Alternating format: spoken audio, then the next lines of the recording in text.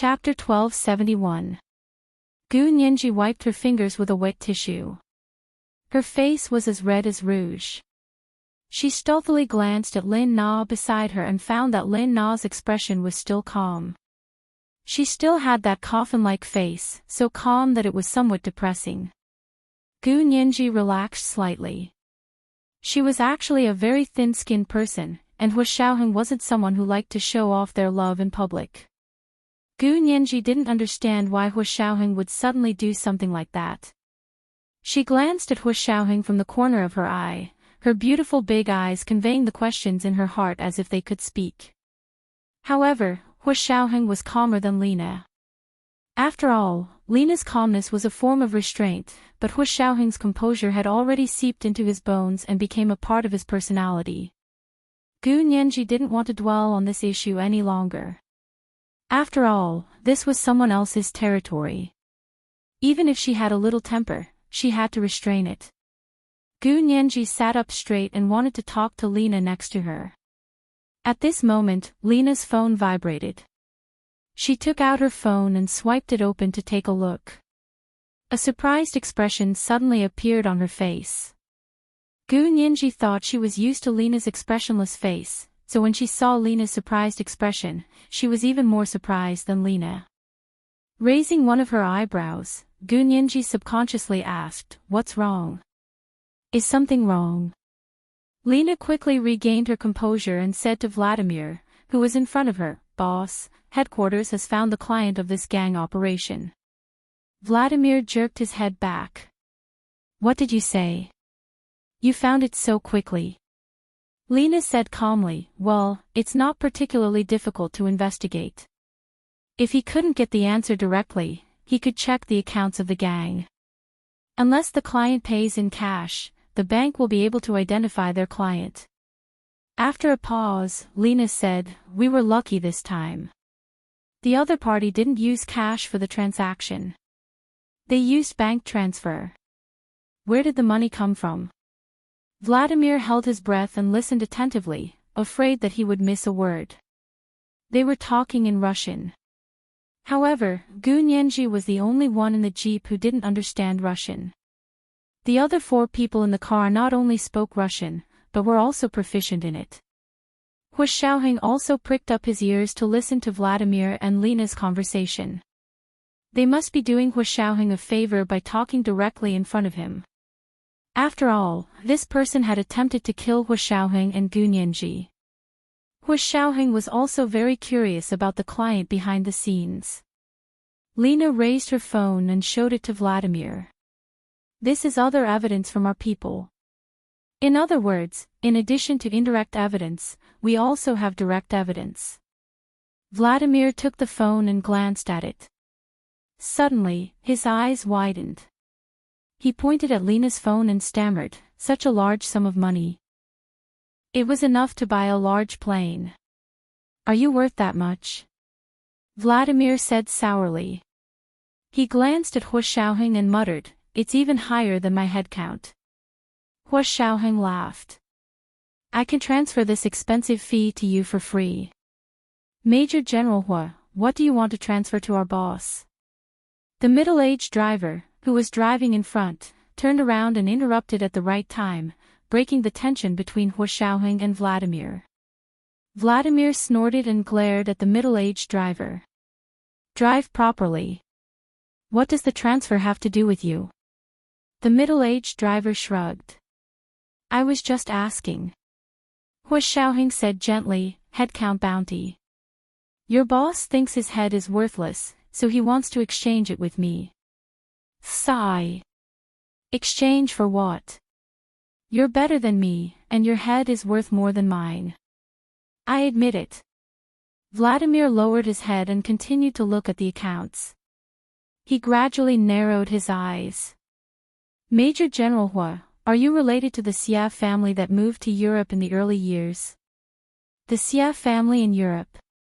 You mean the Xia family from the Huaxia Empire?" Hu Xiaoheng was also a little surprised. His heart sank, and his eyes dimmed. "Yes, this Xia family is famous in the KGB." Vladimir frowned. If it's them, a lot of things can be explained. For example, other than the Xia family, he really couldn't think of any other, really rich, people in Europe who could afford to pay so much money to hire gangsters and use different tactics to deal with them. For the Xia family, revealing some benefits through their fingers would allow an ordinary middle-class family to rise to the next level. But how could it be the Xia family? Hu Xiaoheng frowned slightly and reached out his hand to Vladimir. "Show me the text on your phone." Vladimir shook his head.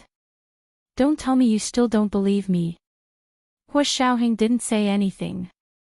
He took Lena's phone from Vladimir and casually pressed a few buttons before logging in.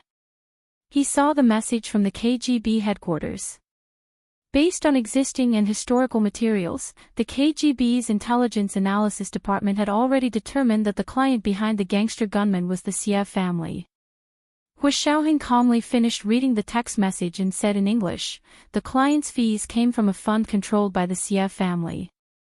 The Xia family might not even know the Xia family's assets.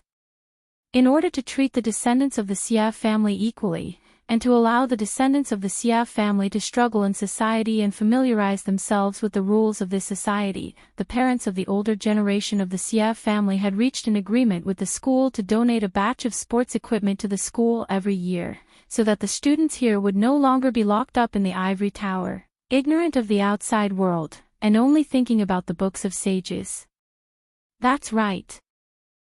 The fact that the fund controlled by the Xia family can flow to this gang is enough to prove that they are the masterminds behind the hunt for you. Vladimir clapped his hands and came to a conclusion in English. Gu Nianji's heart skipped a beat. She knew about Hu Xiaoheng's relationship with the Xia family. Hu Xiaoheng's grandmother, Xia Zian, who had passed away more than 20 years ago, was the biological sister of the highest-ranking elders in the direct line of descent of the Xia family. Xia Zian had kept a low profile all her life and rarely showed her face in public. Therefore, only a few family members knew about her family background. However, it was impossible for the KGB to not know about Hu Xiaoheng's relationship with the Xia family. If they didn't even know about this, it could only be said that the KGB had regressed over the years. Because Gu Nianji knew about Hu Xiaoheng's relationship with the Xia family, she definitely didn't think that the people who were after her and Hu Xiaoheng were the Xia family. Gu Nianji shook her head. "No way. Is that the only reason?" "What do you mean that's the only reason?" Vladimir retorted. "This is the most direct reason. Whether or not you value a person depends on the direction of the bank accounts. Because money doesn't lie.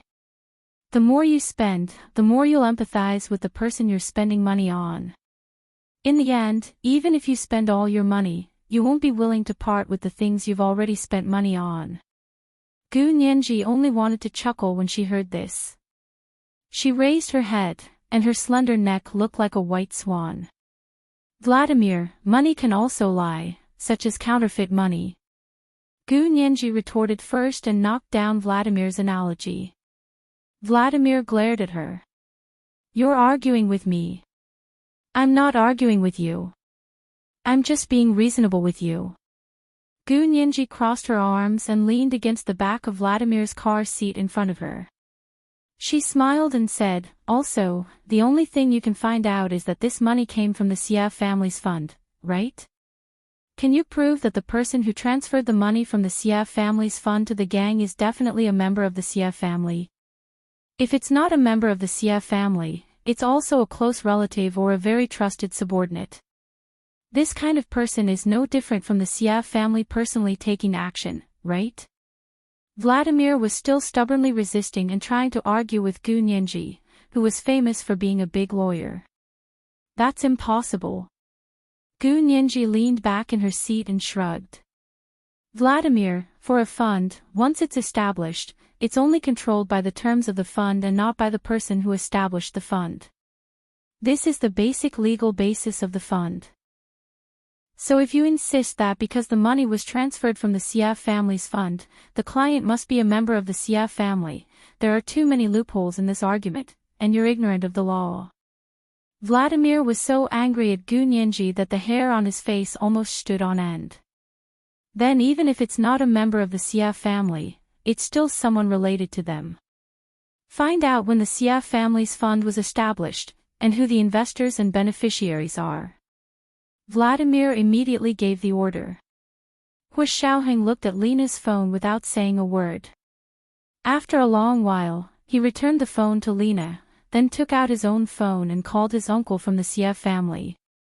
This was the second watch of the day, Chapter 1261, Angry Pufferfish. It was the third watch at around 8:00 in the evening. Mwah. Chapter 1272. One Uncle Xia didn't answer for a long time. Hu Xiaoheng looked at his watch. He couldn't figure out where Uncle Xia was right now. Was it inconvenient for him to answer the phone because of the time difference? Because he knew that although the Xia family settled in Europe, the Xia family business was big. The men and women of the Xia family all had their own careers and often traveled all over the blue planet. So he sent a text message, "I'm Xiaoheng, call me when you're free, I have something to ask." He put away his phone and heard that Gu Nianji was still arguing with Vladimir about the control of the trust fund. He calmly stopped Gu Nianji. "Nianji, Vladimir and the others are professionals. You have to humbly ask for advice." Gu Nianji came back to her senses and stopped arguing with Vladimir. She saw that Vladimir was so angry with her that he was also a little amused. She lowered her head and thought for a moment. She took out the Polaroid that she had just put away and said to Vladimir sweetly, "Mr. Vladimir, I'll take a photo of you. Will you sign it for me?" Vladimir then turned around. Although his face was still expressionless, his heart was already blooming with joy. "Small fry. You finally remembered to ask for my autograph." Previously, they had even asked for Ivan's autographed photo, but not him. He refused to accept this. Gu Nianji took several photos of Vladimir with a Polaroid and printed them out. She picked the one with the best angle for him to sign. After signing, Gu Nianji put away the Polaroid and gave the two of them another red packet.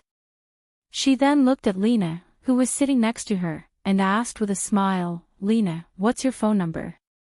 Do you have a WeChat ID or QQ ID?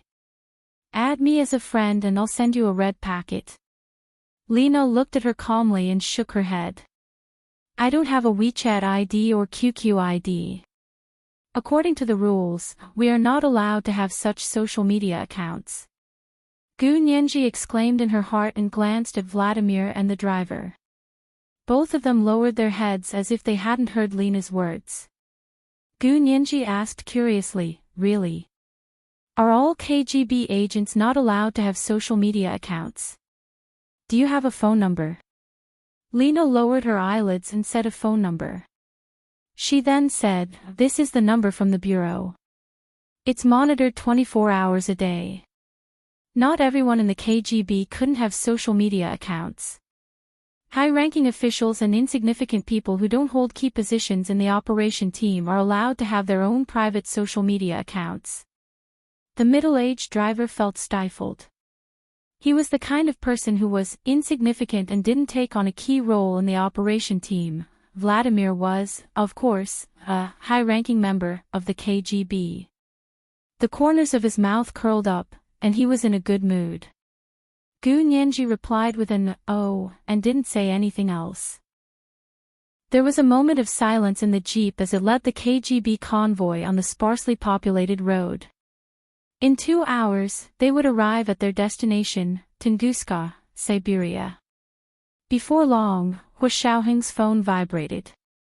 He took it out and looked at it. It was a text message from Uncle Xia. It seemed like it was not convenient to make a call. Hu Xiaoheng used text messages to exchange information with him. When he found out that the Xia family's trust fund had paid for the Russian mafia to kill Hu Xiaoheng, the uncle of the Xia family was shocked and sent a lot of exclamation marks. He finally couldn't take it anymore and found a place to call Hu Xiaoheng. "Xiaoheng, that's impossible. Why would we hire the Russian mafia to kill you? Even if we wanted to deal with you, why would we need to hire the Russian mafia? The uncle of the Xia family's voice was clear and melodious. Just from his voice, one would never imagine that he was almost 50 years old. Hua Xiaoheng nodded. I know. I just want to find out what's going on with this trust fund. He sent the trust fund's bank account number to the uncle of the Xia family. Wait a minute, I'll get someone to check it out. The call ended. Hua Xiaoheng played with his phone and thought about possible candidates. Without a doubt, Luo Zhelan's name entered his sights again. Hua Xiaoheng sent another text message to Yin Shixiang. Big Xiong, how's the background check on Luo Zhelan going? Yin Shixiang replied instantly. Luo Zhelan's experience in Europe last year was a little strange. I'm investigating it in detail. That was when Luo Zhelan accompanied grandfather Hua to the Xia family in Europe to relax. Was there something else going on at that time? Hua Xiaoheng pursed his lips and continued to ask, what's strange about it? Yin Shixiang replied, she transferred money to a Swiss bank account. That account was the bank account of a police chief in the Rollercoasters area. The police chief's name was York, and his stepson was Seth. He couldn't believe he saw this name here. Hua Xiaoheng didn't bat an eyelid. His fingers rubbed the screen of his phone and he typed a reply, continue to investigate. Don't let go of any clues. At the same time, monitor Luo Zhelan 24 hours a day. Get the court to get a search warrant and search all of her assets. The police chief of the Rollercoasters area, York, was almost directly related to Gu Nianji's accident in Germany. Seth had already been killed. Although York had been removed from his post, he was immediately transferred to the police academy in Rollercoasters to be the principal. Later, he was exposed to corruption and bribery, so he was completely removed from his post. He Zichu and Gu Nianji joined forces to file a lawsuit against him, so he was sent to the detention center. However, he was killed in the detention center before he could be sentenced. It turned out that from that time on, Luo Zhelan had been involved in the conspiracy against Gu Nianji. After the balance in York's Swiss bank account was exposed, the astronomical amount of money left a deep impression on many people. There was actually money from the Xia family's trust fund in there. Although he knew it wasn't the Xia family's fault, Hua Xiaoheng still felt a chill rise from the bottom of his heart. How much did the person who was targeting Gu Nianji hate her? All the conspiracies against Gu Nianji not only had the goal of destroying her physically, but also mentally. After all, Hua Xiaoheng was Gu Nianji's pillar of support. If that conspiracy had succeeded, that person would have definitely let Gu Nianji know that the Xia family's trust fund had also contributed money and effort. That way, she would inevitably think of Hua Xiaoheng. She wouldn't even be able to die in peace. What exactly had Gu Nianji done to have such a huge grudge with someone? She had been with Hua Xiaoheng since she was 12 years old. In the past 7 or 8 years, Hua Xiaoheng could guarantee that Gu Nianji hadn't done anything shameful. That was before she was 12 years old. But before the age of 12, Gu Nianji was just a child, and judging from her nature, she wasn't the kind of naughty child who was born to be mischievous. What could such an honest little girl do to make people hate her for 7 or 8 years, or even more than 10 years? Hua Xiaoheng didn't believe that it was Gu Nianji's problem at all. He only had one conclusion: someone hated Gu Nianji so much that they had lost their rationality and gone crazy. This was the third update of the day, Chapter 1262, Unexpected Gains. It was the end of the month, so he was begging for a wave of monthly votes. Good night, my dears. Chapter 1273. After texting Yin Shixiang, Hua Xiaoheng put away his phone and quietly looked at Gu Nianji. Gu Nianji was completely oblivious. She also lowered her head to play with her phone. She checked Lena's phone number. Sure enough, she didn't have WeChat installed. She felt a little regretful, but she didn't force it. This young lady was so cool that Gu Nianji felt that if she continued asking, it would become harassment. How could she do something so tasteless? Since the other party wasn't interested, she didn't want to nag anymore. The only person she had ever pestered was Hua Xiaoheng. Gu Nianji's thoughts returned to the time when she was testing Hua Xiaoheng in every possible way. He couldn't help but smile. The beauty of love is that when you reminisce about it, you will involuntarily smile. Gu Nianji's smile was like honey, exuding an alluring sweetness that made people want to taste it. Hua Xiaoheng's eyes flickered as he took in her smile and closed his eyes. Although he was still thinking nervously, the corners of his lips had already curved into a smile. At the same time, he reached out and squeezed Gu Nianji's hand. Gu Nianji looked up at him and saw that his eyes were closed. She asked, "Tired? If you're tired, take a nap. I'll wake you up when we arrive." Gu Nianji withdrew her hand and patted Hua Xiaoheng's shoulder. Then she thought about what Lena had said just now. It must have hurt the driver a lot. Her heart skipped a beat, and her fingers had already uncontrollably opened QQ to send another exclusive red packet to the middle-aged driver. She didn't have much money left in her wallet. For the time being, she could only send a red packet of 66 yuan.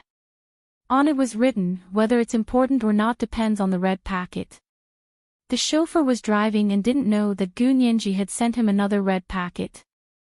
However, Vladimir was looking at his phone.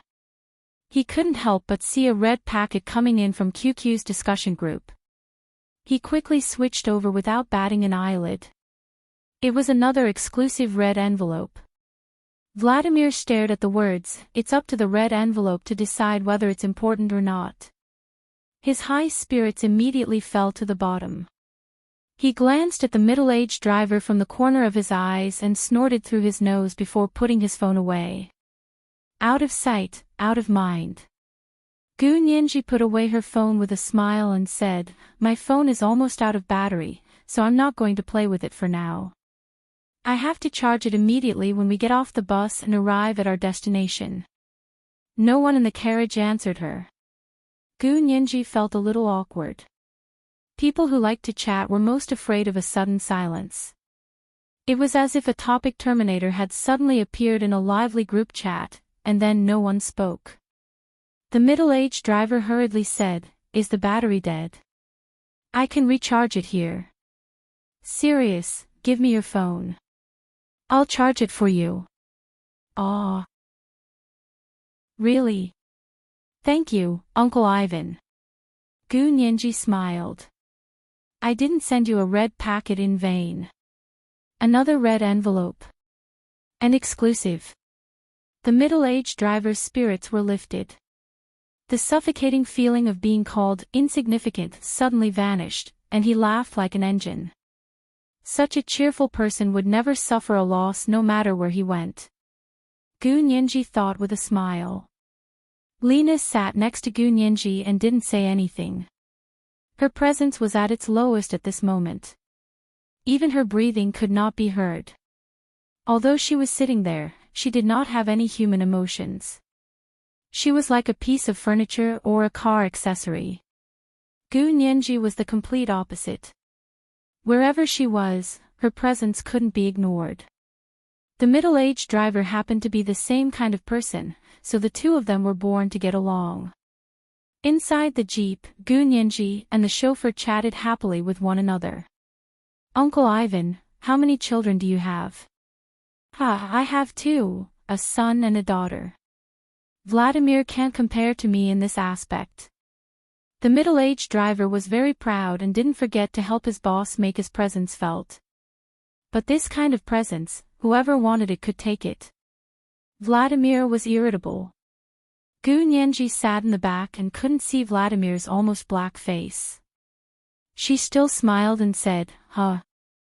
Really?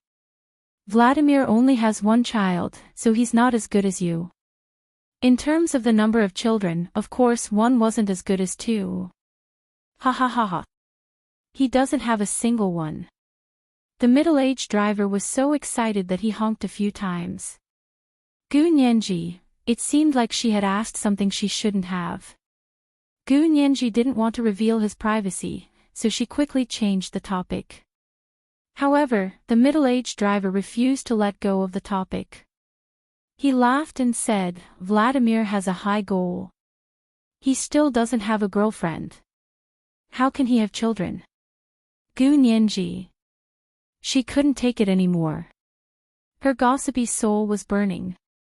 Gu Nianji quickly asked again, Vladimir doesn't have a girlfriend. No way. He's so powerful, so manly and handsome. Why doesn't he even have a girlfriend? She tilted her head to look at Vladimir and asked, do you have especially high standards? Actually, you don't have to do that. Just find someone you like. Hua Xiaoheng remained silent at the side. He only pursed his lips when he heard manly and handsome. It seemed like he had to increase Nianji's vocabulary.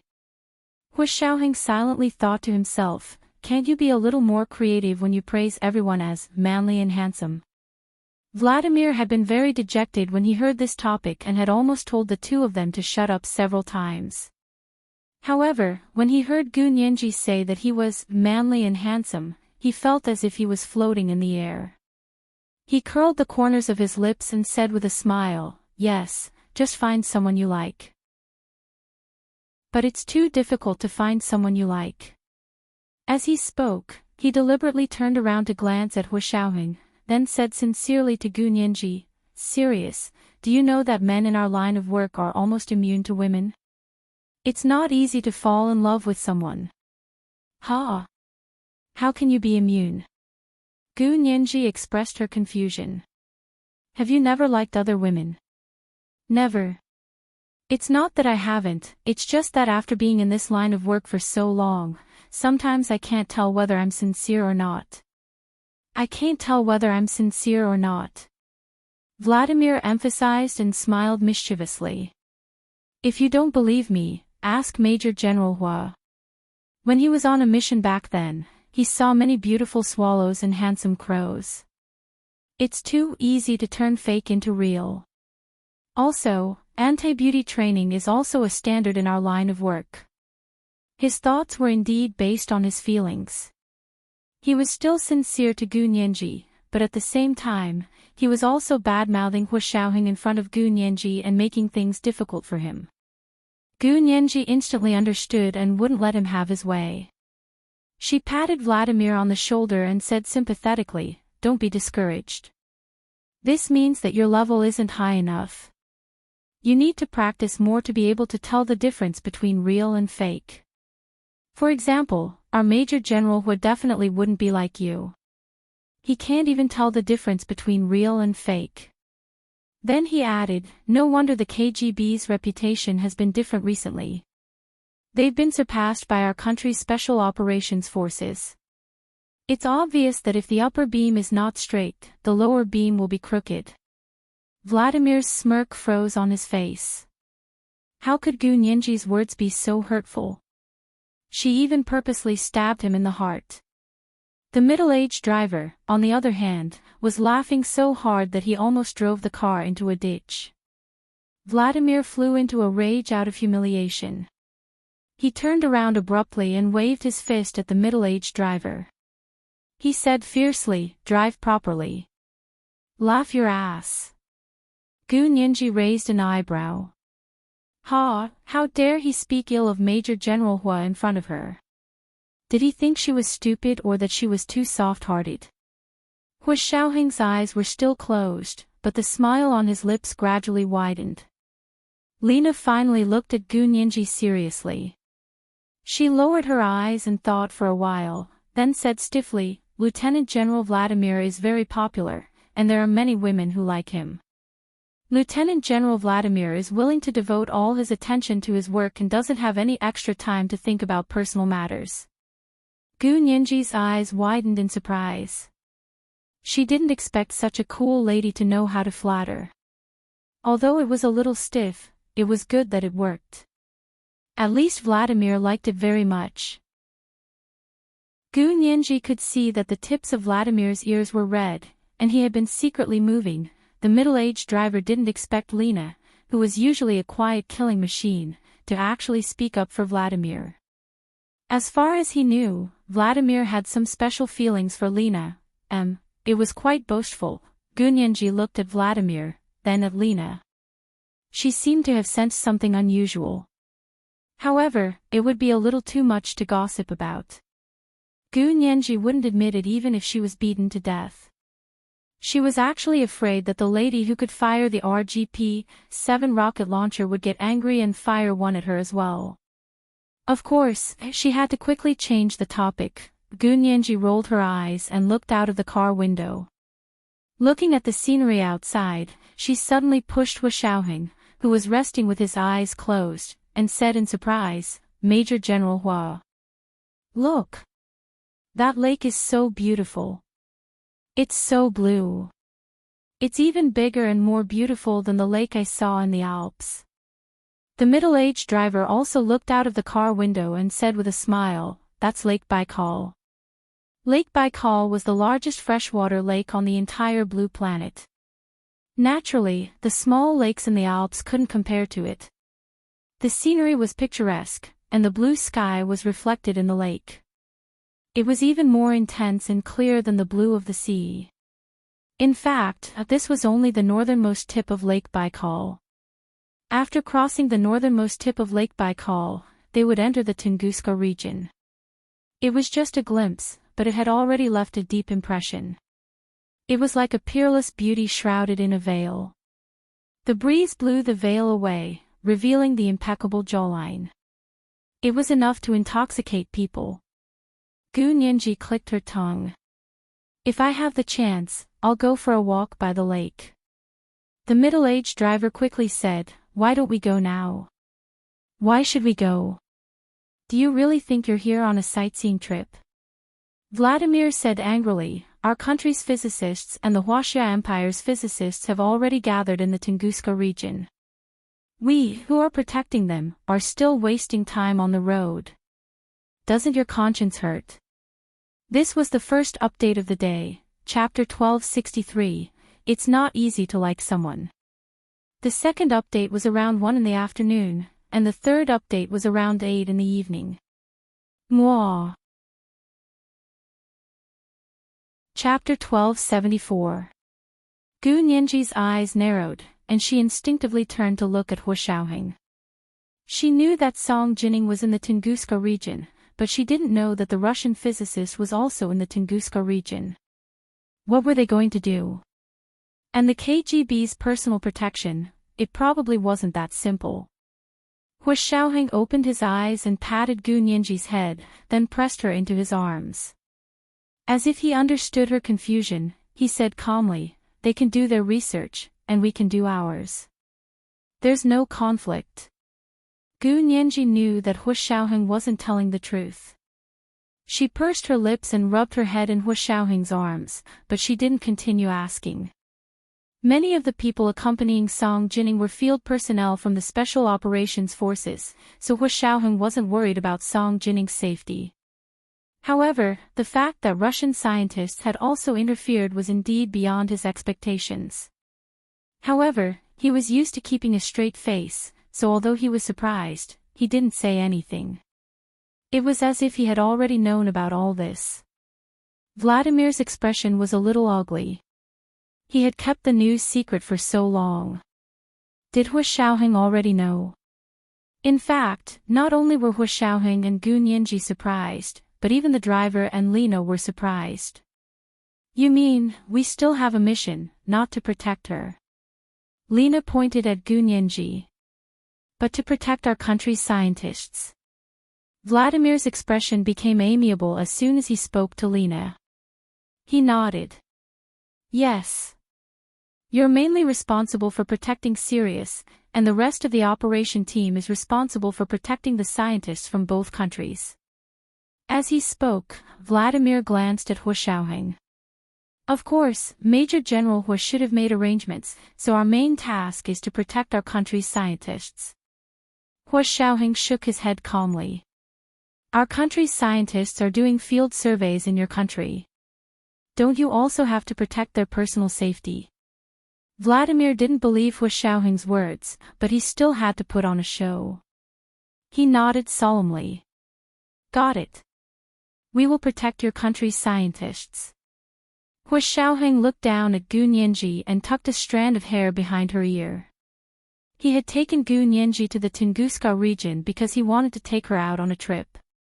Of course, he also wanted her to spend more time with Song Jining. Song Jining had always liked Gu Nianji. After the two of them got to know each other, they would get along better. Because Vladimir wasn't very happy, Gu Nianji didn't mention going to see Lake Baikal again. However, she took out her phone and texted Hu Xiaoheng, "You have to go to Lake Baikal with me alone in the future."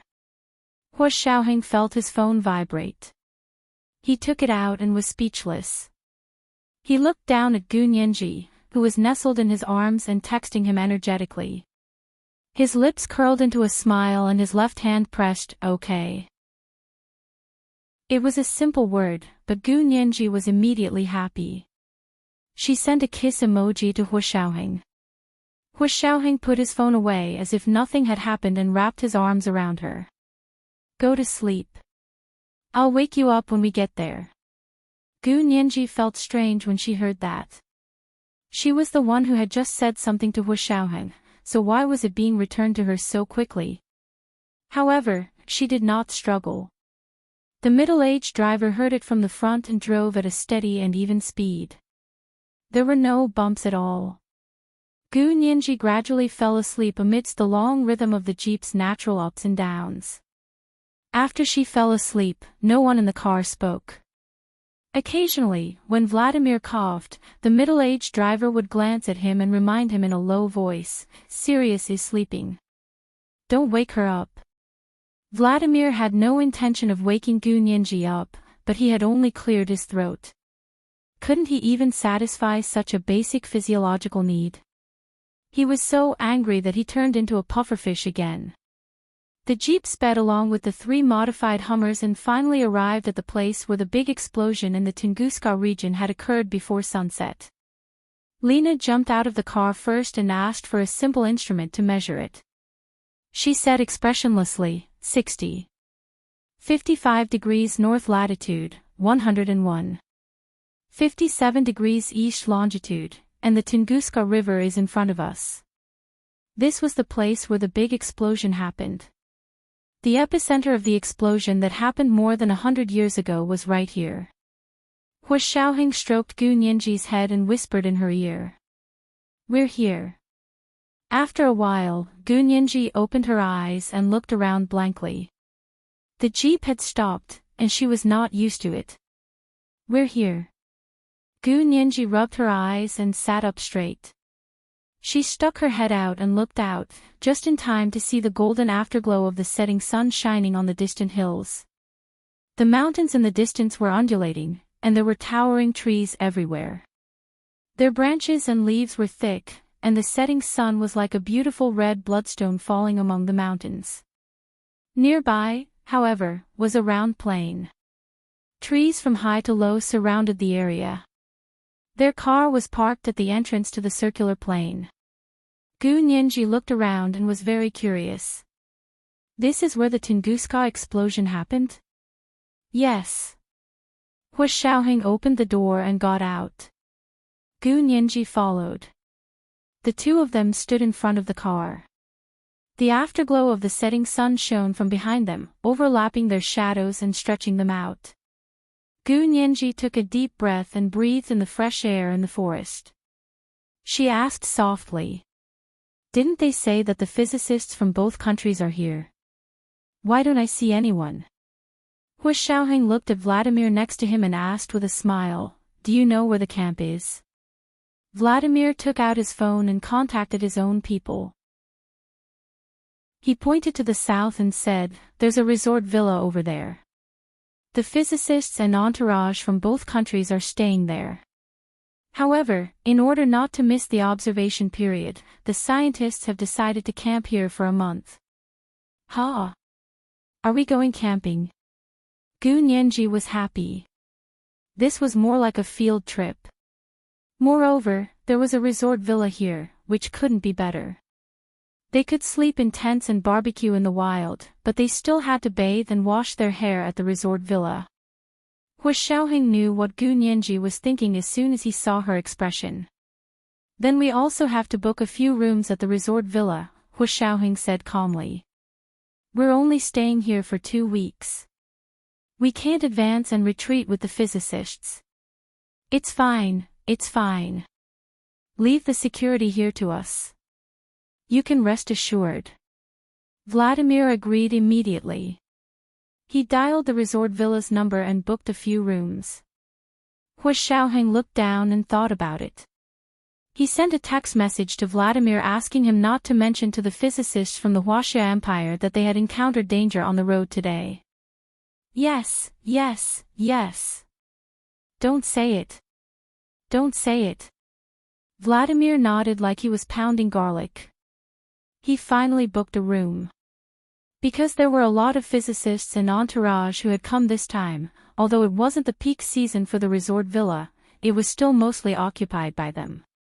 Vladimir used his status as the second in command of the KGB to book the last 3 rooms. After putting away the phone, Vladimir said with a straight face, "There are only 3 rooms left.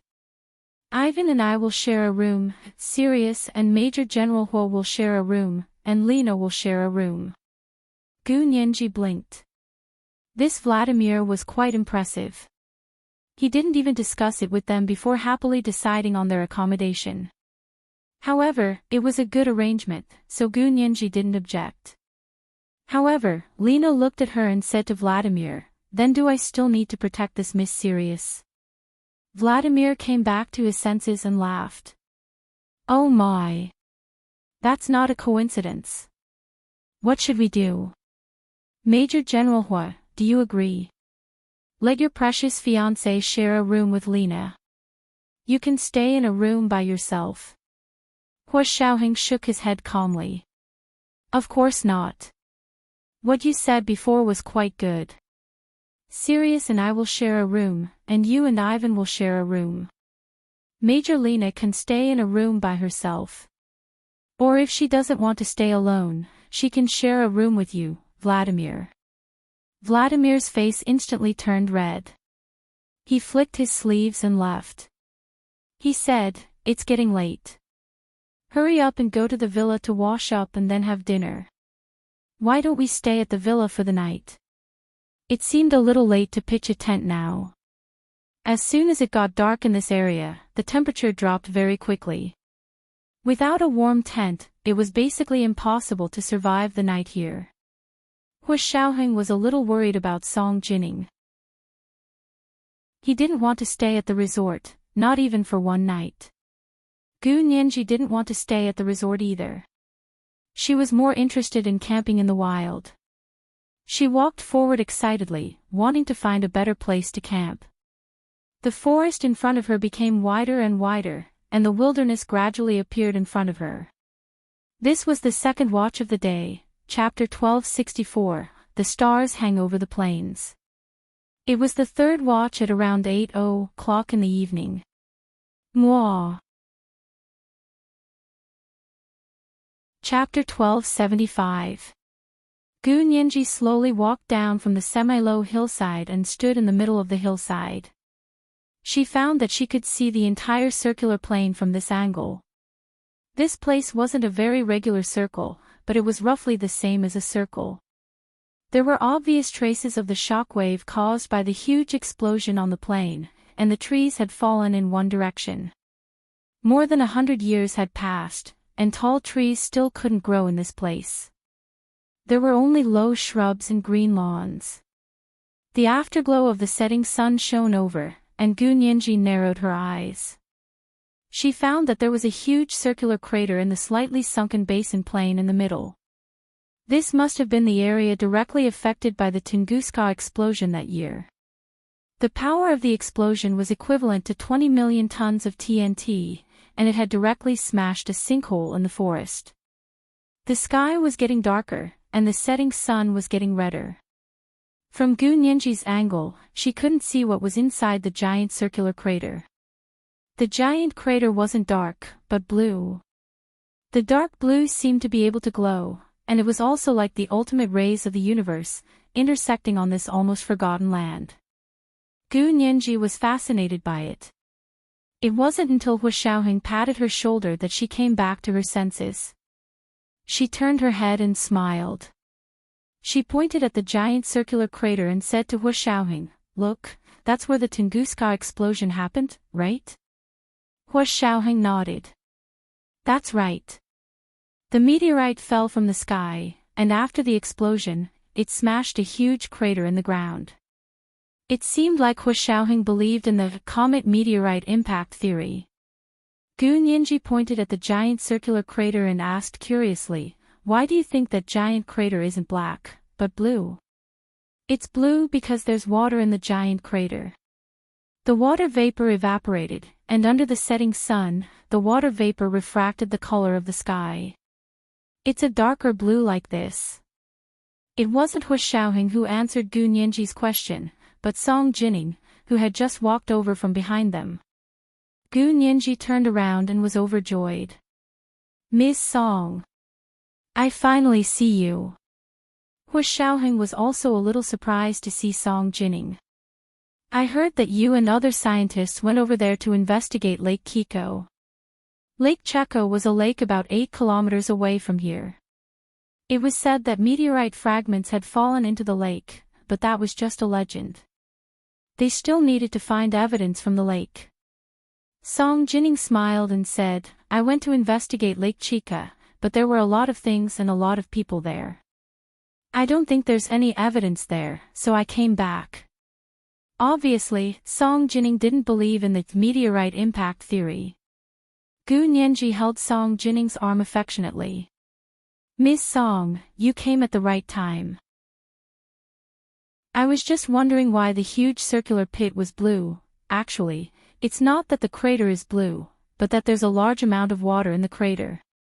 The water vapor that evaporates during the day is condensed in the air and reflected by the setting sun.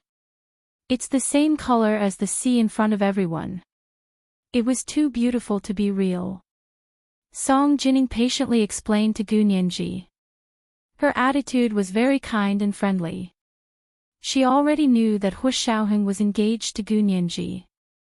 She had always liked Gu Nianji very much and now treated her like her own daughter.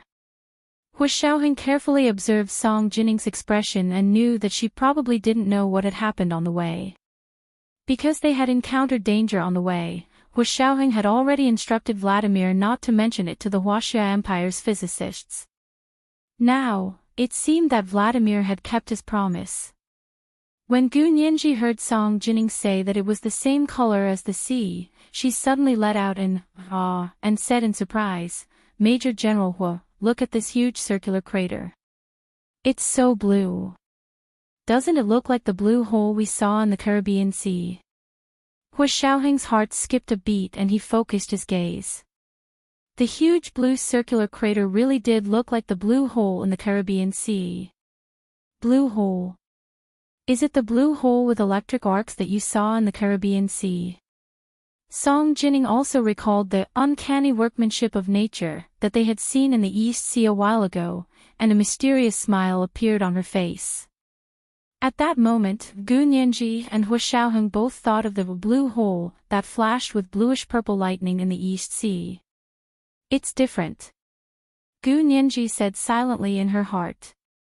The blue hole in the Caribbean Sea should have been naturally formed. Gu Xiangguan had used it to install an electric fence to enclose that area of the sea.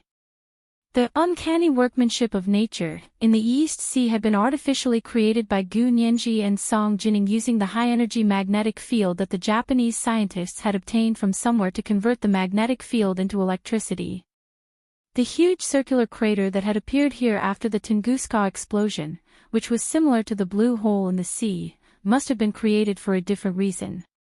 But why did it look so similar to the naturally formed blue hole in the Caribbean Sea from its appearance? Gu Nianji couldn't help taking out her phone and taking a picture of the huge circular crater. She then pulled up the image comparison app and placed the photos side by side with the photos of the blue hole in the Caribbean Sea. At a glance, the two places looked even more similar. Of course, there were also differences. The biggest difference was that the two places appeared in different locations. One appeared in the vast forest, and the other appeared in the vast sea. Gu Nianji showed the comparison photos to Song Jining, hoping that her professional eyes would be able to see more things. Miss Song, look, don't you think it's very similar?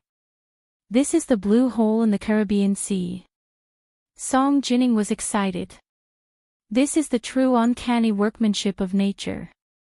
She looked at it silently for a while and sighed. It's indeed very similar. However, only little Nianji could think of the similarities between the two. How could ordinary people imagine the sea and the plains together? You can't say that. Gu Nianji felt that she should be humble in front of Miss Song. The sea can turn into mulberry fields. It's possible for things on the sea to appear on land, and things on land to appear at the bottom of the sea. Of course it's possible, but it takes hundreds of millions of years of crustal movement for the sea to turn into mulberry fields.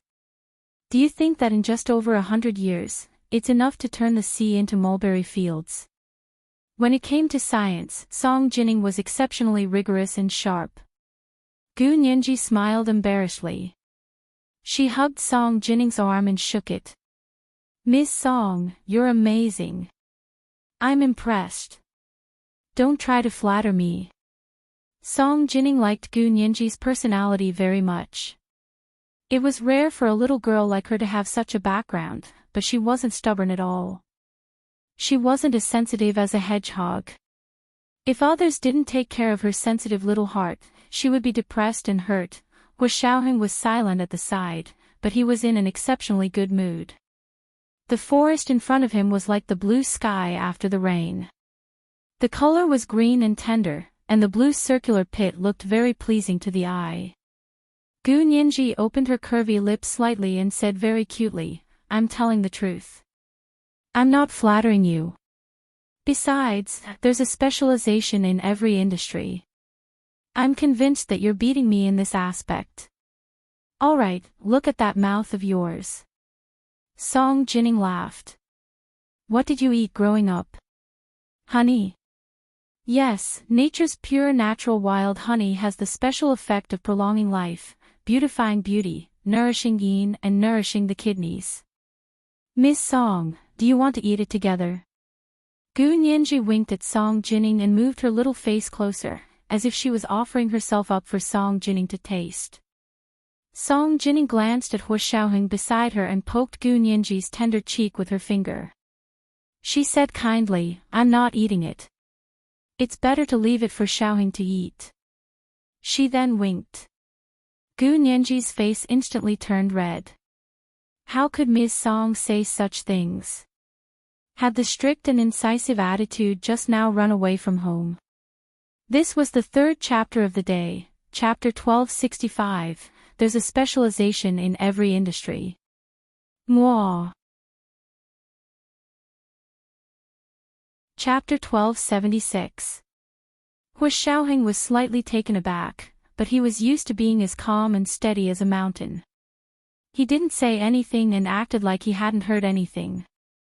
Song Jining had wanted to tease Hu Xiaoheng a bit more, but when she turned to look at Gu Nianji's porcelain face, she saw that it was as red as Liling porcelain. She couldn't bear to see the well-behaved girl blush and be embarrassed. Patting her hand, Song Jining revealed a motherly smile and said earnestly, Nianji, I'm finally relieved that you agreed to marry Xiaoheng. I've always been worried that my son would spend the rest of his life with the special forces. Gu Nianji said awkwardly, how could that be possible? You're worrying too much. With me around, how could Hu Xiao spend the rest of his life with the special forces? Gu Nianji thought to herself and secretly glanced at Hu Xiaoheng. Hu Xiaoheng's expression was calm and indifferent as he stared at the giant circular crater nearby. He had no intention of intervening in the conversation between Song Jining and Gu Nianji. Song Jining was actually very busy, but because Gu Nianji and Hua Xiaoheng were engaged, she wanted to see Gu Nianji immediately. She took out a small red brocade bag from her purse. Opening the brocade bag, there was a thin necklace inside. It was about the same length and size as a VCA, Van Cleef and Arpels, short necklace, but it was more delicate and elegant. At first glance, the necklace was as thin as a strand of hair, but people with good eyesight could see at a glance that there were at least 3 different patterns of twisted threads carved on this hair-thin necklace. Every so often, there would be a small diamond-carved stamen blooming. The platinum necklace and diamond's brightness and luster were flawless and almost transparent. In Song Jinning's snow-white palm, it was like holding the first sparkling snow in early winter. If she held it tighter, it would melt immediately. Gu Nianji had seen many beautiful pieces of jewelry with Hua Xiaoheng, but in her eyes, this simple necklace was no worse than any piece of jewelry with a history. At least she held her breath when she saw the necklace. Song Jinning undid the clasp on the necklace and put it on for Gu Nianji. She was full of admiration as she said, "I knew you looked the best in this necklace. It looks better than mine when I was wearing it." Gu Nianji touched the necklace and felt its extraordinary fineness and delicacy. She looked at Hua Xiaoheng excitedly. "Really? Does it really look good on me?" Hua Xiaoheng was slightly taken aback. He recognized the necklace. It was a gift from his maternal grandfather, Song Haichuan, to his mother, Song Jinning, on her 18th birthday. Song Jinning didn't have any particular interest in jewelry, but other than her wedding ring, her favorite piece of jewelry was this necklace. This was also the most precious thing that grandfather had left for his mother. According to her mother, this necklace was made by her maternal grandfather. As expected, Song Jinning was telling Gu Nianji about the origins of the necklace. "This was made by my father, Xiaoheng's grandfather, using a machine. This was the most advanced nanotechnology back then. Look at the level of this miniature sculpture. It's impossible to make it without special equipment." Gu Nianji was shocked. "There's a nano-miniature sculpture? Then I'll have to take a good look. I'm too embarrassed to accept such a precious gift." Since Hua Xiao's grandfather had personally made it for Song Jinning, Gu Nianji knew how precious the necklace was. She didn't really want to take it away from him. "It's okay. I've thought about giving this necklace to Xiaoheng's wife." Song Jinning pressed Gu Nianji's hand and didn't let her take it off. She smiled and said, "I'm not as rich as Xiaoheng's grandmother, so I can't take out a diamond ring the size of a quail egg. This necklace is the only one I can take out. This is an exclusive production. There's no other one in the world." However, the value of this necklace could no longer be measured by money. Gu Nianji didn't refuse anymore. She nodded and said softly, "You're too kind. How could I not take out such a good thing? I like it very much. I like it very much." She nodded heavily. The hair-thin necklace fit perfectly on her fair, jade-like skin. The last rays of the setting sun shone on the necklace, which was so tiny that it was almost invisible. Song Jinning turned Gu Nianji to face the direction of the setting sun. Hua Xiaoheng could clearly see that because of the refraction and angle of the light, 3-dimensional petals appeared on the necklace. They looked like 3D projections that were visible to the naked eye. 3-dimensional flowers appeared on the exquisite collarbone. They were about the size of half a fingernail. The pure white and plump petals spread freely. They were in the shape of the Queen of the Night, the epiphyllum. The hollow necklace refracted the 3D projection of the epiphyllum on her neck. It overlapped with the necklace itself and looked surprisingly harmonious. Hua Xiaoheng had never noticed this detail on the necklace before. No wonder his mother had cherished it for so many years. However, his grandfather actually had such romantic thoughts. It really didn't match his image. In Hua Xiaoheng's heart, his grandfather, Song Haichuan, was a scientist who was even more rigid and dedicated than his mother, Song Jinning. His grandmother died early, and his grandfather devoted himself to scientific research. His mother, Song Jining, had been following his grandfather, Song Haichuan, in the laboratory since she was a baby. Growing up in such a family, it was probably inevitable that Song Jining didn't know how to get along with her son. Hu Xiaoheng had long since forgotten about his childhood, but now that he had a better understanding of his mother and the environment in which she grew up, he was completely relieved. He took out his phone with a smile and took a photo of Gu Nianji. He showed it to her and said, "It's very beautiful." Gu Nianji looked at the photo on her phone. Her little face seemed to be surrounded by 10 exquisite and beautiful epiphyllum the size of half a pinky nail. She was almost stunned. "Oh my God! I finally understand what it means to be a masterpiece." Gu Nianji was full of praise. "No, I can't wear this necklace. I think my neck will be in danger if I wear it back." "You're exaggerating, child." Song Jining pushed her gently with a smile on her face. "Do you think you can see the beautiful scenery of 10 flowers appearing every day? The intensity of the light, the orientation, and your body temperature all have to be under certain parameters to produce such an optical scene." Gu Nianji was even more surprised. It's not strange that optical intensity and orientation are conditions, but why is body temperature also a condition? Of course, because this is an optical imaging triggered by the principle of thermal control. Song Jining opened her mouth to spout a string of physics terms. She understood every word, but when put together, she didn't understand it all. Gu Nianji could only smile in confusion. However, Song Jining frowned after she finished speaking and said in confusion, "That's true. The thermal control parameters of this necklace are said to be set according to my body temperature, but even if I wear it, it's not that easy to see the scene of 10 flowers appearing. You can see such a scene the first time you wear it, so this necklace should probably be worn by you." Gu Nianji continued, Hu Xiaoheng reached out to block the back of Gu Nianji's neck. The light was blocked, and the small 3D projection of the epiphyllum on Gu Nianji's neck immediately disappeared. Song Jining breathed a sigh of relief and muttered, "It's so beautiful."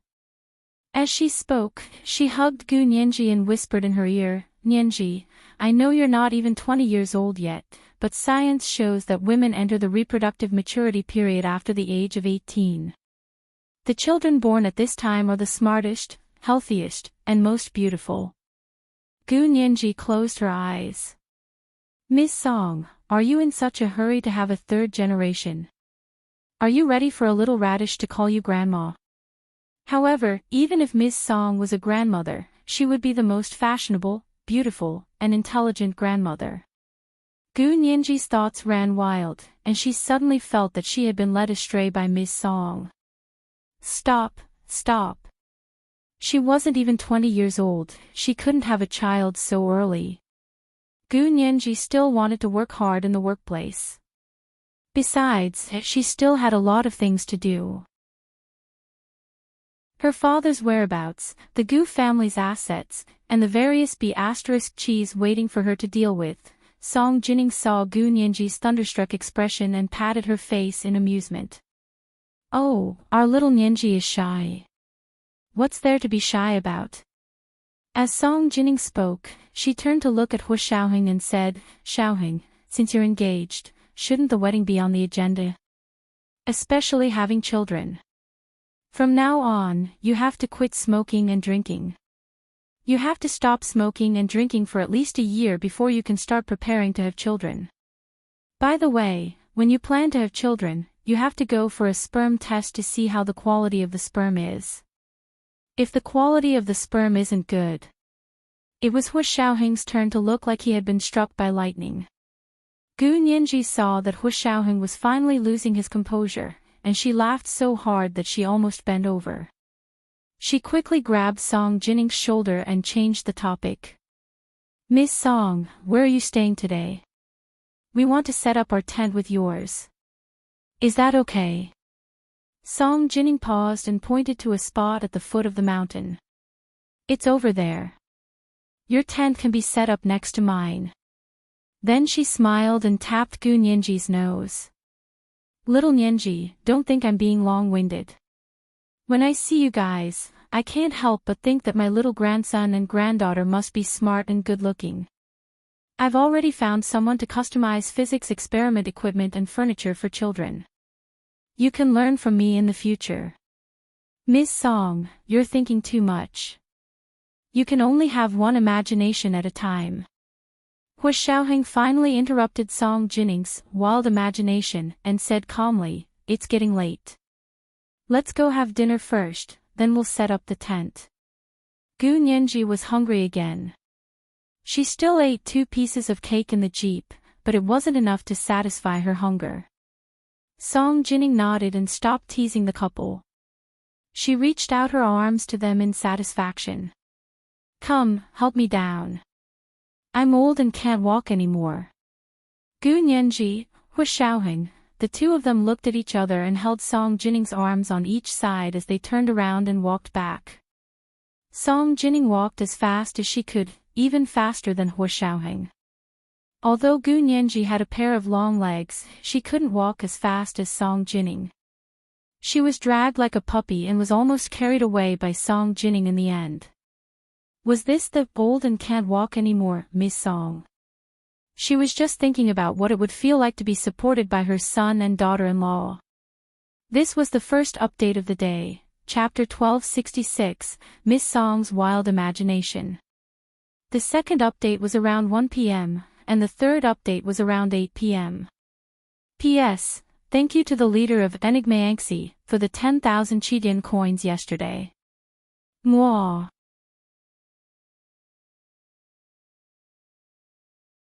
Chapter 1277. When they returned to the resort villa, everyone was eating in the restaurant. At this time, the place was almost completely booked by the scientists and entourage of the 2 countries. After Vladimir arrived, he officially took over the security of the place. He was so busy that he couldn't even see his shadow. Even the middle-aged driver was busy with his work. Only Lena and Peter were loitering around the restaurant. These 2 were the team leader and deputy team leader of Vladimir's operation team. They were both the backbone of the team. Lena was sent to protect Gu Nianji personally. Peter was acting on Vladimir's behalf when he wasn't around. Now that the restaurant was full of scientists from both countries, he had to protect everyone's safety. Seeing that Hua Xiaoheng, Song Jinning, and Gu Nianji had come over, Peter still couldn't open his eyes. He nodded at them and took out a big cigar. He went to the tree outside the restaurant to smoke. Lena looked at Gu Nianji expressionlessly and said to Gu Nianji in standard Oxford English, "Where are you staying tonight?" Gu Nianji, she didn't really want to talk to Lena at this time. Gu Nianji was still embarrassed after being teased by Song Jinning. She forced a smile at Lena and said, "You don't have to follow me anymore when we get here. I have my own place to stay at night." "But Lieutenant General Vladimir asked me to protect you closely," Lena said seriously and refused to give up. She continued to ask, "Where are you staying tonight?" Gu Nianji pursed her lips and said, "Are you serious?" "Vladimir said he asked you to protect me closely, but he was talking about the time on the road. Now that we've arrived at our destination, we don't need your protection anymore." "Thank you." Gu Nianji walked into the restaurant. It was a buffet. There was a long table against the wall with food on it. There were all kinds of bread, all kinds of cheese, all kinds of fish and smoked meat, as well as some seafood and fruits that weren't commonly seen here. Gu Nianji's stomach was rumbling with hunger. When she saw the delicious food, she immediately threw her emotions out of the window. She took the plate and went to pick out food for herself. Lena was stunned by Gu Nianji's retort. She immediately followed her in and said, Vladimir's original words were, "From today onwards, you will be in charge of her security. I want you to stay close to her and ensure her safety. I think you should know what 'starting from today' means, right?" Gu Nianji raised her eyebrows and said calmly, "The phrase, 'from today onwards' is an empty reference, not an actual reference, because it doesn't specify when it will end. In public relations, every activity has its own start and end time, so that it can form an enforceable contract. And Vladimir only said, starting from today, and didn't say when it would end. This means that he's just saying it verbally and won't form any contractual relationship. Similarly, there's no pressure on me or him." Vladimir had said in the car that he would protect Gu Nianji by her side, but it was unclear whether he was referring to the time on the road or until Gu Nianji had left Russia. Unclear instructions could not form a contract that both parties could accept. Lena's face, which seemed to be glued on by 502 glue, finally showed a trace of emotion. She looked at Gu Nianji as if she had never known her before. After a while, she nodded. "Okay, then I'll ask Vladimir." There was no doubt that Lena was a very serious person. She separated the crowd and walked out of the restaurant. She picked up her phone and called Vladimir. At that moment, she heard a low and melodious voice and quickly hid behind the pillar in the corridor. This melodious voice belonged to Hua Xiaoheng. Hua Xiaoheng stood face to face with Song Jining. There was a hint of nervousness hidden in his nonchalant expression. Song Jining looked at him in amusement. "What's wrong? Can't you say it in front of Nianji?" Hua Xiaoheng slowly took out a cigar from his pocket and said calmly. "If it's a son, he has to join the army. If it's a daughter, I don't care. She can do whatever she wants." This was a refutation of what Song Jining had just said to Gu Nianji. He didn't want his son to be running around on a walker in the laboratory of the Institute of High-Energy Physics since he was young. Song Jining didn't expect Hua Xiaoheng to care about this. She asked in confusion, "What's wrong? Why don't you study physics with me? I can be their teacher and teach them until they graduate." Hua Xiaoheng didn't say anything else. He only played with a cigar in his hand as if he was threatening her.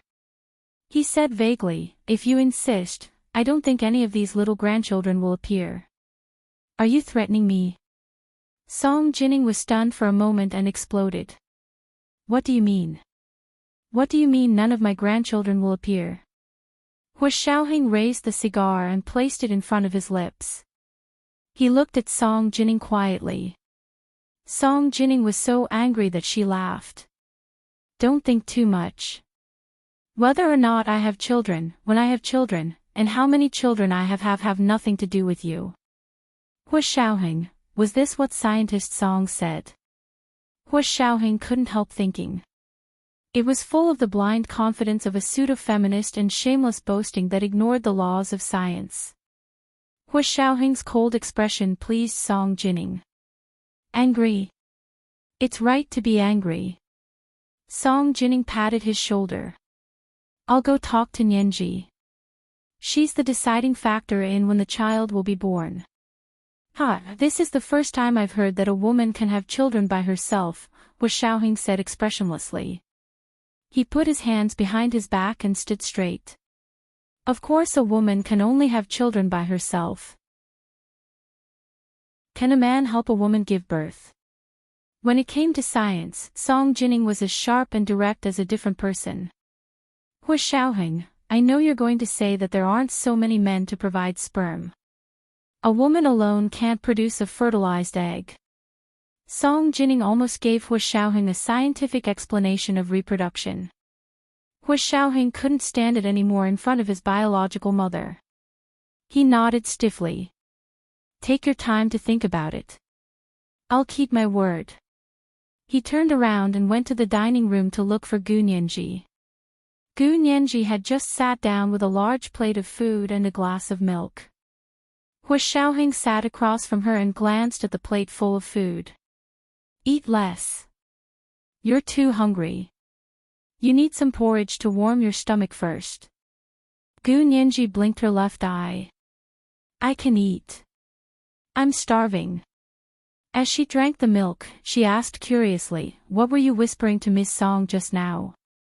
You really want to hear it?" Yes, tell me. Gu Nianji put down the milk and couldn't stop praising the rich and natural milk. This milk is so delicious. Is it really an organic cow? I think so. Hua Xiaoheng looked down and thought about it. He said simply, Miss Song just said that she wanted to take the child to the laboratory and cultivate the child's interest in science from a young age.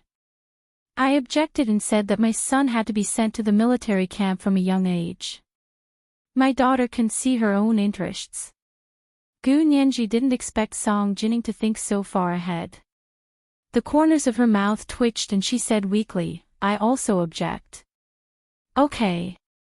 Hua Xiaoheng patted her head. Major General Hua, can we have children in a few years? Gu Nianji whispered to Hua Xiaoheng.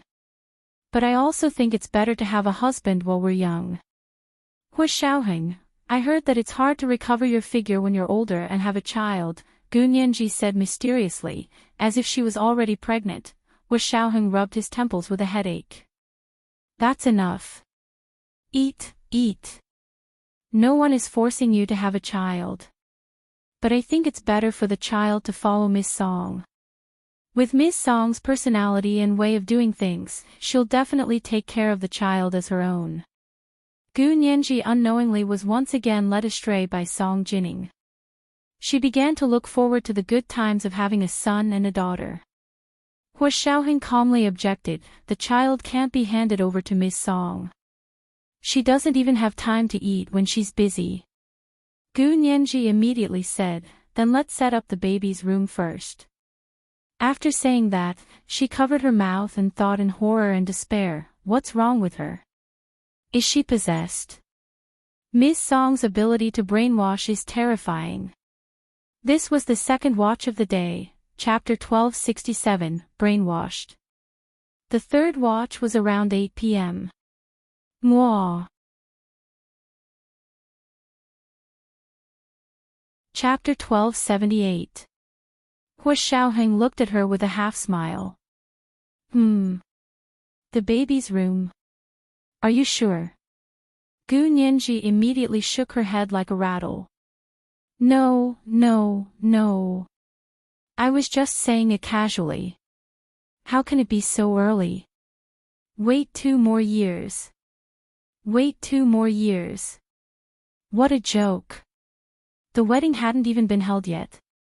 How could she have the nerve to be pregnant? Although they had already gotten their marriage certificate, the wedding hadn't been held yet. Who would know that she was already married? Lino left the resort's restaurant and took out her phone to look around. She walked towards a forest near the resort. Vladimir and his men were having a meeting here to arrange security matters. The middle-aged driver crossed his arms and had a grass root in his mouth. He leaned lazily against the door of the jeep. Seeing Lena walk over, the middle-aged driver smiled and greeted her. Major Lena, have you had dinner? Lena, Vladimir immediately stopped talking and looked up with a face full of smiles. Lena, why are you here? Lena had a poker face and asked very seriously, Lieutenant General Vladimir, I want to ask, do you want me to protect Sirius closely only on the road, or do you want me to protect her until she leaves our country? Vladimir frowned. What's wrong? Did Sirius make things difficult for you? Otherwise, why would Lena, who was as honest as a robot and carried out orders, specifically ask him this question? He knew that Sirius, this mischievous girl, wouldn't listen to him obediently. The middle-aged driver stopped at the side and was unhappy. He dragged out his voice and said, Hey! Boss, you can't say that. Is Sirius an unreasonable person? We're already there, yet you still want to hang a human third wheel beside a newly engaged couple. What's the meaning of this? I wouldn't want to do it even if it was me. Vladimir glared at him, but he admitted that what he said made sense. Alright, since Sirius isn't willing, then forget it. Major Ho will probably be personally responsible for her security. Vladimir winked and said, We are arranging security for the scientists here. Major Lena, Are you willing to be security for the scientists of our country or the scientists of the Huaxia Empire? Of course it's our country, Lena said without hesitation. Ah. Are they going to be security guards for our country's scientists? Vladimir scratched the back of his head and chuckled. But you're late. Our country's scientists have just been assigned. Then I'll apply to be transferred back, Lena said indifferently. There are so many people here, I'm not missing. How could that be? Each and every one of us is important.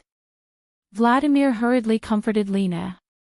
Besides, I thought you were happy to come here and were very willing to interact with the people here. Yes, because our Lieutenant General Vladimir is here. Of course, Lena likes to come here and is willing to interact with you, Lieutenant General Vladimir. The middle-aged driver smiled mischievously. Get lost. You are in charge of all the vehicles here. If there's a problem with one of them, I'll skin you alive. Vladimir was so angry that he put his hands on his hips and cursed. He looked even more like a pufferfish. Ha ha ha ha, someone has flown into a rage out of humiliation. I'm leaving. Seeing that the situation was not good, the middle-aged driver turned around and left. But as he walked, he sang loudly. Just as the pear blossoms are blooming all over the world, a soft veil floats on the river. Katyusha stands on the steep shore, singing like the bright spring scenery. The girl sings a beautiful song. She is singing about the eagle of the grassland, she is singing about her beloved. Katyusha's love will always belong to him. A beautiful Katyusha instantly calmed Vladimir's anger. This brat. He only knows how to take advantage of loopholes. Vladimir smiled and turned to Lena. Don't listen to Ivan's nonsense. It's not like you don't know that he doesn't keep his mouth shut.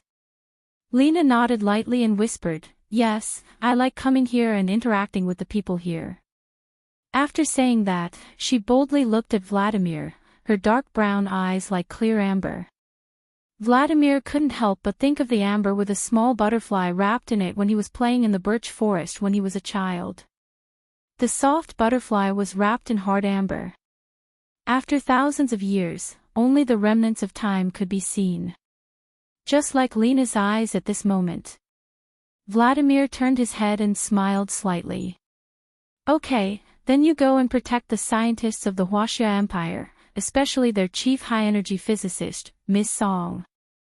Lena was very surprised. Her. But she has someone to protect her. Lena simply said, Lieutenant General Vladimir, I don't believe you can't tell that there are many security personnel in the Huaxia Empire. Most of the entourage weren't scientific researchers, but security personnel. Vladimir nodded. I know, but on the surface, this is our responsibility. They're just accompanying scientific researchers, understand? Lena stared at him for a while, then lowered her eyes and said. Okay. Vladimir didn't know whether he should be happy for Lena's obedience or sad. He watched Lena walk away with a complicated expression, then waved to the people who had been in the meeting. Let's continue. It was certainly not common for scientists from both countries to suddenly appear in the Tunguska region of Siberia in Russia for an expedition.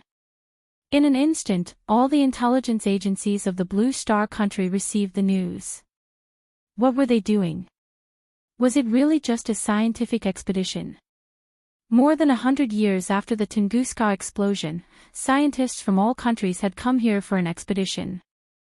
However, it seemed to be the Huaxia Empire's first time here. And Russia's own scientists had almost turned this place upside down. Why did they still come? Many questions hung over the heads of the intelligence agencies of the various countries on the Blue Star country, but they didn't pay much attention to it. Because this matter wasn't important enough for them to pay special attention to. After dinner, Gu Nianji and Hu Xiaoheng walked out of the dining room. A bone-piercing chill hit them in the face. It was completely dark outside, and the moon hung in the distant night sky, looking down coldly at the earth. Gu Nianji shivered. Hu Xiaoheng quietly took off his coat and placed it on Gu Nianji's shoulder. Go put on your coat. The coat was the same as last night. After getting into the car, he took it off and put it back in the suitcase. Gu Nianji smiled and said, okay. She followed Hu Xiaoheng to the room Vladimir had booked for them to pick up their clothes. The suitcase had already been sent over. The two of them took the key card and entered the suite. The decorations in the room exuded the exquisiteness and nobility of Russian art. The dark gold floor-to-ceiling golden velvet curtains and the golden oil painting frame depicted a beautiful young girl getting up in the morning. She was not wearing any clothes. The large beige sofa was covered with a large pashmina blanket, which could also be used as a shawl to keep out the cold. The Persian hand-woven carpet was soft and silent when they walked on it. The four-poster bed by the window was the most luxurious place. It was piled up like gold and jade, and no one dared to sleep on it. The corners of Gu Nianji's mouth twitched. She thought to herself that it was a good thing they weren't going to sleep here. She walked around the sofa group in the living room and walked to the few suitcases placed in the corner. Gu Nianji bent down to open a suitcase and was suddenly stunned. Major General Hua, someone touched my things. This was the third chapter of the day, chapter 1268, Not Missing Me. P.S. I woke up early in the morning and accidentally deleted it after writing more than half of it. Remove it. It couldn't be restored. She wrote it a second time while crying. She was angry. Chapter 1279. Hu Xiaoheng pointed a finger at Gu Nianji, signaling her to stop talking. When they entered the room, Hu Xiaoheng's men had already checked the room for eavesdropping devices as usual. When Hu Xiaoheng came in himself, he had just checked it himself. There was no detection of any eavesdropping or recording devices, but Gu Nianji said that her suitcase had been touched. Hu Xiaoheng immediately thought that someone must have come to their room and tampered with it. If even Gu Nianji's suitcase had been touched, how could there not be a bug? Hu Xiaoheng straightened his back, took out his phone, and texted Gu Nianji. Mr. A, how do you know that the things have been touched? Nez is, I remember very clearly where I put my things. The other party also put them back in place, but there was still a little deviation from where I originally put them. Gu Nianji pointed to the few Hermes scarves in her suitcase and continued to explain on her phone. Nez is, I brought 7 scarves of different colors.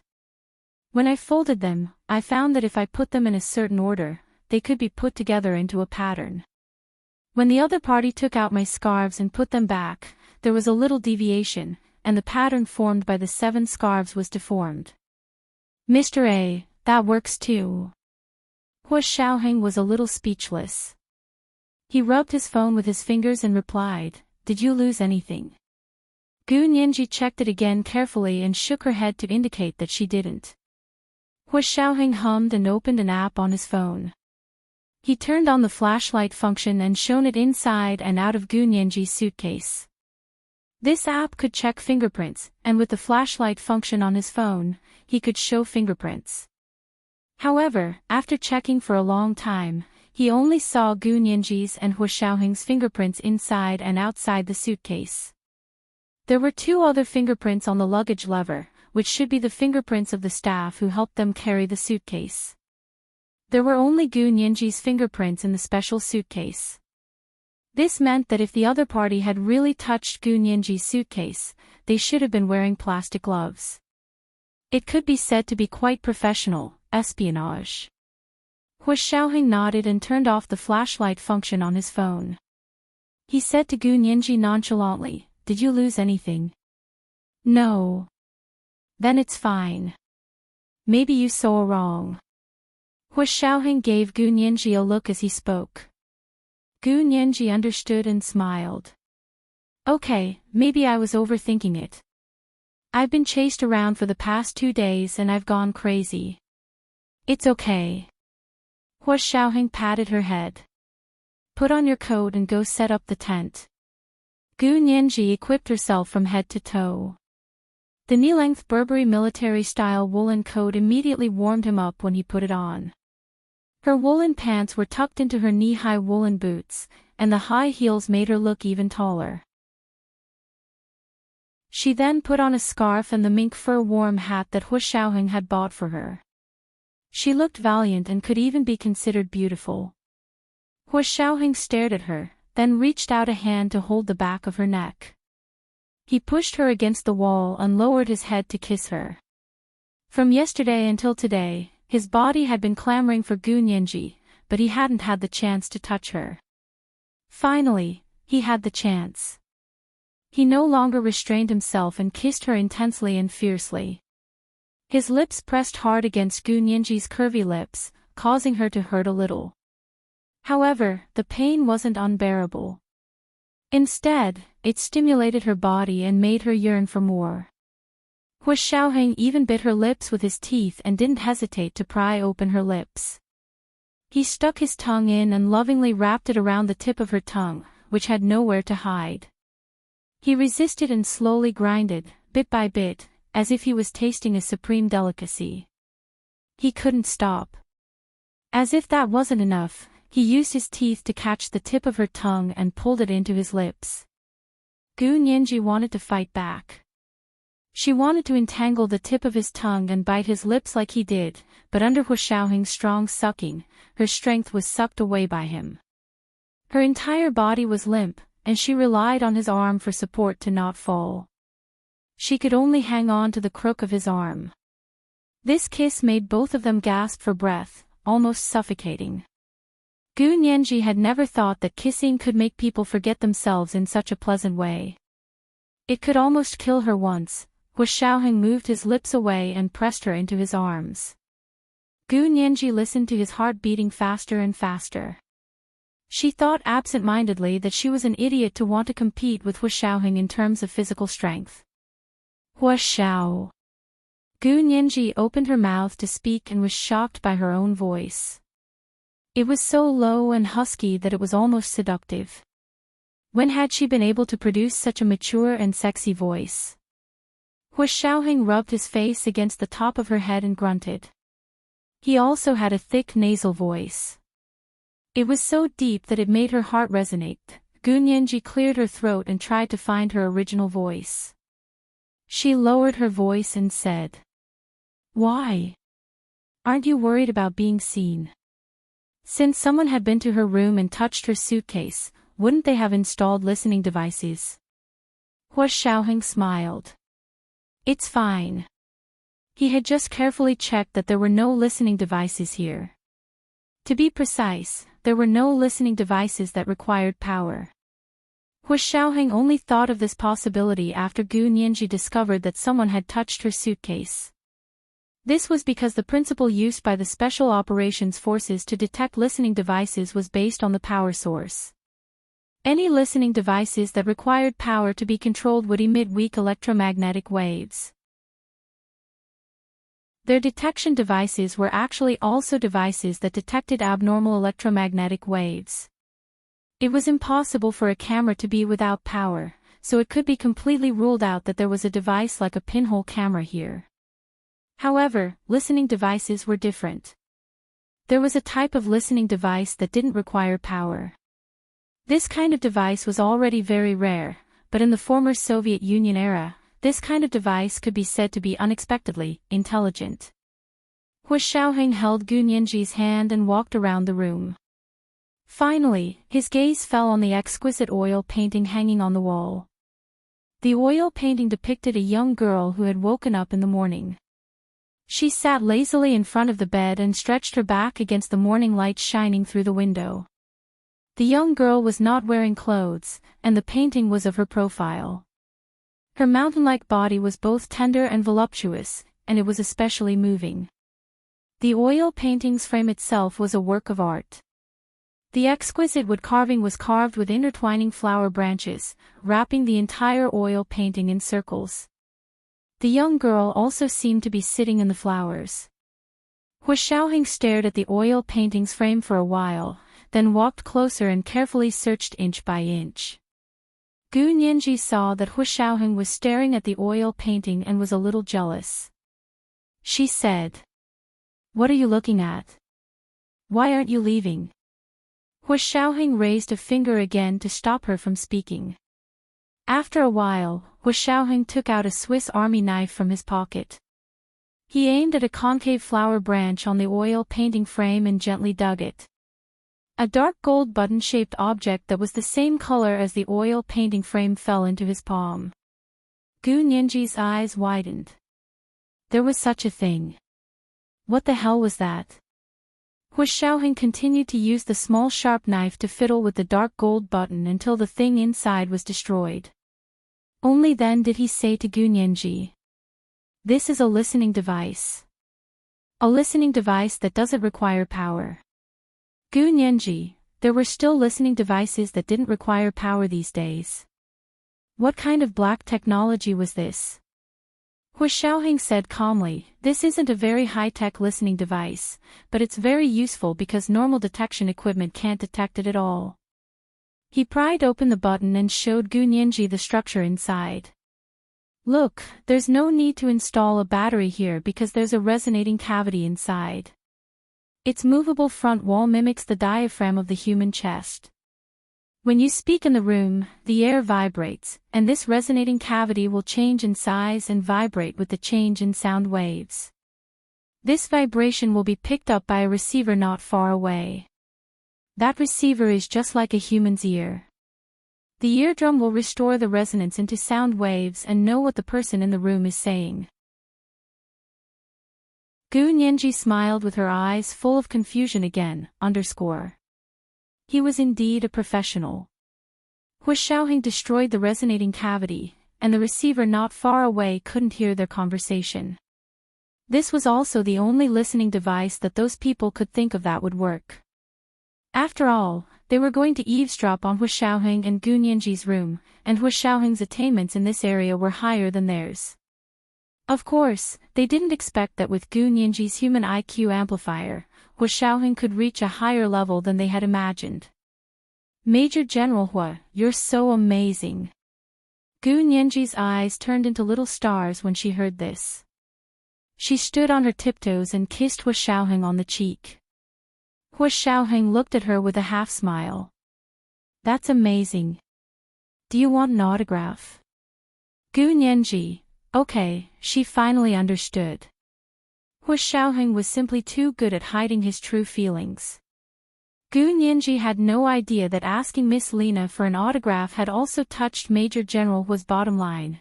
"Of course I want an autograph." Gu Nianji smiled and winked at Hu Xiaoheng, trying to make up for her lack of consideration. She gently opened her coat to reveal the turtleneck cashmere sweater she was wearing inside. She pointed to her chest. "Sign here." Hu Xiaoheng's eyes instantly darkened like the pure black night, but also like a black hole that wanted to devour and tear her apart. Looking at Gu Nianji like this, Gu Nianji felt her legs go weak, but she still held on and refused to show weakness. Hu Xiaoheng's Adam's apple bobbed up and down, and his excellent self-control came into play at this time. He reached out and closed Gu Nianji's coat, then tied her belt. He said calmly, "I'll sign it tonight." Gu Nianji, that night, Gu Nianji regretted coming up with such a terrible idea. In the warm and soundproof tent, in the thick and soft sleeping bag, she was almost taken apart by Hu Xiaoheng, and he signed her from head to toe, so much so that Hu Xiaoheng only had to ask her in the future, "Do you want an autograph?" Gu Nianji would blush from head to toe, and her face would be so red that she couldn't see anyone. This was the first update of the day, chapter 1269, Do You Want an Autograph? The second update was around 1 in the afternoon, and the third update was around 8 in the evening. It was the end of the month, and it was time to start nagging for monthly votes. Mwah. Chapter 1280. Gu Nianji didn't sleep much that night. She wondered how Hu Xiaoheng could have so much energy. It was like a perpetual motion machine. So when Hu Xiaoheng woke her up at 4 in the morning, she was about to flip out. She hid her head in the sleeping bag and refused to come out. She kept shouting. You let me sleep. You let me sleep. You let me sleep a little longer. Hua Xiaoheng found it funny and almost pulled her out of the sleeping bag. He said with a half smile, yes, I'll let you sleep with me in the future, but you have to get up today. Gu Nianji was still groggy from sleep when she heard this. She suddenly shivered. She opened her big, hazy eyes and repeated subconsciously. You'll let me sleep with you in the future. It sounded like something was wrong. Yes. He knew she would be awake this way. Hua Xiaoheng turned around quietly and brought her clothes. Put them on quickly. Don't you want to go to Lake Baikal? I'll take you to Lake Baikal to watch the sunrise. Gu Nianji was instantly energized. Her hazy eyes were almost shining now. Watch the sunrise at Lake Baikal. Are you serious? Lake Baikal was 400 to 500 kilometers away from here, right?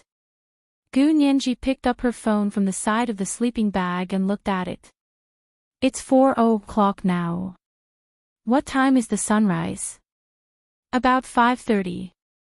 Hua Xiaoheng saw that Gu Nianji wasn't moving, so he had already helped her put on her clothes. If you dawdle any longer, you'll only be able to see the end of the sunrise. Gu Nianji quickly pushed Hua Xiaoheng away. I'll wear it myself. You go drive. I'll be done when you drive over. Hua Xiaoheng nodded and got out of the tent. Gu Nianji quickly put on her underwear and cashmere sweater, then put on her coat, boots, and mink fur hat. As soon as she got out of the tent, she saw Hua Xiaoheng standing in front of a jeep and waving at her. Gu Nianji ran over and said in surprise. This is Uncle Ivan's car. It was the car of the second in command of the KGB, Vladimir. They had taken this car all the way from Moscow.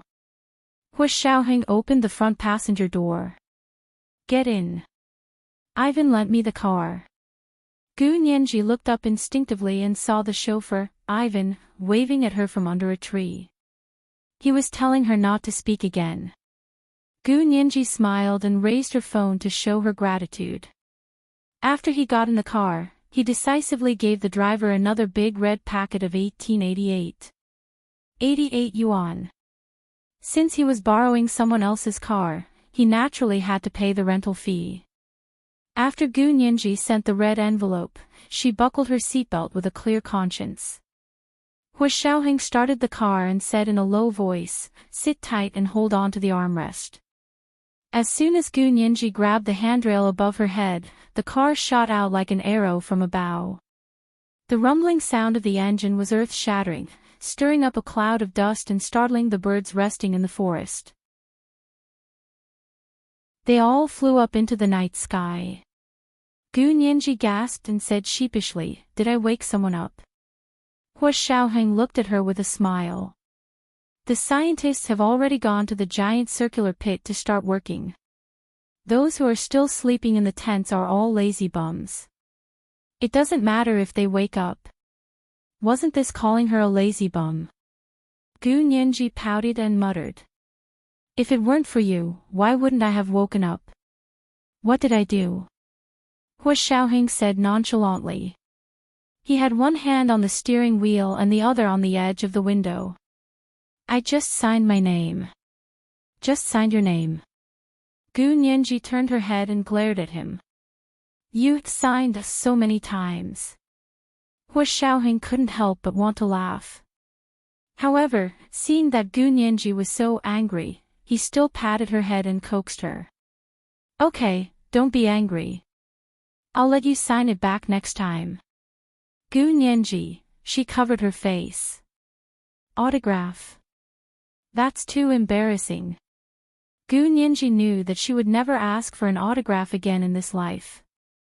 Hua Xiao's revenge was always so unexpected and unforgettable. Hearing Hua Xiaoheng's deep laughter, Gu Nianji felt weak again. She put her hand down and before she could sneak a glance at Hua Xiaoheng, she suddenly saw the scenery outside the car window fly by so quickly that it almost left an afterimage on her retina. Hua Xiao, how fast are you driving? Gu Nianji's face turned pale.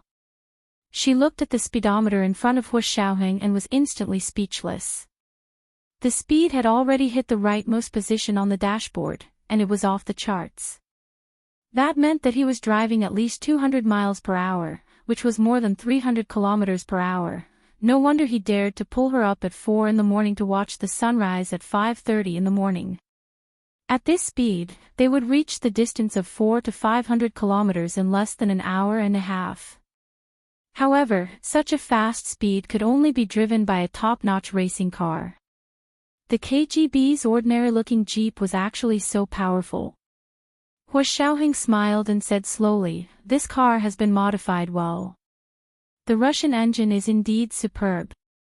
However, compared to the small nuclear engine blueprint that Gu Nianji had brought them back then, it was still a long way off. It had been 7 years since that blueprint had been released, but no country had yet to break the news that they had successfully developed a small nuclear engine that could be used in cars or airplanes. That was because the current known nuclear power was built on the basis of a large nuclear reactor. It was impossible for cars or airplanes to come with a large nuclear reactor. Therefore, a nuclear engine that could be used in cars or airplanes was only an idea of scientists. No country had successfully developed it. However, the blueprint that Gu Nianji had brought that belonged to Gu Xiangwen used an ingenious structure to realize the application of a miniature nuclear reactor. It could also be integrated with the engine to become a real nuclear engine. Given the Huaxia Empire's scientific research conditions, that blueprint could be said to have far exceeded their current level. For the sake of confidentiality, that blueprint had become a top secret of the country. The nuclear engine used in airplanes was still in the test flight stage and had not been put into large-scale production. Now it seemed that this blueprint not only surpassed the current level of science and technology in the Huaxia Empire, but also surpassed the scientific research level of all the countries on the Blue Planet. Other than the United States, even Russia, which was the leader in engines, did not have such technology. It was said that the United States had this technology because of Gu Xiangwen. Hu Xiaoheng was deep in thought. Before he knew it, he had driven to a place near Lake Baikal. The sky gradually brightened. From darkness to light, it seemed to be only the blink of an eye. Gu Nianji stared intently at the blue sky in the distance. At the intersection of the light blue sky and the green mountaintop, drops of red clouds slowly seeped out. It was as if someone had spilled seasoning and seeped out of the sky. Hu Xiaoheng stopped the car and pulled her out of the car. They quickly walked to a small hill. The view here was wide, and it was the best place to enjoy Lake Baikal. In front of them was a clear blue lake that stretched as far as the eye could see. Just at the border between the lake and the sky, the red clouds became more and more brilliant. Not only were there red clouds, but there was also a bright golden light, a dazzling blue, and a gentle light yellow. All kinds of colors intertwined and sprinkled on this canvas. It was like an expert painting to his heart's content. When the last red stroke was finished, a red sun broke through the sky, and the golden light immediately sprinkled all over the earth. Hu Xiaoheng lowered his head, gently wrapped his arms around her, and kissed her gently.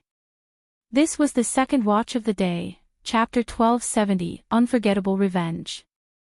The third watch was around 8:00 in the evening. It was the end of the month, and it was time to start nagging for monthly votes. Mwah.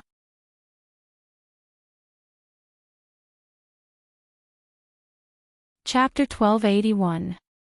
The rising sun above Lake Baikal shone on the land, casting a golden glow on the two people hugging by the lake.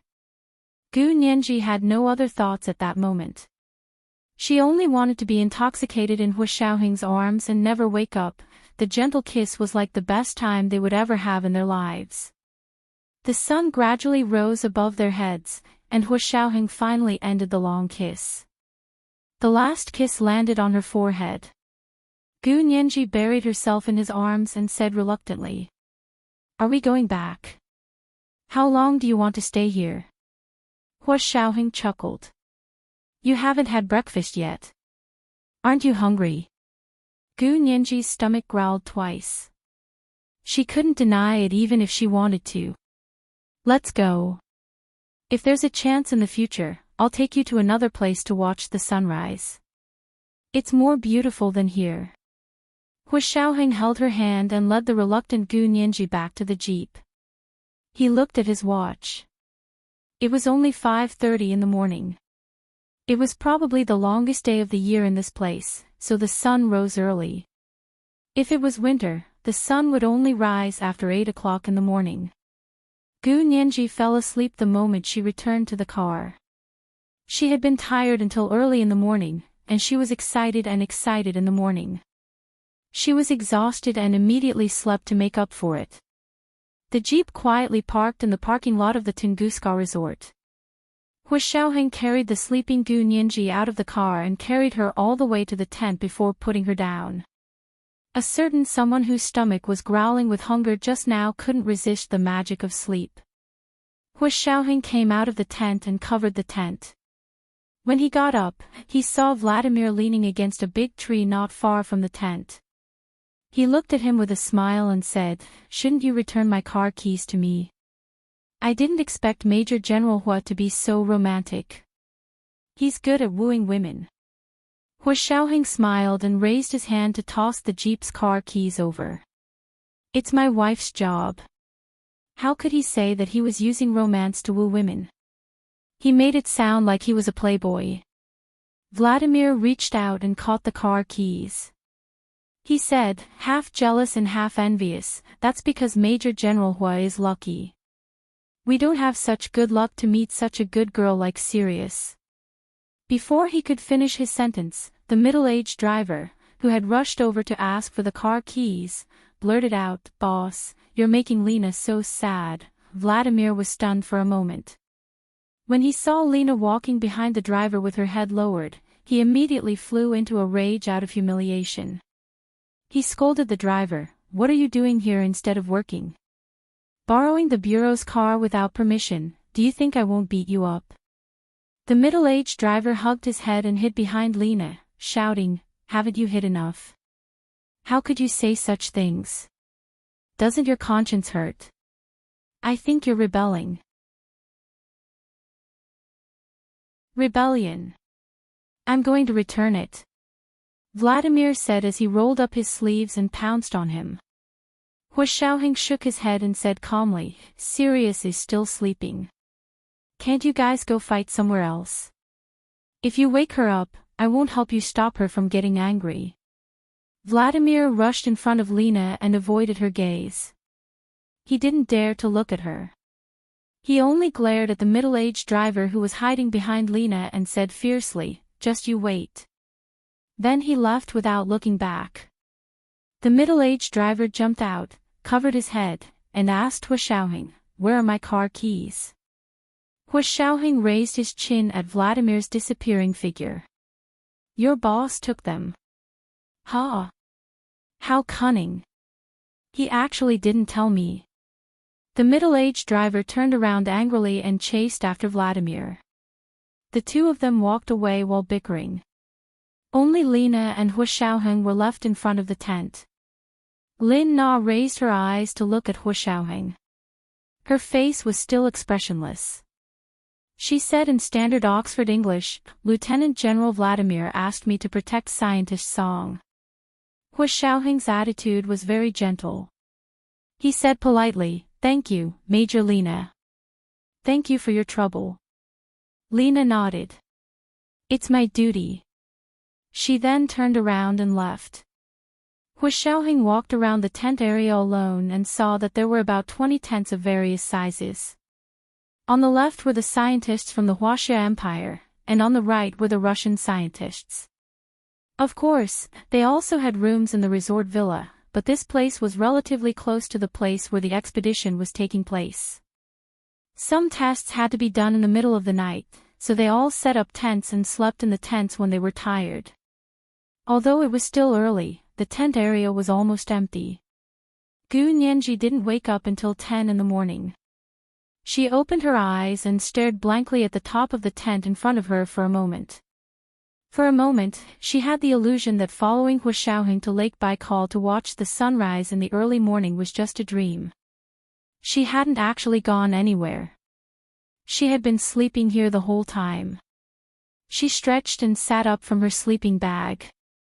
She looked at the scattered clothes around her and thought about the autograph last night. She suddenly covered her face with her hands. Oh my God. Drip drip. Hu Xiaoheng opened the tent and smiled. It's time to get up, right? It's already 10 o'clock. Gu Nianji still covered her face and nodded. I'll get up right away. You go out first. Hu Xiaoheng covered the tent and put away the tablet in his hand. Hu Xiaoheng didn't stay idle during the few hours he waited for Gu Nianji to wake up. He used the tablet to deal with a lot of things. The most important thing was that Yin Shixiang had sent him a message saying that Zhao Liangzi had returned to work, but he didn't stay in the imperial capital. Instead, he returned to the small island in the Cape of Good Hope to continue working. Hu Xiaoheng mulled over it all morning, but in the end, he only sent a message to Zhao Liangzi, my condolences. Zhao Liangzi replied, don't worry. He was his own soldier after all. He didn't disappoint him. Hu Xiaoheng sighed with a complicated expression. Gu Nianji put on her clothes and tidied up the tent before pulling the curtains open and coming out. Breathing in the fresh air outside, Gu Nianji felt a little hot. I can't wear this coat anymore, Gu Nianji complained. I want to change. Let's go eat something first. If we don't eat soon, we'll starve. Hu Xiaoheng held her hand and went to the resort villa's restaurant for brunch. It would take more than an hour to walk from the tent area to the resort villa, and more than half an hour if they were fast. Of course, it would only take about 10 minutes with a car. They arrived at the parking lot and saw the middle-aged driver playing games on his phone. Gu Nianji couldn't help laughing. She walked over and patted him on the shoulder. Uncle Ivan, thank you for the car. The middle-aged driver turned his head and smiled at her. He winked. Thank you for the big red packet. When he woke up in the morning and saw the big red packet of 1888. 88, it really made him feel refreshed. Of course, Vladimir had been sighing since he woke up. Hu Xiaoheng turned a blind eye to their red packet interaction. He patted the middle-aged driver's other shoulder and said, Sirius hasn't eaten yet. Take us to the restaurant. Okay. The middle-aged driver quickly put away his phone and opened the door for them to get in. As soon as they got in, Vladimir jumped out of nowhere and got into the car. He smiled and said, That's great. Take me to the giant pit. I heard that the scientists have made a new discovery. The middle-aged driver, no way. In order to stop Sirius from eating, the boss was really going all out. He was about to mock him when Hu Xiaoheng's phone rang. He picked it up and saw that it was a call from Song Jining. As soon as the call was connected, Song Jining's excited voice came from the phone. Xiaoheng. You have to come and see. You can bring Nianji too. It's a once-in-a-lifetime spectacle. This was the third update of the day, Chapter 1272, Inseparable. It was the end of the month, and it was time to start muttering for monthly votes. Good night, dear ones. Chapter 1282. Do you want to go over immediately, or can we wait another 10 minutes? Hu Xiaoheng raised his wrist and looked at his watch. Gu Nianji's stomach might not be very good, and Hu Xiaoheng didn't want her to go see the great scientific discovery on an empty stomach. To Hu Xiaoheng, Gu Nianji's health was more important than watching the once-in-a-lifetime wonder. However, Song Jining obviously didn't think that much. She probably didn't know that Gu Nianji had slept until 10 o'clock, so she said eagerly and excitedly over the phone, Don't delay. The opportunity is fleeting. If you wait for 10 minutes, you might not be able to see it. That's such a pity. Song Jining was so excited, and Hu Xiaoheng was also interested to see it. He held his phone and thought for only a second before making a decision. He looked up at the driver and said, "May I ask if you can help Sirius buy breakfast from the restaurant and send it to the giant circular pit? I'll take Sirius to the car over there." He pointed at the car brought by the Huaxia Empire's researchers. Although he didn't know who those people were, he could tell that they were also going to watch the once-in-a-lifetime spectacle, from the way they were talking to each other. The driver smiled and agreed. He quickly got into the jeep and drove to the restaurant. Vladimir, who was sitting in the car, was dumbfounded. He glared at the driver and said, "I'm still in the car. Why are you driving already?" He still wanted to see the scientist's new discovery. The driver chuckled and said, "Let's go to the restaurant to buy breakfast first. You can't wait for 10 minutes. Ha! Why didn't you say that to those two people just now?" Vladimir was so angry that he pounded on the car window. "Go over there. Go over there right now. What are you arguing about? If you keep arguing, I'll throw you out." The driver glanced at Vladimir from the corner of his eye. "Don't think that just because you're my boss, I won't dare to throw you out. Yes, you're the best.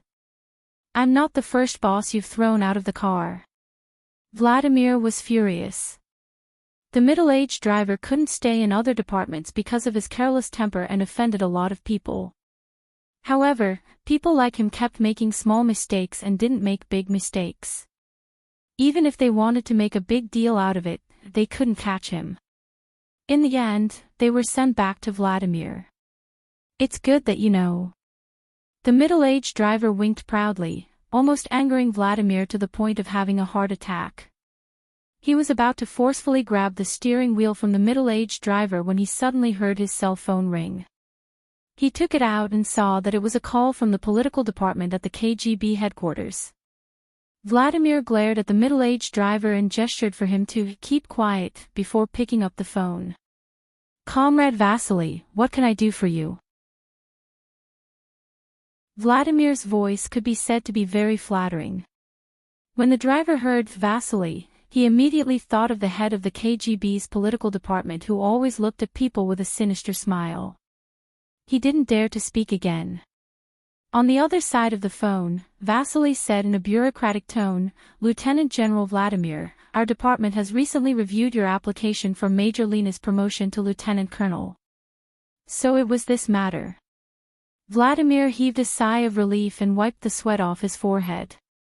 He smiled and said, "Oh, yes, I did apply. How is it? When will it be approved?" "Well..." Vasily dragged out his voice. "The political department has decided to continue the assessment. Vladimir, she still needs to be assessed. Isn't it enough that we've assessed her for 7 or 8 years? Vladimir was angry. Her achievements are obvious to all. What is there for the political department to be worried about? She's our most loyal soldier. Aren't you afraid that your soldiers will be disappointed by your refusal?" On the other end of the phone, Vasily was still smiling, as if he wasn't affected by Vladimir's anger at all. He smiled and said, "Of course we've seen her results. Otherwise, we wouldn't have accepted your application and let her review it." The review of the political department at the KGB headquarters was as strict as the political review of the Huaxia Empire. They also had to check 4 generations of people and relatives within 5 generations. It could be said that the Huaxia Empire's political review procedures and system were learned from Russia. Vladimir thought of their strict and meticulous political review and temporarily calmed down. He said, "I know that you guys think highly of her, so I don't understand. What do you mean by making this call? Is there something wrong with her family background? But if there's something wrong with her family background, she won't be able to enter the KGB at all." Vasily sighed softly and said, "That's where we're in a dilemma. There's nothing wrong with her family, but when we reviewed it, we found that in the years she's been in the KGB, all her relatives have died. Vladimir, and they were all normal deaths, not abnormal deaths. Don't you think it's strange?" How did all the people in her family die in just a few years? Vasily was a very suspicious person. Although it turned out that most of his suspicions were groundless and that he had wronged a lot of people, there were also a few facts that proved that his suspicions had indeed helped them find the loopholes and save a lot of operations. That was why Vasily, who had no background, was able to sit firmly in the top position of the political division. Vladimir sneered, "Comrade Vasily, I'd believe you if you said that to someone else, but don't you feel embarrassed when you say that to Lena? She only has one mother as her immediate family, and she has no other relatives. I know that her mother died of illness 3 years ago, and I even accompanied her home to attend the funeral. So when you say that all her relatives are dead, don't you think you're deliberately misleading others?" Vasily laughed dryly and said slowly, "That's another problem. Her previous information always said that she only had one mother, but we later found out that her father was actually still alive and working as a bartender in a bar in Sochi."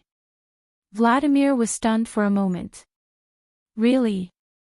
You know about that too? How did you find out?" Just a year after her mother died, her father came home and found that his wife had died of illness. Only then did we know that Lena had a father. Vladimir was speechless again. Then we checked the DNA of Lena and her father and confirmed that they were not related by blood, Vasily said and paused deliberately. Vladimir's face turned pale. And then nothing. The man said that Lena wasn't his biological daughter to begin with. She was the child of her mother with someone else, and he only married her mother after Lena was born. F***ck. Isn't that a stepfather? Do you have to F***king go through so many twists and turns? Such a big gasp was torturing Vladimir to death. Vasily chuckled. "Lieutenant General Vladimir, you're paying so much attention to her. Do you have feelings for Lena? Have you fallen in love with her?" Vladimir's heart felt like it was on a roller coaster. He had almost fainted just now, and now Vasily had thrown a heavy bomb at him. He held on to the handle of the car door and felt that he might have to die here today. "Comrade Vasily, if you have something to say, just say it. If you keep me in suspense, I'll curse you not to be promoted." Vladimir was the second in command of the KGB, but he was being tormented by the people from the political department. It could be said that it was too much. Vasily coughed in embarrassment and stopped teasing Vladimir. He said, "All right, I'll make it short. I called you this time because the political department feels that since Lena has become Lieutenant General Vladimir's sweetheart, for the sake of stricter security, we've decided to raise the standards for Major Lena's review. You can interrogate her however you want," Vladimir said vaguely. He actually didn't deny his feelings for Lena. Vasily was even more relieved. He nodded and said, "Okay, I've already recorded and archived this call as one of the materials for the review. We will conduct a further assessment of Comrade Lena in the next few days. I hope you can cooperate with us." Vladimir's face scrunched up when he heard that. "Operation? What operation?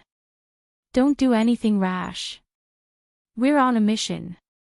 Don't worry, we know what we're doing. This time, we're killing 2 birds with 1 stone. Just cooperate with the headquarters operation." After Vasily finished speaking, he put Vladimir on another more confidential phone call. From that phone call, someone told Vladimir about the method and content of the review of Lena. Vladimir listened for a long time and bargained for a few more steps.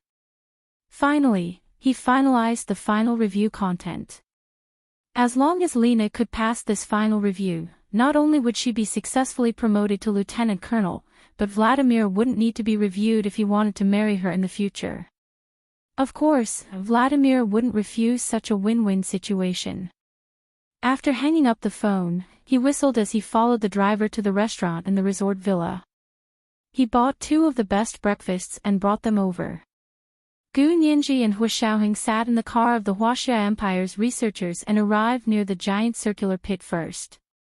Yesterday, Gu Nianji had only looked down at the giant circular pit from a nearby hillside. She felt that its shape looked very much like the blue hole in the Caribbean Sea. Now that she was closer, she didn't feel that kind of similarity anymore. There was only a huge, bottomless pit in front of her. There seemed to be liquid at the bottom of the pit, because when she looked down, she could only see a dark blue mist lingering around it.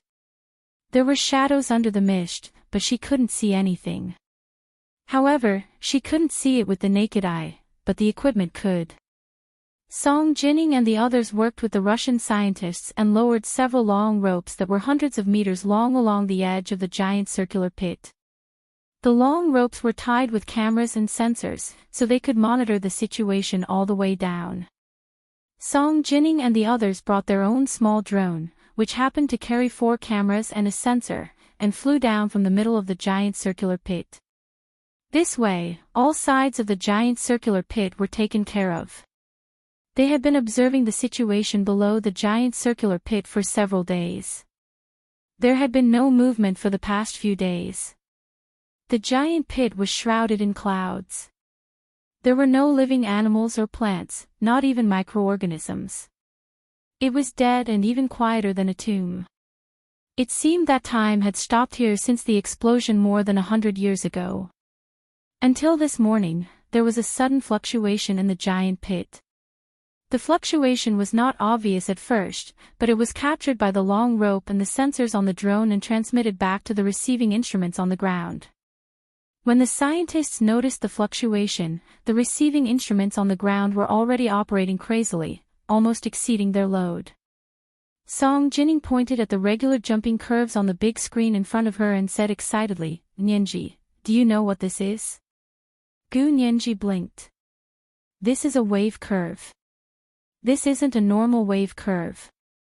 This is almost exactly the same wave curve as the collision of 2 neutron stars observed by all Blue Planet scientists last year." Song Jining was pleasantly surprised as she pulled out another curve. "Look at this wave curve. Doesn't it almost match the curve here?" Gu Nianji, alright, she didn't pay much attention to science news. She had only heard about this matter and hadn't done any in-depth research. Of course, even if she went into in-depth research, she wouldn't be able to figure it out. "Don't you think this is a once-in-a-lifetime wonder?" Song Jining explained to her excitedly. The wave curve of the neutron star collision that everyone observed last year was observed with a large telescope. But the wave curve we got here was observed in this giant circular crater, without any telescope. Gu Nianji finally understood and asked curiously, "Yes, this is indeed too strange. I remember the news said that the collision of the 2 neutron stars actually happened 130 million years ago, so we also observed the astronomical phenomenon from 130 million years ago from here." This was the first update of the day, Chapter 1272, A Once-in-a-Lifetime Wonder. The second update was at around 1 p.m., and the third update was at around 8 p.m. P.S. It's Monday, and I forgot about the recommendation ticket list. There's only the end of the month, and I'm already begging for monthly tickets. Mwah.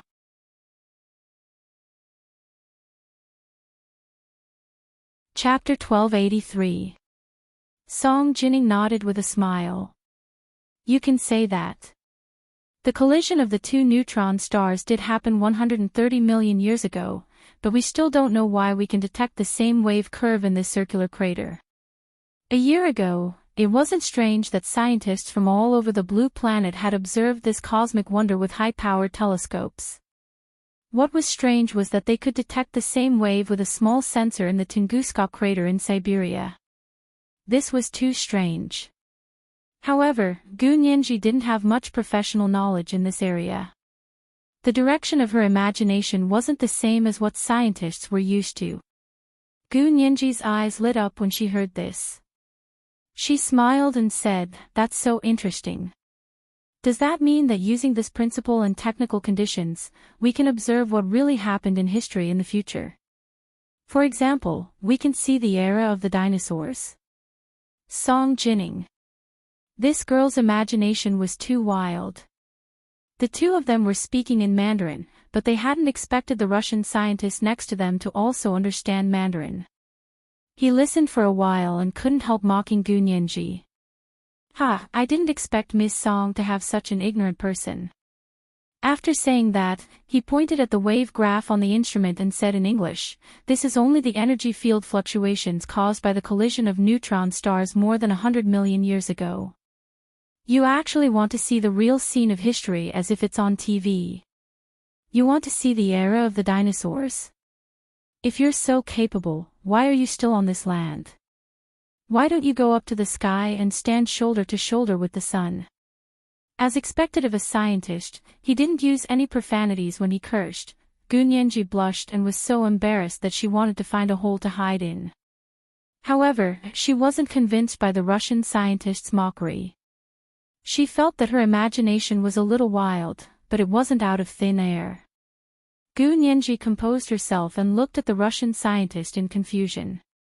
She said, "Didn't you use this fluctuation to determine the direction of the observation and then use an astronomical telescope to see the process of neutron stars colliding more than 100 million years ago?" "Of course, why? Do you have any questions?" The Russian scientist pushed his glasses up the bridge of his nose and didn't hide the disdain on his face. So when the two neutron stars collided at the beginning of the universe, because they were very far away, the fluctuations and light emitted from the collision traveled a distance of 100 million years before they were captured by your telescope. Is that right? Gu Nianji confirmed again with a very serious attitude. She did not understand the advanced physics knowledge, but thanks to the internet, she still had some understanding of this academic carnival of the physics and astronomy world. With her photographic memory, Gu Nianji quickly recalled all the relevant reports she had read in her mind. With an unrelenting attitude, she confronted the Russian scientist who had mocked her for being whimsical. The Russian scientist nodded reluctantly. "You could say that. That's right. There's nothing wrong with what I just said." Gu Nianji clapped her hands together and said firmly, "Since you can observe the neutron star collision that happened more than 100 million years ago, why can't we observe other things that have happened in history in the future? Why can't we see the age of the dinosaurs? The waves and light emitted from that era, perhaps one day we will be able to capture them." Logically speaking, Gu Nianji's reasoning wasn't wrong. However, logically correct does not mean that the facts are correct. The Russian scientist was almost indignant. He waved his fists and sneered. "I knew you'd read too many useless science fiction novels. Do you know that the reason we can observe a neutron star collision is not because it has happened in history, but because the collision has a large enough energy field? Only this kind of energy field has the ability to penetrate hundreds of millions of light years, allowing future generations to capture the waves and light emitted at that time. Historical event, the age of the dinosaurs.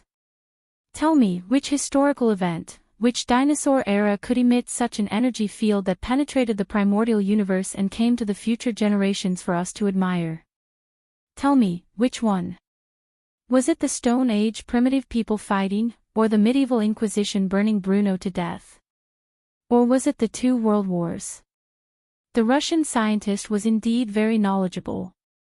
He caught a loophole in Gu Nianji's seemingly impeccable logic, and that was energy. Without enough energy, nothing could be immortal. This was indeed Gu Nianji's weakness. She was tongue-tied and didn't know how to refute him. The Russian scientist's mocking expression became even more intense. "What's wrong? Can't say anything. Ha!" However, before he could finish laughing, Song Jining coughed lightly and interrupted his almost rude laughter.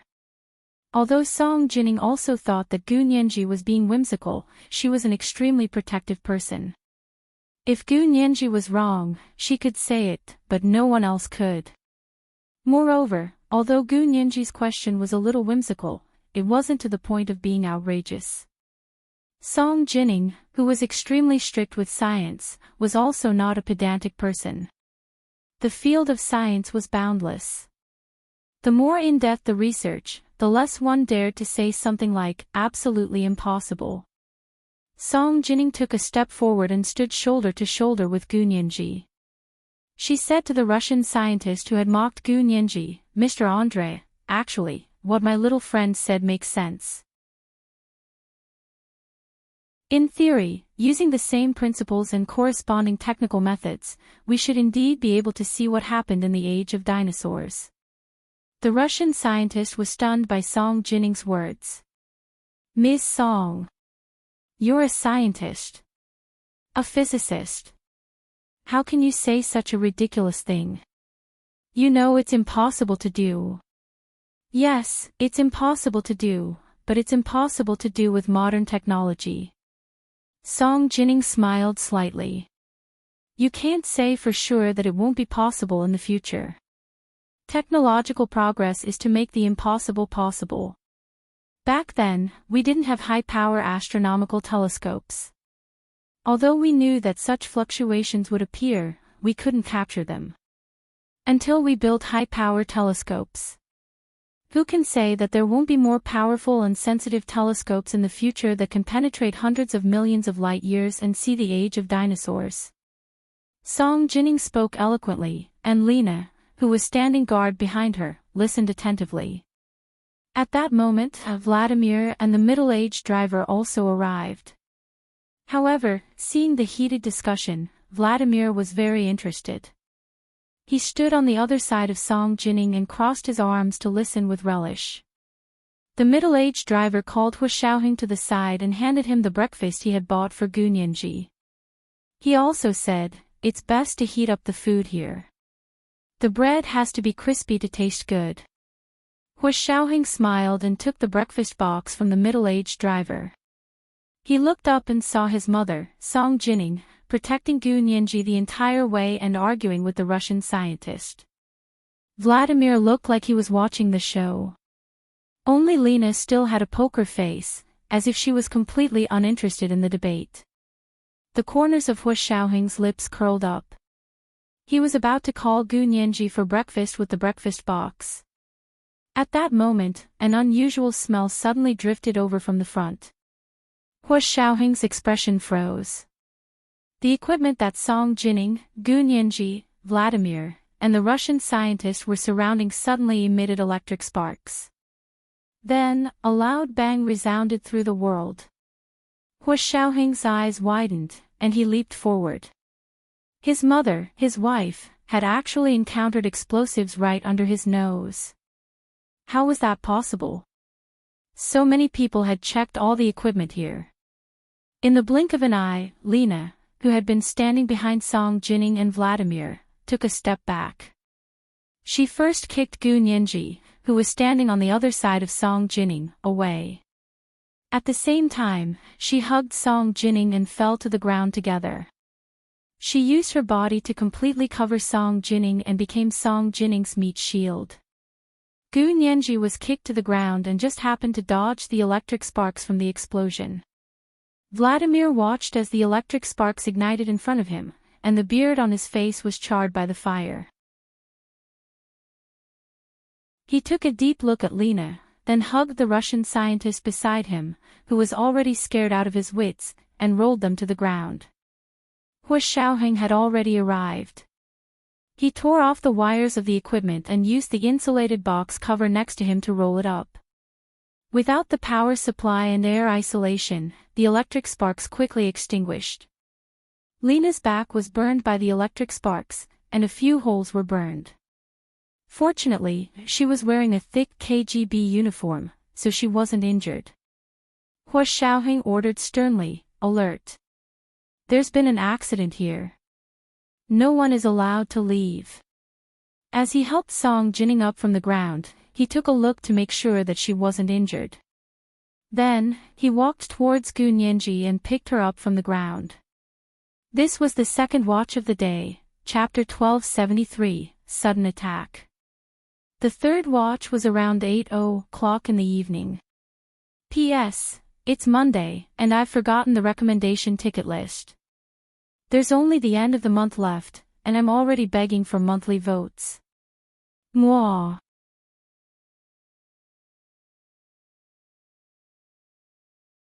Chapter 1284. Gu Nianji wasn't injured either. She was just a little dazed from being suddenly kicked to the ground. However, she knew that Lena was trying to save her, so she wasn't angry. She only hurriedly asked Hua Xiaoheng, "Is Miss Song hurt? Did you see it clearly?" Hua Xiaoheng shook his head calmly.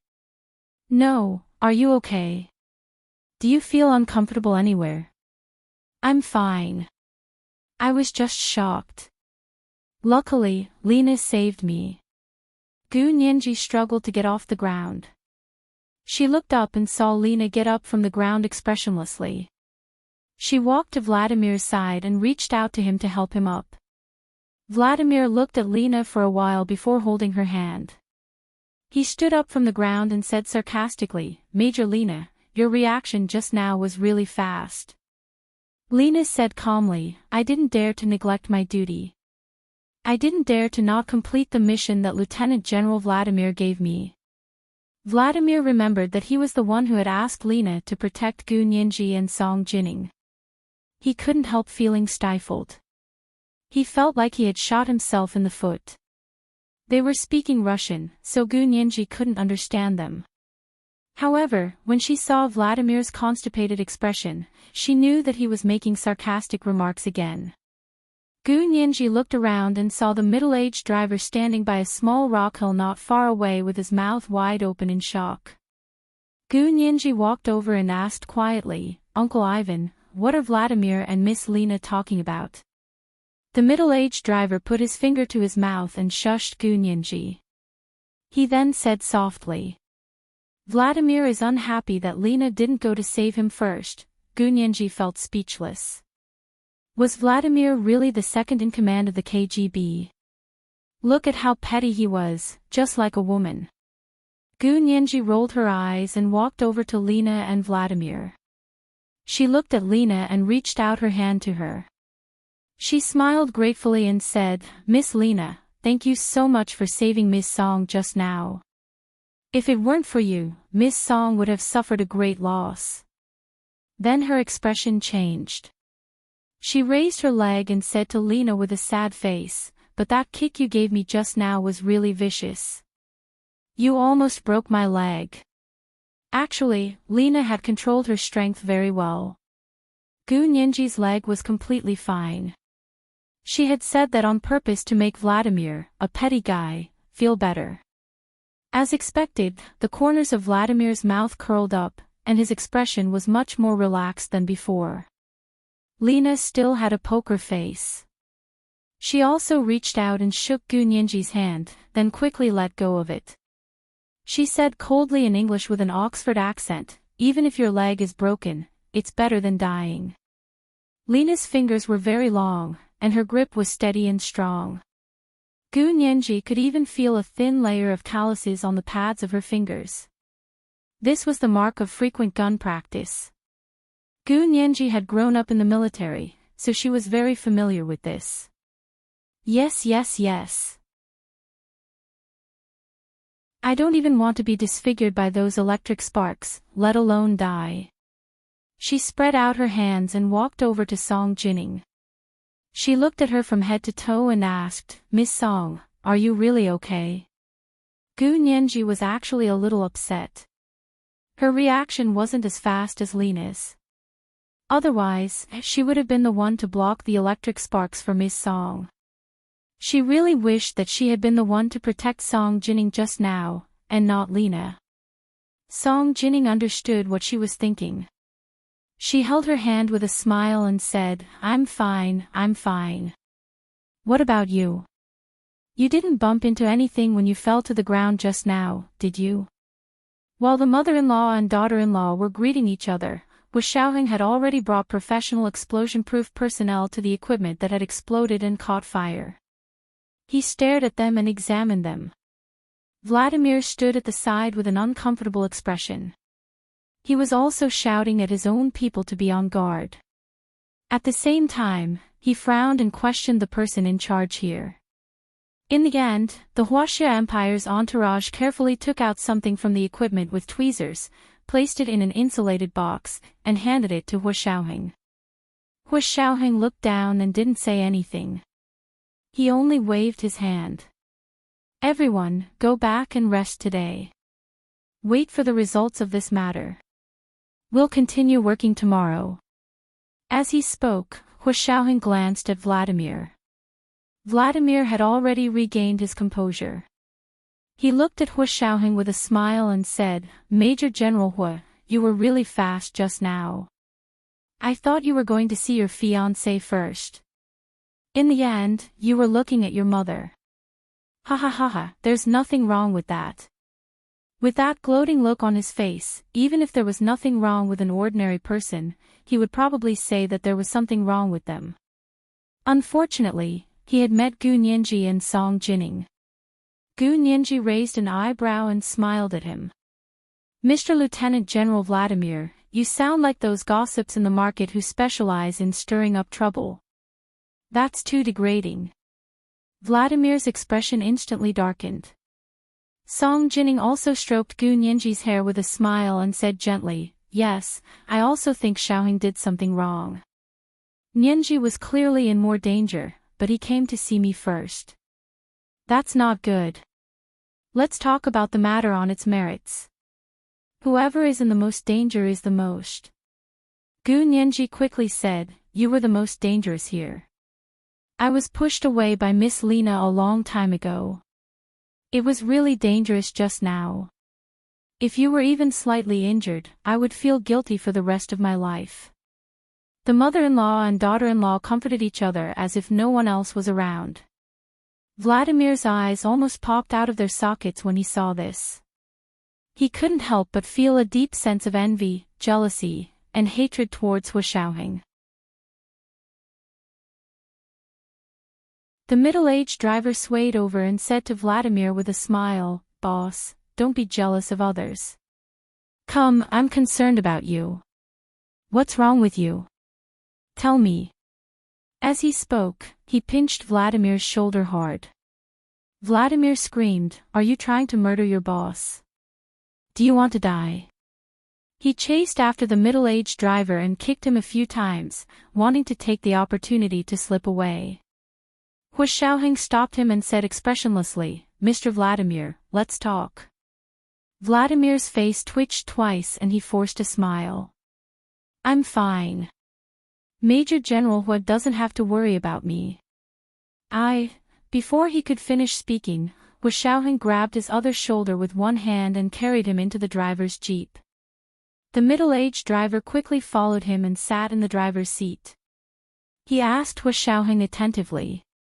Where is Major General Hu going? Vladimir. Hu Xiaoheng raised his chin towards the resort villa. Let's go back. The middle-aged driver drove at lightning speed and brought them back to the resort villa. Hu Xiaoheng asked for a meeting room from the villa and carried Vladimir in. The middle-aged driver wanted to follow him in, but Hu Xiaoheng said calmly, Uncle Ivan, please help us guard the door. Sirius might send you a red packet to thank you later. The middle-aged driver understood instantly. Then I won't go in. You guys take your time to talk. I'll keep watch here. In the conference room of the resort villa, only Hu Xiaoheng and Vladimir looked at each other. Hu Xiaoheng didn't care if there was a bug in the conference room. Even if there was, it was perfect. He wanted to tell those people. He took out the device that his professional explosion-proof personnel had found from his pocket and slammed it on the long conference table in the conference room. He said sternly, Mr. Lieutenant General Vladimir, explain to me how the KGB's famous electric spark appeared in the instrument of our country's researchers. This electric spark device wasn't a real explosive device. It was just a toy-like simulator. If it was a real explosive device, the Huaxia Empire's security personnel would have found it a long time ago. It was precisely because it was a toy-like simulator that it escaped their detection. It was extremely weak, and it was more likely to be used as a prank. The sound of the explosion and the smoke were all simulated. Only the electric spark was real, so this thing was called electric spark. Vladimir choked for a moment. His eyes flickered as he said, I'm not sure about that either. Besides, our bureau also sells this thing to the public. You can't say that we installed it just because you said we made it, right? Besides, it was just a joke. No one was hurt. Why are you so angry? It was just a joke. If it weren't for Comrade Lena's quick action, my mother and my fiancé would have been disfigured. Don't you know how powerful the things produced by the KGB are? Hua Xiaoheng slammed the table and said sternly, if the KGB doesn't give me an explanation, I won't let you off. This was today's third update, Chapter 1274, I'm not done with you. P.S. It's Monday. I forgot the recommendation ticket list, my dear friends. There's only the end of the month left. I'm already begging for monthly votes. Good night, my dear friends.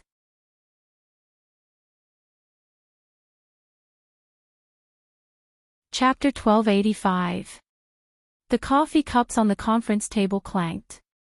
Vladimir quickly reached out to hold the coffee cup. His back was drenched in cold sweat, but he still maintained a smile on the surface. He took out a cigar and handed it to Hua Xiaoheng. Major General Hua, calm down, calm down.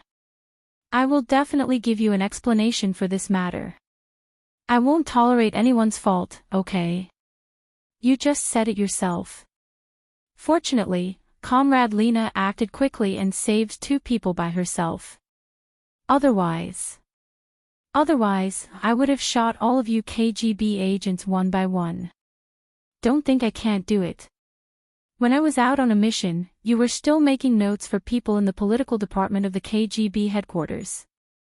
Hua Xiaoheng calmed down a little, but his words became more and more sarcastic. This was the job Vladimir had done before he was promoted. There were many capable people in the KGB.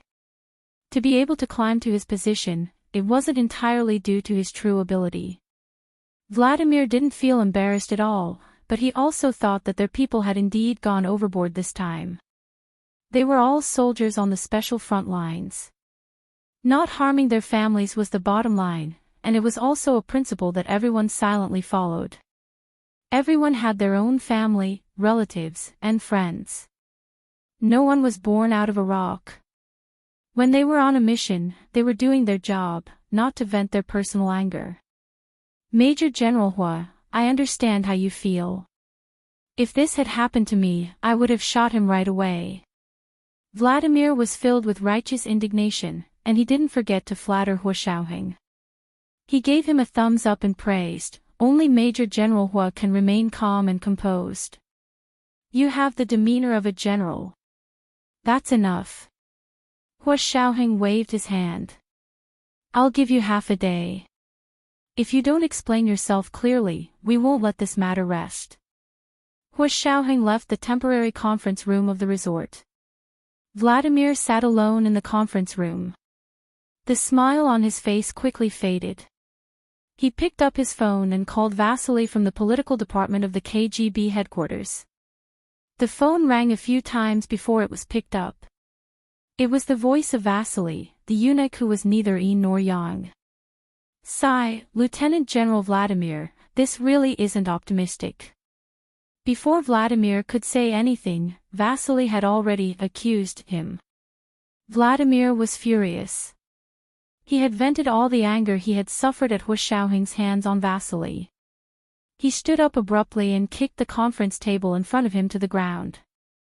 The coffee cups, coffee pots, and all kinds of desserts on the conference table were flipped over and smashed into pieces. The noise of porcelain was transmitted to the KGB headquarters in Moscow through the electromagnetic waves of the mobile phone. Vasily's expression turned ugly. Lieutenant General Vladimir, please calm down. Calm down.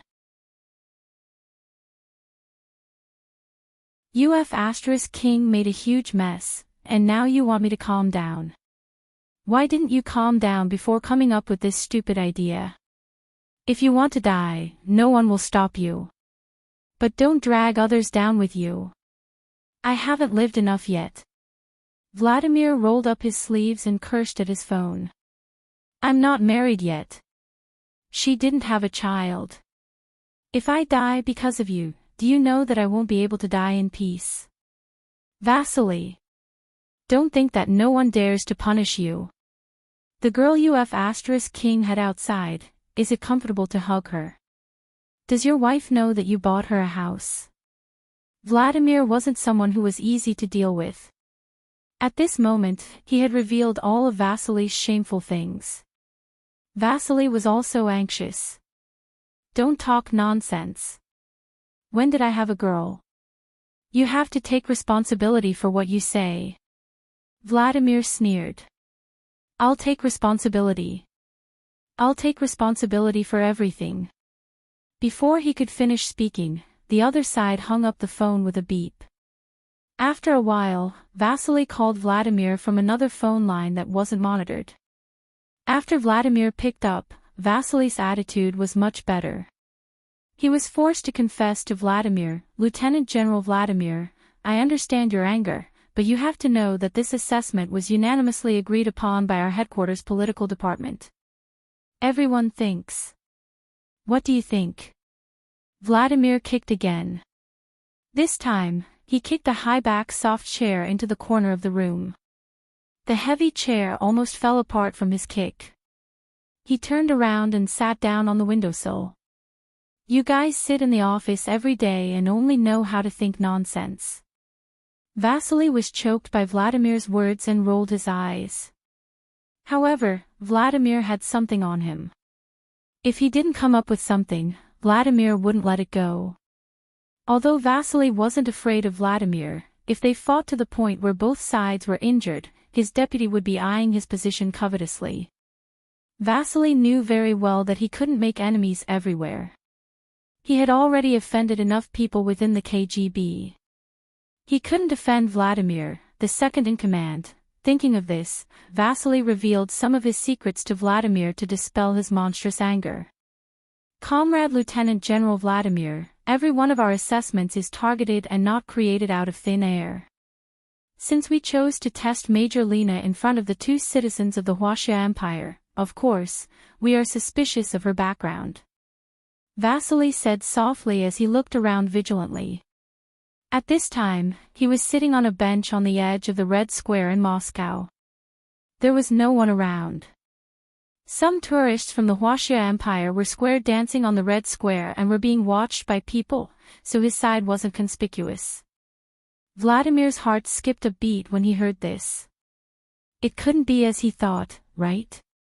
You suspect her background. Vladimir repeated Vasily's words with a solemn expression. What background does she have that makes you suspect her? We suspect that she has something to do with the Huaxia Empire. Vasily told Vladimir everything. So our assessment this morning is killing two birds with one stone. Impossible. Vladimir suddenly stood up and said angrily, 1F** king stone, 2F** king birds. I think you guys are too free. Everyone looks like a spy from the Huaxia Empire.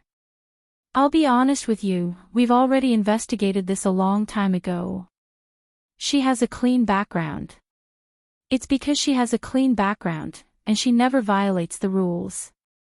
She carries out missions as quickly and accurately as a robot. This kind of quality is very much like a spy from the Huaxia Empire. Vasily said resolutely.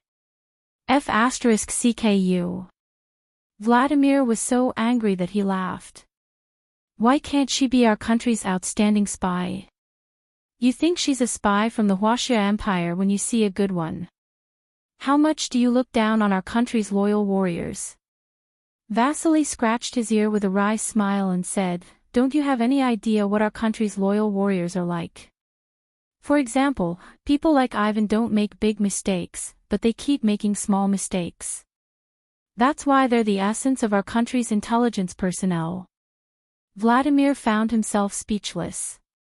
He was almost the same kind of person, but he was more cunning and restrained than Ivan. Now that he thought about it, Lena was really different from them, but Lena was a woman, and women were born different from men. couldn't it be that the women in their country were better than the men? Vladimir thought about it over and over again, but he still refused to believe that Lena wasn't on the same side as them. They had worked together for so many years and gone through life and death together. They were people who could trust each other with their backs. If Lena was really a spy, they would have died at her hands long ago. Moreover, the Huaxia Empire didn't seem to have any internal intelligence on them. For example, when Hu Xiaoheng brought his fiancée to Russia this time, they had encountered danger several times. Even when they were traveling, they were still chased after. His mother was a scientist, but she was almost caught in the crossfire. However, Lena's performance today did make Vladimir a little disappointed. After sitting quietly in the conference room for a while, Vladimir waved to the middle-aged driver who was poking his head out of the door and said, "Call Lena and ask her to come over. I have something to ask her." The middle-aged driver didn't dare to continue joking with Vladimir. He quickly took out his phone and called Lena over. Lena changed her clothes and came to the door of the conference room that the middle-aged driver had mentioned. She nodded to the middle-aged driver at the door and said expressionlessly, "Lieutenant General Vladimir, Major Lena reporting for duty. Come in." Vladimir's calm voice came from the conference room. Lena composed herself and walked in. "Close the door." Vladimir glared at the middle-aged driver at the door. The middle-aged driver's eyes darted around, and even his ears perked up. Lena closed the door and stood in front of Vladimir. She raised her hand and saluted. "Lieutenant General Vladimir, what can I do for you?" Vladimir looked up at Lena, who was standing in front of him. For the first time, he realized that she was indeed a little different from them. Her military posture was too standard. In the past, he had only been proud of this outstanding graduate from the Intelligence Academy, but now that he thought about it from a different perspective, he suddenly shuddered. However, just because Lena was better than others, he suspected that she was a spy from the Huaxia Empire. Was this kind of suspicion really normal? Vladimir realized that he had been led astray by Vasily's twisted logic. He looked at Lena with a complicated expression and said slowly, "Major Lena, I've submitted the application for you to be promoted to Lieutenant Colonel." "Thank you, Lieutenant General Vladimir." A hint of joy flashed across Lena's eyes. This hint of joy didn't escape Vladimir's eyes, and he suddenly hesitated. Did the words of Vasily, a paranoid patient, really make sense? Couldn't the KGB have soldiers as good as the Huaxia Empire's spies? Vladimir coughed heavily and made up his mind. However, the headquarters political department still needs to conduct a further assessment of you. Lena immediately became serious. "I accept all the assessments given to me by the headquarters. May I know what work I need to do?" Vladimir closed his eyes and said calmly, "The first stage of the assessment has already passed." "Ha!"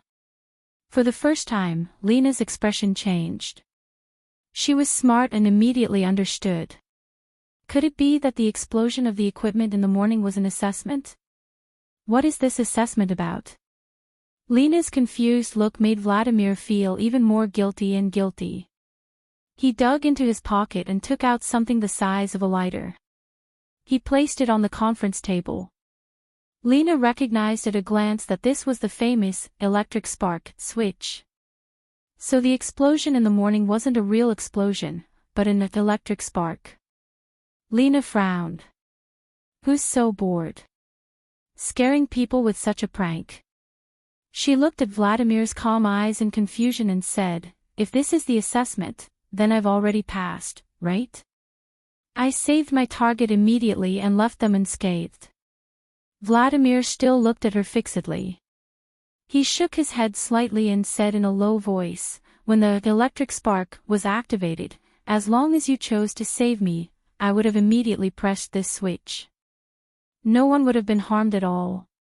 Lena's face, which seemed to have been glued together by 502 glue, finally revealed a trace of astonishment. "What?" "Lieutenant General Vladimir, How could you and the people from the headquarters political department be so bored? She angrily accused Vladimir, her chest heaving up and down in anger. It's not boredom. It's a test of your immediate reaction. The moment you saw the electric spark activate, your first reaction was to push Sirius away and save Scientist's song. I was standing closest to you, and you had expressed a good impression of me, but when the accident happened, you acted as if you didn't see me. This kind of approach was a huge blow to Vladimir at the time. Now it was a double blow. Lena was so angry that she clenched her fists, and her lips trembled. After a while, she suppressed her emotions and said, I was on a mission. To me, the mission that Lieutenant General Vladimir gave me was more important than my life. And although I saved those two women from the Huaxia Empire, I don't have any special personal feelings for them. You saw me kick Sirius down with your own eyes, and you also saw me pounce on Scientist's song. With my abilities, I could have made them avoid danger more subtly, but I didn't do that. Because I wouldn't waste the slightest bit of effort to do anything that was beyond my authority. On the contrary, you, Lieutenant General Vladimir, I treat you as a comrade. At a time like this, shouldn't you be fighting side by side with me against the enemy? Why did you think that I would save you at the first moment? Why didn't you save me at the first moment? Lena's eyes finally turned red. She wiped away her tears and gritted her teeth. Which idiot designed this kind of test? I'll King fight him. She looked like a real KGB intelligence agent again. Vladimir's eyes lit up. At this moment, the driver also pushed open the door of the conference room and gave Lena a thumbs up. He said seriously, well said. Comrade Major Lena, I'm on your side. Boss, Lena makes a lot of sense. The people in the political department of the headquarters are all idiots, and the people who believe them are also idiots. Get lost. Vladimir flew into a rage out of humiliation. He grabbed the chair cushion and threw it at the driver. This was the first chapter of the day. 4,000 words, chapter 1275, It's Wrong to Have Two Good Manners. The second chapter was around 1:00 in the afternoon, and the third chapter was around 8:00 in the evening. It was the end of the month, so he continued to mutter for monthly votes. I've been at least 3 chapters a day for 3 months in a row moi.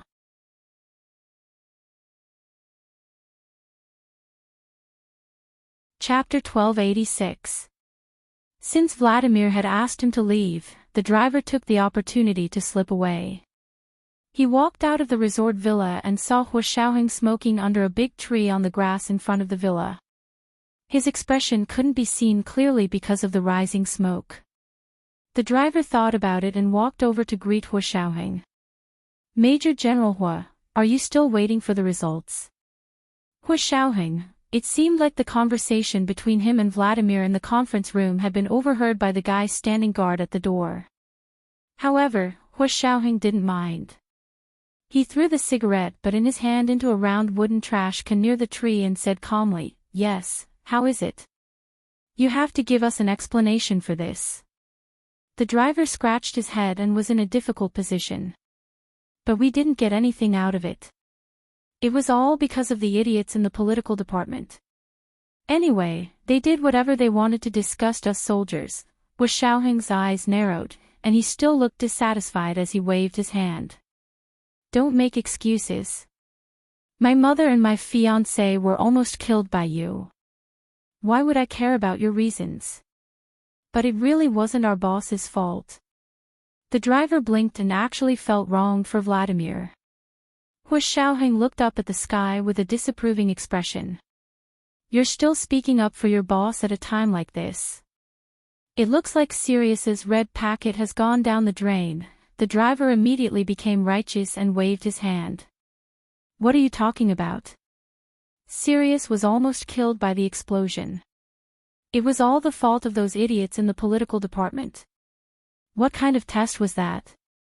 They only know how to make things difficult for us. Our Major Lena wanted to be promoted this time, but they did everything they could to stop her.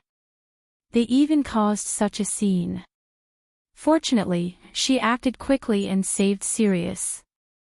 Hu Xiaoheng became even angrier and snorted.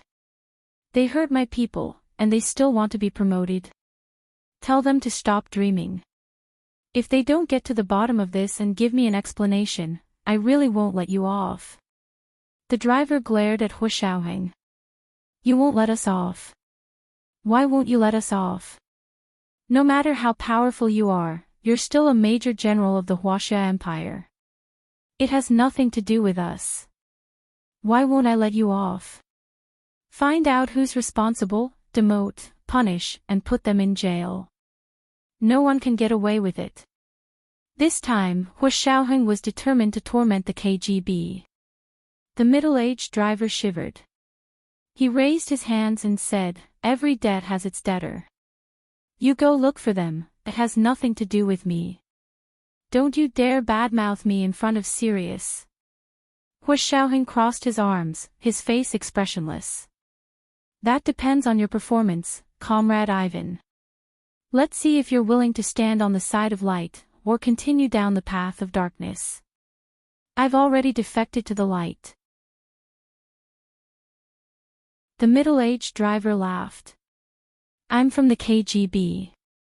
Is there anyone more honorable than me? After saying that, he waved his hand and left. Hu Xiaoheng smiled bitterly in his heart. With such a subordinate, it was no wonder that Vladimir was upset.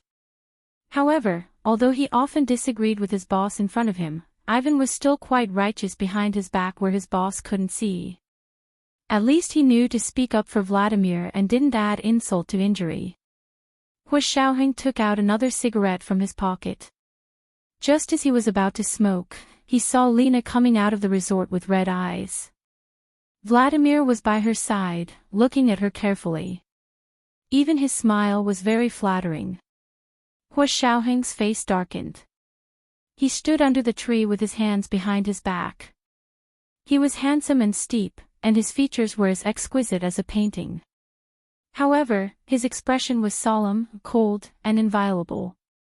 In front of Vladimir, Hu Xiaoheng rarely put on airs, but this time, he had no choice but to do so. The KGB had gone too far. No matter what the reason was, it showed that they didn't care about him or the Huaxia Empire at all. More importantly, their actions showed that they didn't care about the lives of the Huaxia Empire's citizens at all. This was the deepest reason why Hu Xiaoheng was furious. Hu Xiaoheng had to teach them a lesson. Otherwise, the safety of the Huaxia Empire's citizens overseas would not be guaranteed to the greatest extent. Lena rubbed her eyes and walked over with her head lowered. She didn't notice Hu Xiaoheng at first, but Hu Xiaoheng's aura was too strong. Although she didn't see him, she still subconsciously looked up. Hu Xiaoheng looked at her coldly and said, "Please forgive me for not being able to thank Major Lena for her actions today. Although your quick actions saved the lives of my mother and my fiancé, this dangerous situation was created by the KGB. I deeply detest this kind of heroic action of a thief crying thief." Lena had a poker face and nodded expressionlessly. She also said coldly, "I was carrying out my boss's orders. I didn't mean to save your mother and your fiancé. Major General Hu, you don't have to thank me." Vladimir was delighted by Lena's words. He felt that the frustration he had felt for the past 2 days and the anger he had suffered in front of Hu Xiaoheng today had evaporated. Every strand of beard on his face seemed to be smiling. Hu Xiaoheng looked even more irritated. His cold gaze shifted to Vladimir and he raised his chin. "Lieutenant General Vladimir, is there a conclusion to this matter? What exactly is going on?" Vladimir reached out his hand to him with a smile on his face. "Major General Hu, it's a misunderstanding." "A misunderstanding? It's all a misunderstanding. Actually, it's a small test for Major Lena's promotion from our headquarters. It's fine now, ha ha ha ha ha. Ha your ass. Ha." Hu Xiaoheng didn't shake Vladimir's hand. He still put his hands behind his back and looked down at him coldly. Vladimir was no longer interested in laughing. He pouted at Lin Na, "You go back first. You should continue to protect Ms. Song, forget it." Hua Xiaoheng interrupted him. "Our scientists are protected by us. If we let you protect them, we won't even know how we died." Lena said expressionlessly, "I only listen to Lieutenant General Vladimir's orders. Major General Hua has no right to order me." "Lena, how can you speak to Major General Hua like that?" Vladimir pretended to be angry and hit her lightly. "Lena, all right, go back and rest first. Don't worry about anything for the time being." Vladimir patted her on the shoulder. "I'll make arrangements after I've asked the headquarters." Lena nodded and turned around to leave. After Lena had walked far away, Hua Xiaoheng said to Vladimir, "Who came up with the stupid idea of this assessment? Why are you using the lives of our country's people as a bet for the assessment of your personnel? Have you asked me? Have you asked the millions of soldiers of the Huaxia Empire?" Vladimir quickly said, "No, it's just a coincidence. And you also know that the electric spark is just a toy. It doesn't have any lethality." Hua Xiaoheng flipped his wrist and a fruit knife appeared in his hand. He pushed it forward and placed it in front of Vladimir's throat like lightning. Hua Xiaoheng said casually, "This is also a toy knife, but it can still take your life." Vladimir was so scared that he didn't dare to move. Hua Xiaoheng's movements were too fast. He didn't even have time to pull out his gun, and the knife was already under his Adam's apple. Vladimir slowly raised his hand and slowly pushed Hua Xiaoheng's hand that was holding the small fruit knife away. "Major General Hua, we can joke around, but don't do it. You still know that you can't make such a joke. But just now, you actually created an explosion. We're all in this line of work, so don't pretend to be ignorant. Even if the electric spark is a toy instrument, as long as we want it, it can become a real-time bomb at any moment. Don't tell me that the KGB doesn't know how to modify it." Vladimir was forced into a corner. He opened his mouth and almost said that there was a reason why they were doing this. But in front of Hua Xiaoheng, the head of the Huaxia Empire's largest intelligence agency, he wanted him to say that Lena was a spy of the Huaxia Empire. F***CK. Could it be that he had been brainwashed by Vasily into an idiot? This was the second watch of the day, chapter 1276, Teach Them a Lesson. The third watch was around 8:00 in the evening. It was the end of the month, so he continued to nag for monthly votes. Mwah.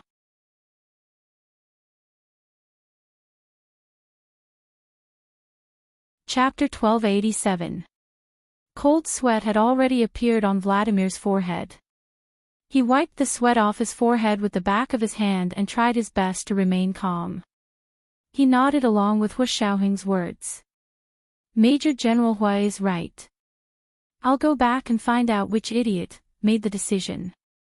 "You'll go back and find out? Now? Right away?" Hua Xiaoheng raised an eyebrow. "You don't know who made the decision. Your subordinates were being tested, so no one would only know you, their superior. Vladimir, you're the second in command of the KGB, aren't you a fake?" These words completely infuriated Vladimir and touched his sore spot. Vasily's decision to act on his own, his guilt and uneasiness towards Lena, and his anger at Hua Xiaoheng's coercion intertwined and broke through his restraint. He suddenly raised his head, and his calmness from before disappeared. He glared at Hua Xiaoheng fiercely. "I'm a fake second in command. I'll show you." "What do you mean by a real second in command?" Vladimir took out his phone, dialed a number, and spoke a string of Russian to the operator on the other end of the line. In his anger, he had forgotten that Hua Xiaoheng could also speak Russian. "The supervisory department at the headquarters. As the second in command of the KGB, I order you to immediately investigate the head of the political division at the headquarters, Comrade Vasily. Not only does he have a questionable style of work, but he also has the possibility of colluding with the enemy in his work. Colluding with which enemy? If I knew, why would I need you to investigate? Hurry up and investigate. Yes, lock him up alone. If any of you dare to tip him off, you'll be the next ones to be investigated. Vladimir roared. The resentment in the bottom of his heart was finally vented. Vasily had always been cautious, and he had a lot of dirt on people. Ordinary people didn't dare to touch him, nor could they. However, Vladimir had provided an important clue, which was the problem of his style. It had instantly opened up a gap. There were too many people who had been bullied by Vasily. Without the protection of the higher-ups, he would be played to death by others at any time. Vladimir hung up the phone and said coldly to Hua Xiaoheng, Major General Hua, are you satisfied now? I'll get to the bottom of it and find out who's behind it. He also felt that something was wrong now. Even if they wanted to find out if Lena was a spy from the Huaxia Empire, there was no need to use Song Jining and Gu Nianji as test subjects. Everyone in the KGB knew that Gu Nianji was Hua Xiaoheng's fiancée and Song Jining was Hua Xiaoheng's biological mother. Even if it was a joke, it was too much to do such a thing in front of others. No one is going to sit back and laugh it off. It was completely normal for Hua Xiaoheng to be angry. It would be strange if he wasn't angry. Vladimir calmed down and said sincerely, Major General Hua, I understand how you feel. I will personally apologize to Miss Song and Sirius. Hua Xiaoheng nodded. His tone softened a little, but his attitude was still a little stiff. I'll wait and see. You have a good subordinate who spoke up for you. If it wasn't for Ivan's guarantee that you wouldn't do such a brainless thing, do you think I would let this go? Then he turned around and left. After Hua Xiaoheng left, Vladimir stood alone under the tree for a long time. The breeze blew gently, and the birch forest was singing. His eyes were filled with green mountains and clear waters. Vladimir's heart was both hot and cold. He didn't expect that unreliable Ivan would actually stand on his side at such a critical moment and speak up for him. And Lena. For the first time, he had the idea of starting a family. He wanted a family. There was someone by his side who would never leave him. When he was in pain, when he was lonely, when he was framed and when he was attacked, someone would stand by his side. Could this person be Lena? Vladimir had a good impression of Lena, but it would still take time for this good impression to develop into love. Just as his thoughts were running wild, someone patted him heavily on the shoulder. Boss? What are you doing? He looked up and saw the driver Ivan's enlarged face. Vladimir's face was immediately expressionless. What's wrong? Nothing. Nothing. The expression on your face just now could be said to be very disgusting. You looked so touched that you deserved a beating. The middle-aged driver had always been rude when talking to him. Pfft. You're the one who deserves a beating. Vladimir kicked him and said. I just ordered the KGB's inspection department to investigate Vasily. Ha! You finally made a move. The middle-aged driver was excited. He grabbed Vladimir's shoulder and shook it desperately. Boss! I've been with you for so long, and what you did today made me the happiest. It was Vladimir's turn to be disgusted. He pushed the middle-aged driver's hand away and said angrily, Get lost. I don't know you. He then swiped open his phone and planned to apologize to Gu Nianji and ask her if she needed a doctor to examine him. However, after searching through his phone's contact list, he didn't see her phone number. He couldn't remember Gu Nianji's phone number, so he opened WeChat. When he sent a message, the system displayed, You're not a friend of the other party yet. Vladimir, unwilling to give up, he opened WeChat again and tried to send a message. He found the dialog box from the last time the two of them chatted, entered the message, and pressed send. It was still, You're not a friend of the other party. Please add him as a friend before chatting. Vladimir was going crazy. Sirius deleted me. The middle-aged driver quickly opened his phone and looked at the discussion group of 3 people on WeChat. He said regretfully, the KGB trio has become a 2-person group. You're no longer in the discussion group.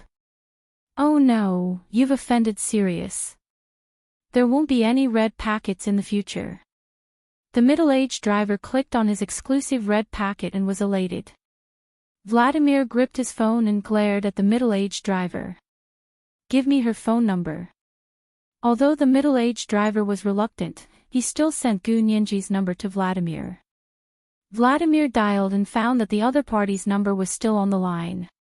He waited patiently for 5 minutes, but Gu Nianji's phone was still on the line. What was going on? Vladimir grabbed the middle-aged driver's phone and used it to call Gu Nianji. This time, the call went through directly. It turned out that not only had Gu Nianji deleted his friend list, but she had also blocked his phone number.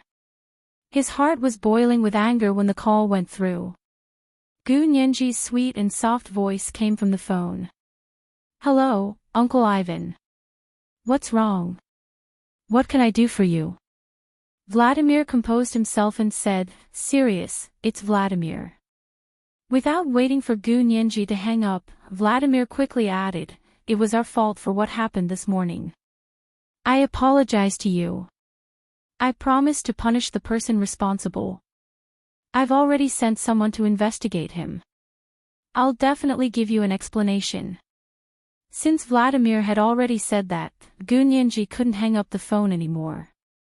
She leaned against the 4-poster bed in the suite of the resort villa and said in a reserved manner, Mr. Lieutenant General Vladimir, the lives of ordinary people are like grass.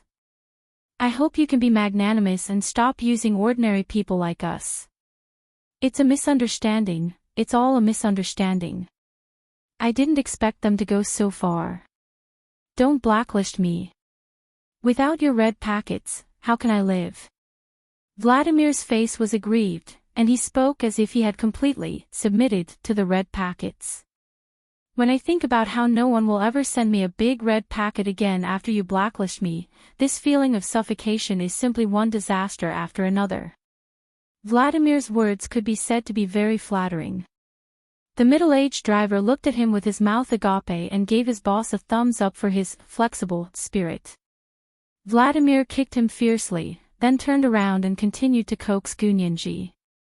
As the second in command of the KGB, he could make very few friends.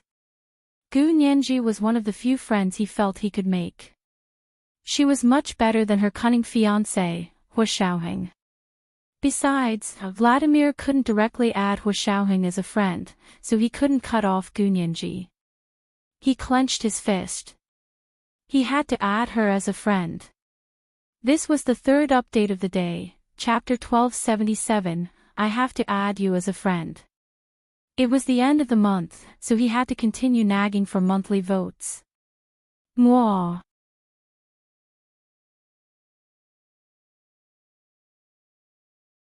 Chapter 1288.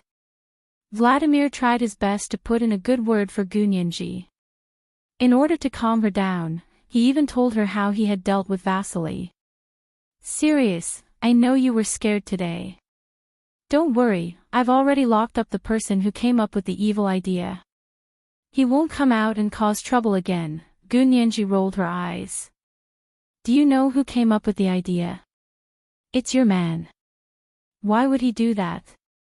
Vladimir didn't expect Gu Nianji to be so sharp. She immediately guessed that it was someone from the KGB. His scalp went numb, and he was very worried that he had leaked the secret. However, since he had already said it, even if the secret was leaked, it was already leaked. If he could add Gu Nianji as a friend again, then his leaking the secret would be valuable. Therefore, Vladimir said half-truthfully, that person has a problem with me. He can't stand the sight of my elite troops and wants to get rid of my people, so he set up this trap to make me fail the mission. Gu Nianji replied with an "oh" and felt even more unhappy. She pouted and said, so he's targeting you and your men. But why do they have to use us as an example? Miss Song and I aren't from your country. He's doing this because he doesn't care about us. My life is worthless. I really don't deserve to be friends with the KGB. Who knows, I might be sacrificed by you for no reason one day. Alright, I'm hanging up. Don't hang up. Vladimir was anxious. He really can't do this. The Huaxia Empire is our old friend. We won't let our loved ones suffer and our enemies be happy. So don't worry, I'll definitely help you vent your anger. Not only did he want Gu Nianji to vent her anger, but more importantly, he wanted Hu Xiaoheng to calm down. Otherwise, Vladimir really didn't dare to imagine what kind of trouble Hu Xiaoheng would cause him. Seeing that Vladimir had already said this, Gu Nianji was slightly relieved. She smiled and said, "Okay, I'll wait and see. Is there anything else?" "I'm hanging up." "Don't." Vladimir stopped her again. After hesitating for a long time, he whispered. "Then are you still going to block my number?" Gu Nianji, he lowered his head expressionlessly and removed Vladimir's phone number from the block. He pulled it out of the list and said perfunctorily, "Okay, it's out." Vladimir quickly took out his phone and dialed Gu Nianji's number. This time, the call went through immediately. Gu Nianji switched to Vladimir's number and replied, "Are you relieved now? I'm not blacklisted anymore. And WeChat, and QQ." Vladimir's voice became softer and softer, afraid that the middle-aged driver next to him would hear him. Gu Nianji mulled it over for a while, then clicked accept. She sent a message to Vladimir, "I treat you as a friend, don't let this happen a second time." Vladimir quickly shook his head. No. There won't be a second time. This time it was a complete accident. Vladimir added back and realized that he had entered the KGB trio's discussion group again. He was instantly in high spirits. In a moment of happiness, he also sent Gu Nianji an exclusive red packet. Although it wasn't as extravagant as hers, the red packet of 66 yuan was already painful enough for Vladimir. He couldn't afford to get a red packet without his real name verified. The middle-aged driver took his phone and heard a ding sound. He realized that Vladimir had actually sent a red packet. He quickly clicked on it and saw that it was Gu Nianji's exclusive red packet. Ha! The middle-aged driver rolled his eyes and turned to leave. Because of the sudden explosion of the Huaxia Empire's survey instrument, the work of the scientists from both countries stopped for a day. Everyone had rested and reorganized. After all the instruments were re-examined by the Russian KGB and the Huaxia Special Operations Forces, they were sent back to the scientists for further use. Early the next morning, Gu Nianji woke up and found that Hu Xiaoheng was no longer in the tent. She had slept early the night before, and Hu Xiaoheng had returned late. Seeing that she was fast asleep, he resisted the urge to touch her and hugged her to sleep for the entire night. Before dawn, he had woken up to help Song Jining set up the instruments again. Gu Nianji came out of the tent, took a deep breath, and stretched. The air in the valley was as fresh as the first snowfall in winter. It was refreshing with a biting chill. Gu Nianji walked around the tent a few times. The morning dew had wet the tips of her eyebrows and hair. Her eyes were wet and crystal clear. The middle-aged driver came out from behind the tent. When he saw her come out, he greeted her happily, "Serious, you're awake. I'll take you to breakfast." Gu Nianji nodded with a smile. "Did Major General Hua ask you to wait for me here?" "How did you know?" The middle-aged driver scratched his head. Vladimir followed Major General Hua to the giant circular pit early in the morning. Lena and Peter also went. "I didn't want to go, hee. Gu Nianji covered her mouth with a smile. She thought to herself that Ivan was really naturally cheerful and optimistic to be able to survive in the KGB. She liked to be friends with cheerful and sunny people.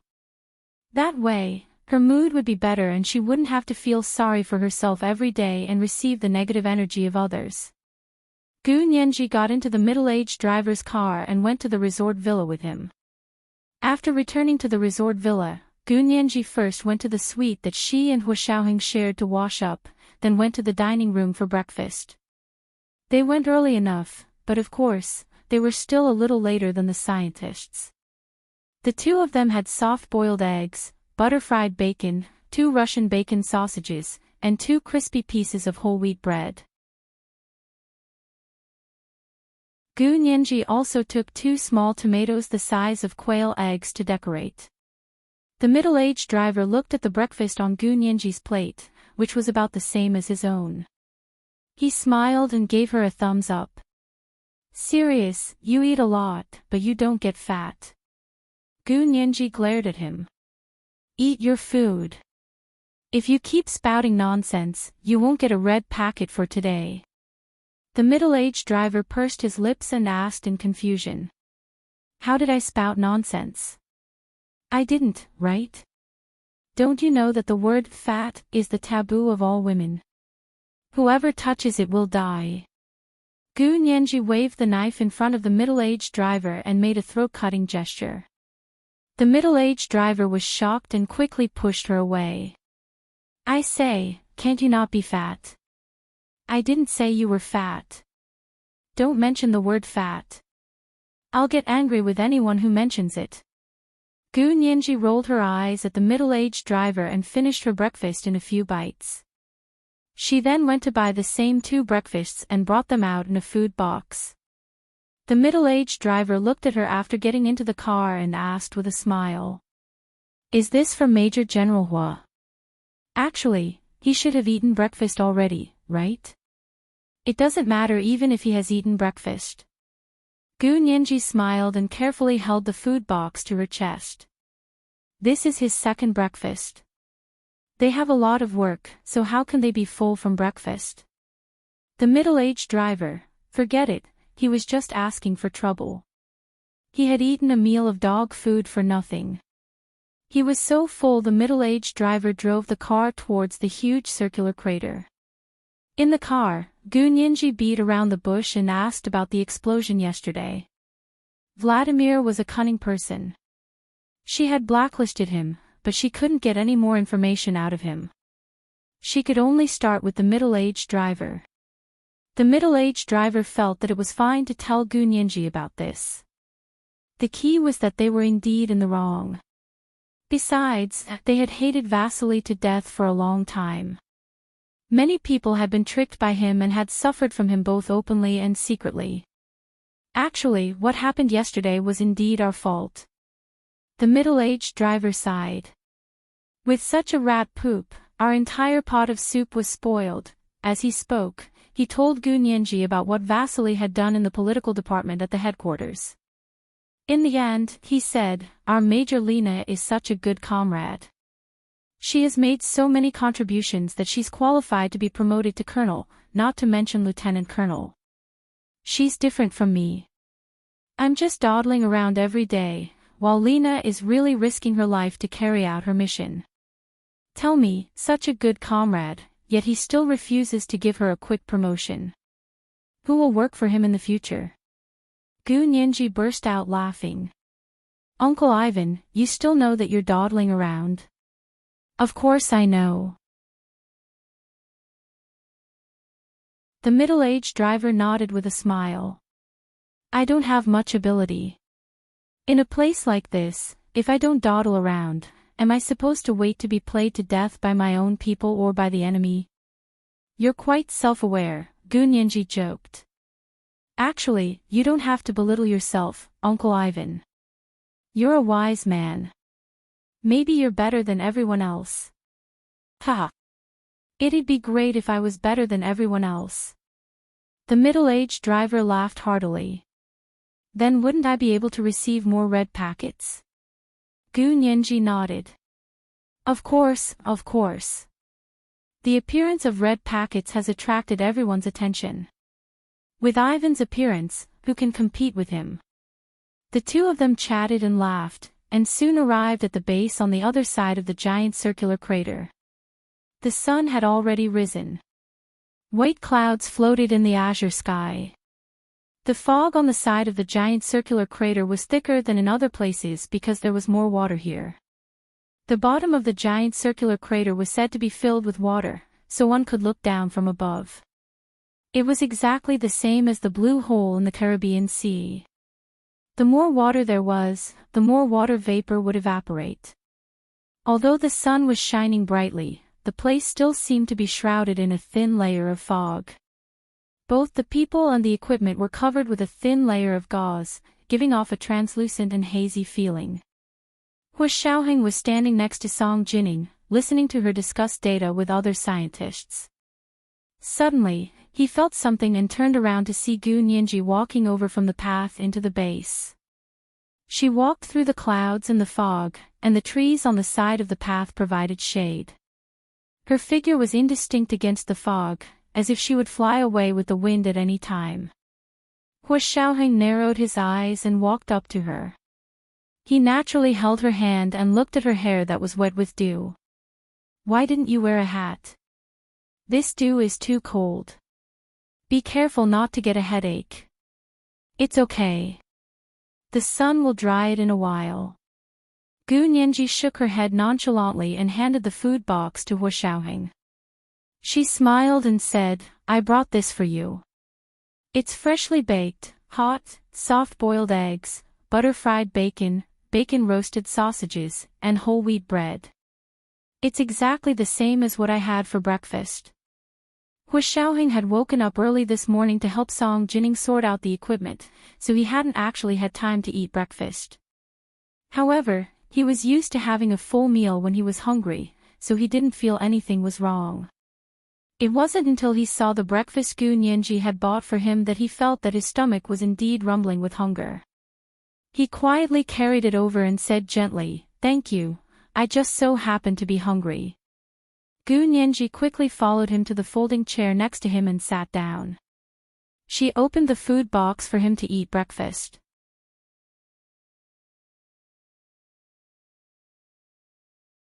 While Hu Xiaoheng was eating breakfast, Gu Nianji went to watch Song Jining do the test. "Good morning, Miss Song." Gu Nianji greeted her with a smile. "Have you had breakfast?" "I bought 2 breakfasts from there." Song Jining shook her head. "I ate a piece of bread and drank a glass of milk. I'm not hungry." She was concentrating on the instrument when Gu Nianji walked over. She stuck her head out to look at the huge circular pit in front of her, wanting to see what was at the bottom of the pit. Song Jining quickly said, "Nianji, move aside. You're blocking my probe." Gu Nianji replied with an "oh," and realized that she was indeed standing right in front of Song Jining's probe. She quickly moved aside. As soon as she moved, Song Jining's probe suddenly screeched. Beep! Beep! Beep! Everyone at the base looked over. Hu Xiaoheng threw down the food box and rushed over. He was extremely angry. He didn't know what the KGB was up to this time. But this time, he was wrong. This time, it had nothing to do with the KGB at all. Song Jining looked at the probe with her eyes wide open and said loudly, "The magnetic field data has changed. The wave curve is beginning to fold. Everyone, start immediately. Record all the data. From now on, we can't miss a single second." She looked at the probe in front of her excitedly and began to count down. 9, 8, 7, 6, 5, 4, 3, 2, 1. As she counted the last number, the fog above the circular crater in front of them became thicker. The fog twisted into ropes and shuttled back and forth in front of them. It was as if a tornado had descended from the sky and twisted the fog into thick ropes. This was the first major chapter of the day, Chapter 1278, Countdown. Thank you everyone for your monthly votes for October. Major General's monthly votes have reached the highest level in history. There will be no double monthly votes this month, so let's go back to the previous monthly votes and add updates. The monthly votes of 300 plus 1 update, as well as the tips and updates from the previous 2 months, will all be paid off this month. Whether it's 2 or 3 updates today depends on the monthly votes / greater than over equal to / /lalalamwa.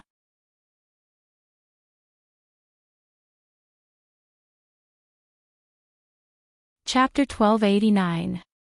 Gu Nianji looked ahead in surprise. The fog above the circular crater was getting thicker and thicker, and the water vapor seemed to be evaporating faster. His body and face were wet as if he was submerged in water. Hua Xiaoheng flew to Gu Nianji's side and pulled her back from the crater with one hand. He held Song Jinning's arm with the other to protect the 2 most important women in his life. Gu Nianji and Song Jinning didn't notice Hua Xiaoheng at all. Song Jinning stared at the data on the detector in front of her. She didn't even dare to blink, for fear that she would miss an important piece of data. The undulating curve formed by the data flipped and moved on the small LCD screen, forming a 3-dimensional cube. The branches inside seemed to have a life of their own, constantly folding and colliding. When a curve at the top of the 3D cube suddenly caved in, and a curve at the bottom suddenly protruded, the middle part of the 2 curves suddenly overlapped.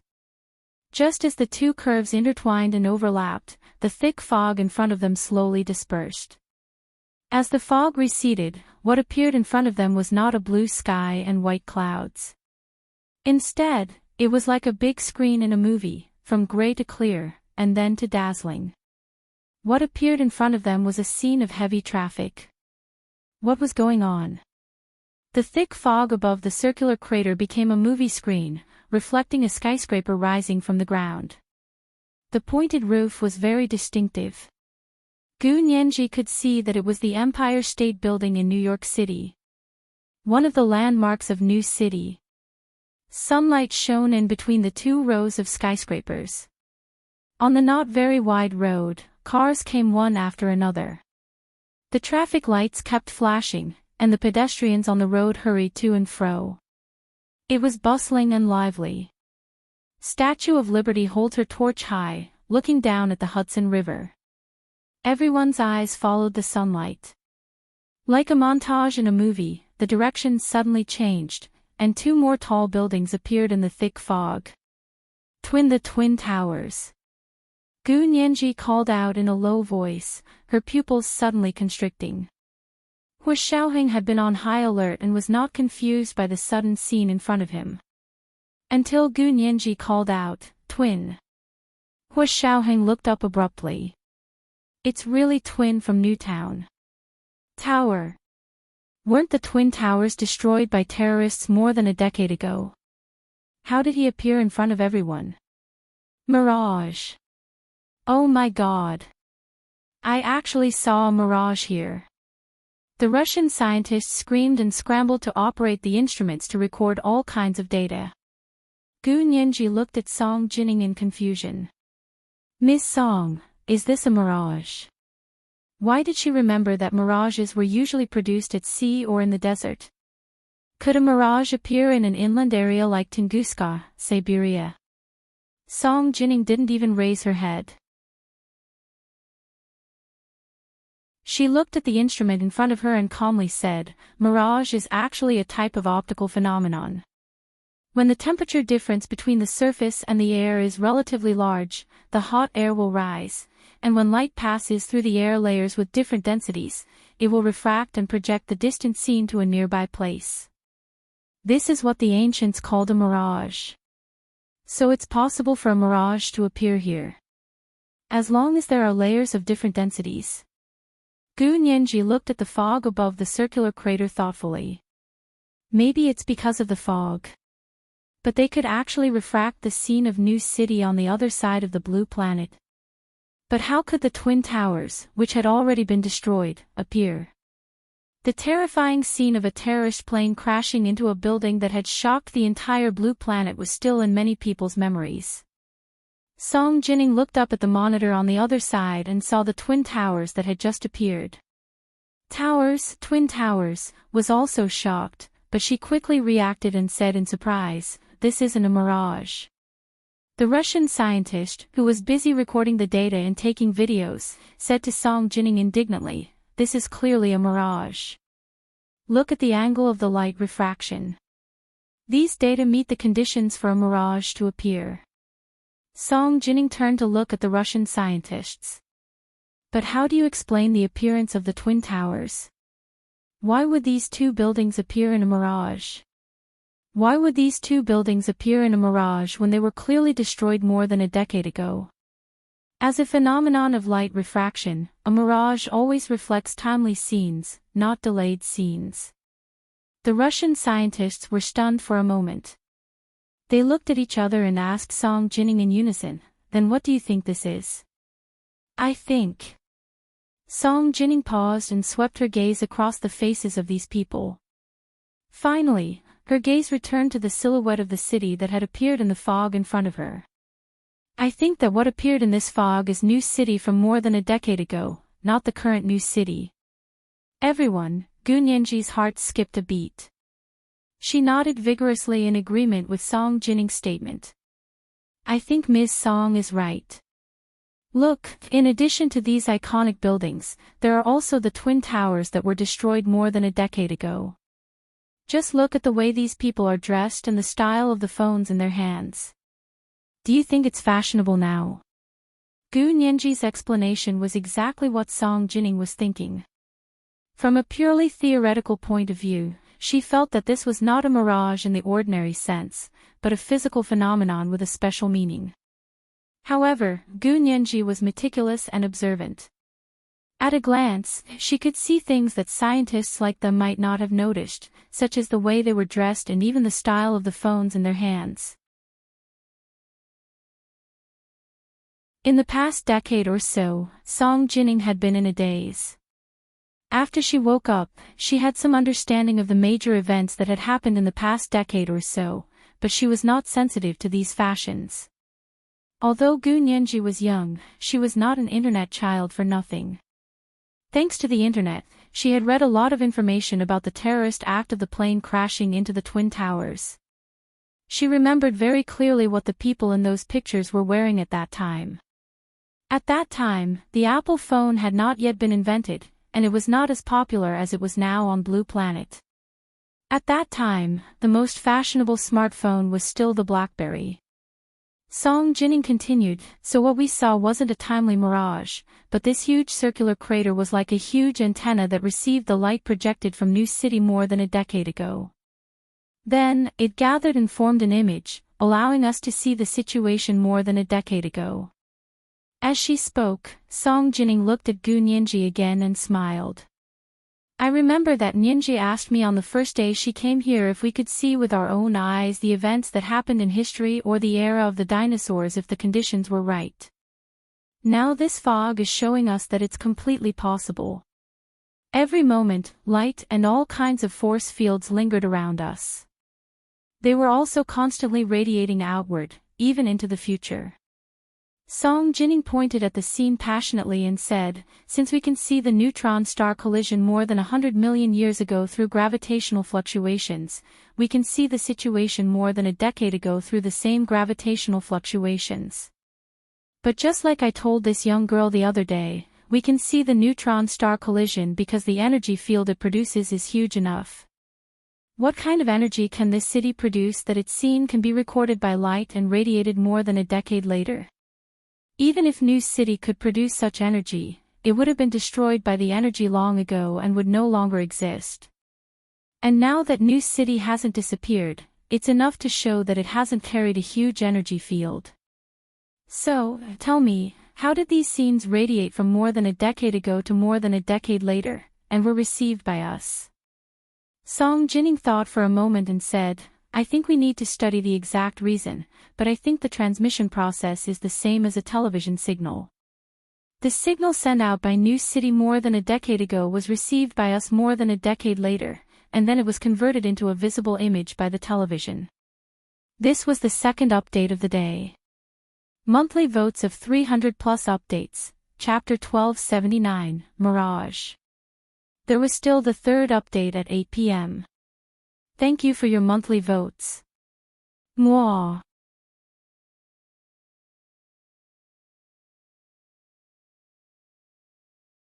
Chapter 1290. The Russian scientists weren't to be trifled with.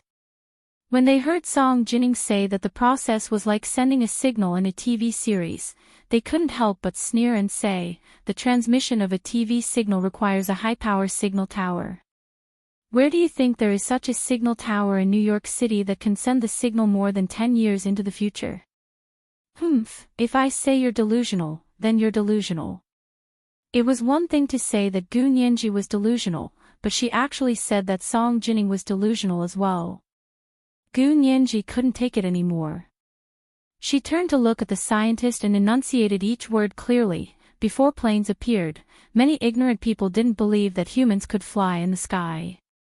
Before the telephone appeared, people didn't believe that one day everyone would be able to communicate freely with a small rectangular box. You're a scientist, so I thought your thinking would be a few steps ahead of ordinary people, but now it seems that you don't even have the imagination of ordinary people. The Russian scientist's face turned red from Gu Nianji's rebuke. He wanted to refute her, but he couldn't think of a practical example, so he could only turn his head and sulk. Song Jining patted Gu Nianji's hand with a smile. Don't bother with narrow-minded people.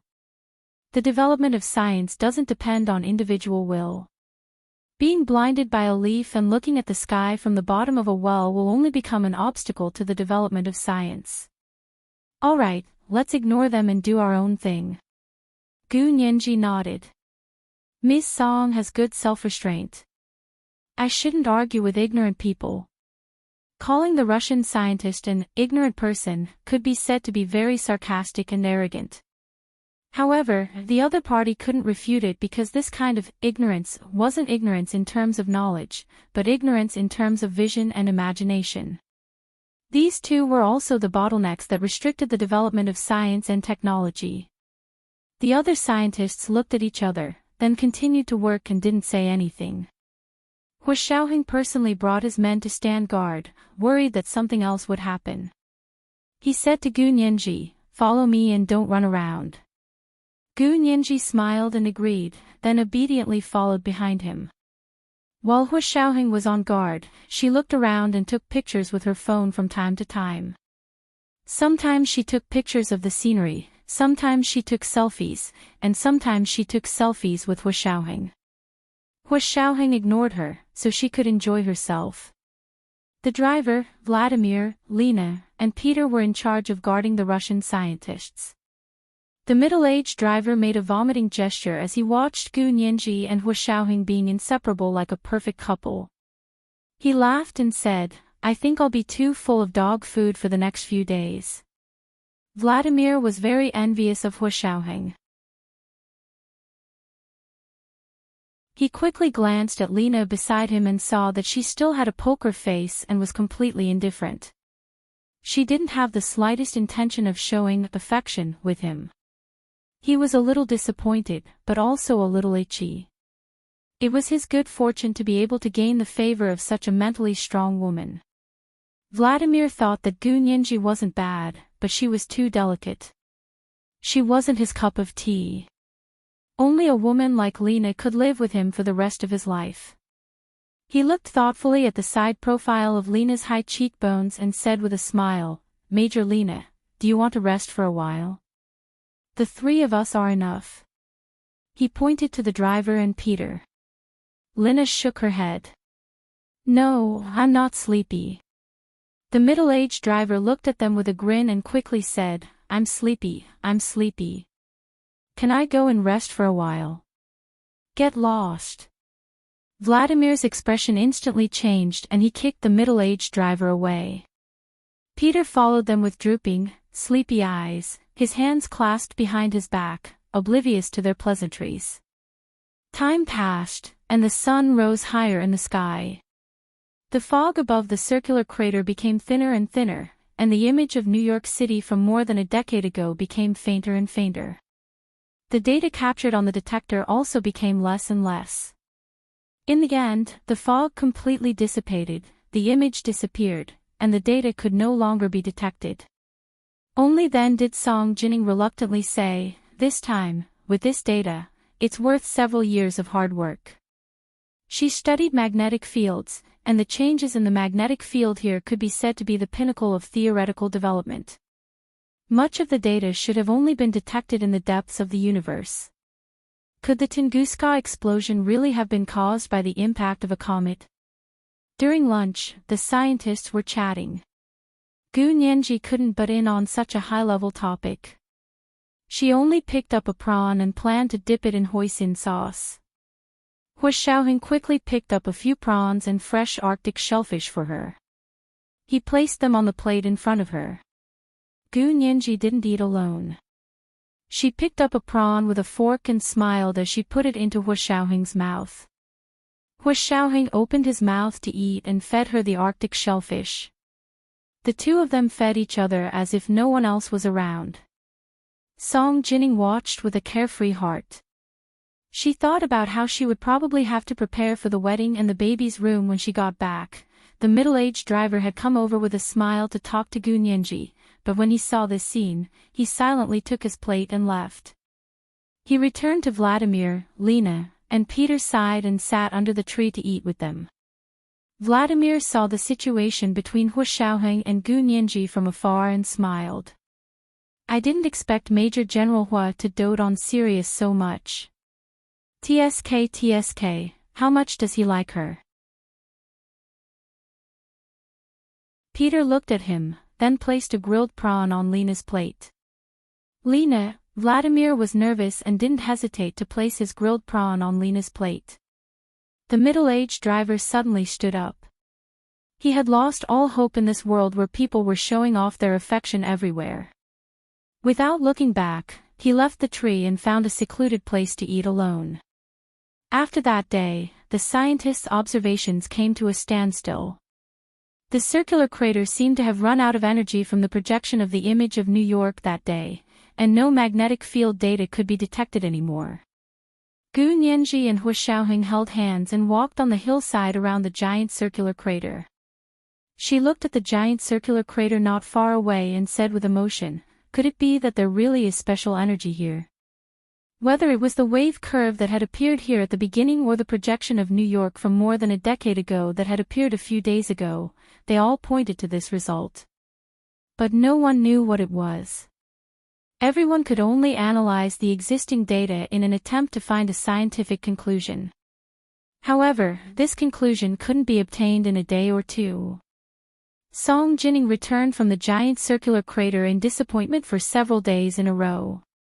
On the last day, she stood in front of the giant circular crater and said to Gu Nianji, "I'm afraid there's no research value here for the time being. I think we can go back." Gu Nianji comforted Song Jining, "There's already a lot of good stuff. Go back and study it carefully. The conclusion should be waiting for us not far away." Song Jining nodded with emotion. "I hope we can come to a conclusion immediately. Actually, when I said that it was a projection of the image from more than a decade ago, it was just a bold assumption. We still need to verify it carefully. Our assumption might be right, or it might not be. The field of science is broad and profound, and anything can happen. Miss Song, you can do it. I believe in you," Gu Nianji said with a smile. She turned around and saw Lena climbing up a long rope from the bottom of the giant circular crater. "Ha! Major Lena, why are you here? What's down there? Is it fun? You're so brave to have just gone down." Gu Nianji greeted her in surprise. Lena looked at her calmly and removed the long rope from her waist. She said, "Hello, I'll go down and help the scientists put away the cameras and detection equipment." Song Jining took the long rope and handed it to the staff member beside her. She smiled and said, "Thank you, Major Lena." "You're welcome. I still have a few cameras here. They're from our country's scientists." Lena nodded at them and turned to leave. Vladimir and Peter were standing about 200 meters away from them, with the Russian scientists. Gu Nianji asked curiously, "Why are the Russian scientists' cameras on our side?" She had thought that this place was divided into districts. The Huaxia scientists were in one district, and the Russian scientists were in another. Song Jining was amused by her and said, "How can there be districts? Everyone is doing scientific research, so of course there are all kinds of angles. Our cameras are also on their side. That gentleman sent them back to me just now." Song Jining pouted at Peter. Gu Nianji understood and smiled embarrassedly. "I made a fool of myself again. Miss Song is the best. She never laughs at me." If it had been the mean Russian scientist, he would have laughed at her for being ignorant again. As they spoke, a few more staff members climbed up from the bottom of the giant circular crater. They were all tied with long ropes and carried a lot of equipment and cameras in their hands. These people were all from the Huaxia Empire's entourage. Most of them were field personnel from the Special Operations Forces. Gu Nianji saw that Hu Xiaoheng had actually gone down as well. He had mixed in with the personnel and had disguised himself, so most people wouldn't be able to recognize him. However, Gu Nianji was so familiar with him that she could sense him as long as he appeared around her, no matter what he disguised himself as. Of course, she didn't acknowledge him. Since Hu Xiaoheng had chosen to disguise himself, he definitely didn't want anyone to know that he had gone down.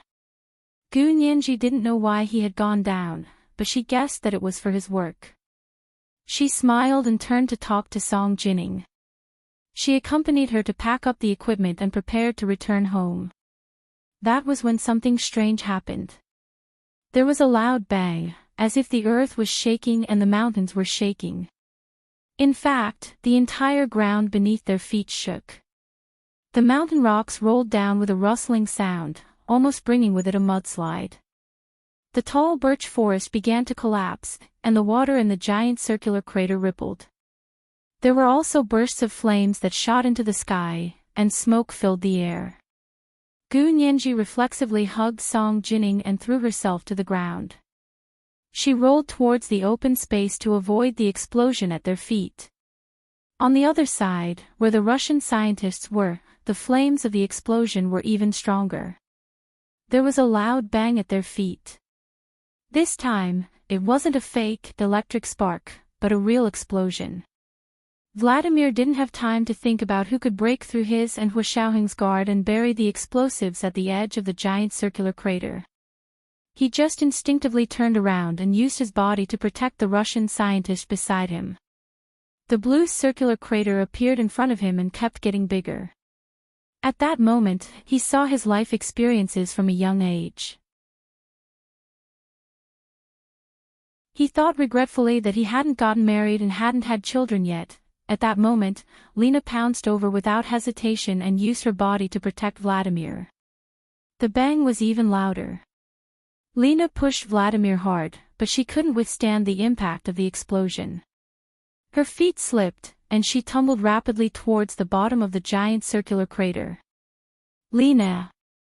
Vladimir, who had been pushed away, turned around and shouted at the top of his lungs. He wanted to jump down as well, but Peter and the middle-aged driver held him tightly.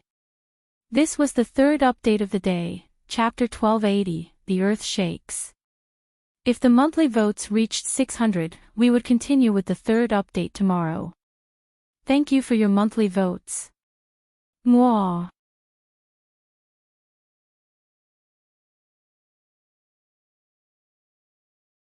Chapter 1291. The thick fog beside the giant circular pit had just dissipated when there was another earth-shattering explosion. Smoke filled the air above the entire base.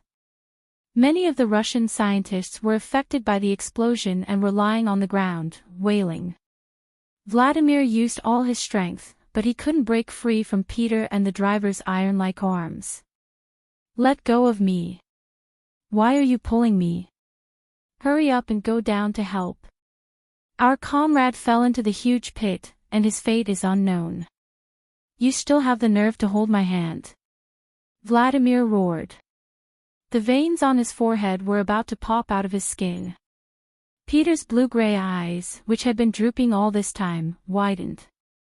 He said, "Boss, you trust me. I'll go down and help you find Major Lena." Vladimir nodded first, then quickly shook his head and said in a rough voice, "You can't go. Do you think I don't know what you're thinking? No way. Lena is mine. Mine." He was still in the mood to be jealous at a time like this. Peter smiled bitterly and nodded. "Yes, Lena doesn't have any feelings for me." "I know, so can I go down and save her?" "You're in charge up there." The scientists over there seemed to be injured. Only then did Vladimir turn to look at his own base. The equipment was scattered all over the ground. Almost all of them had been blown to pieces, and tiny nuts were scattered among the rocks. Everyone was lying on the ground crying. The grass was stained with blood. Some were holding their legs, some were hugging their arms, and some had blood dripping from their faces. Vladimir came back to his senses and stood up from the ground. He turned around and looked at the Huaxia Imperial base. It was also a mess. However, the equipment on their side had been packed up early and had just been moved away from the edge of the giant circular pit, so there wasn't much damage. However, the number of people injured seemed to be about the same. A few Huaxia scientists were crying in their arms. No one knew where they were injured. Vladimir closed his eyes and thought quickly in his mind. What was going on?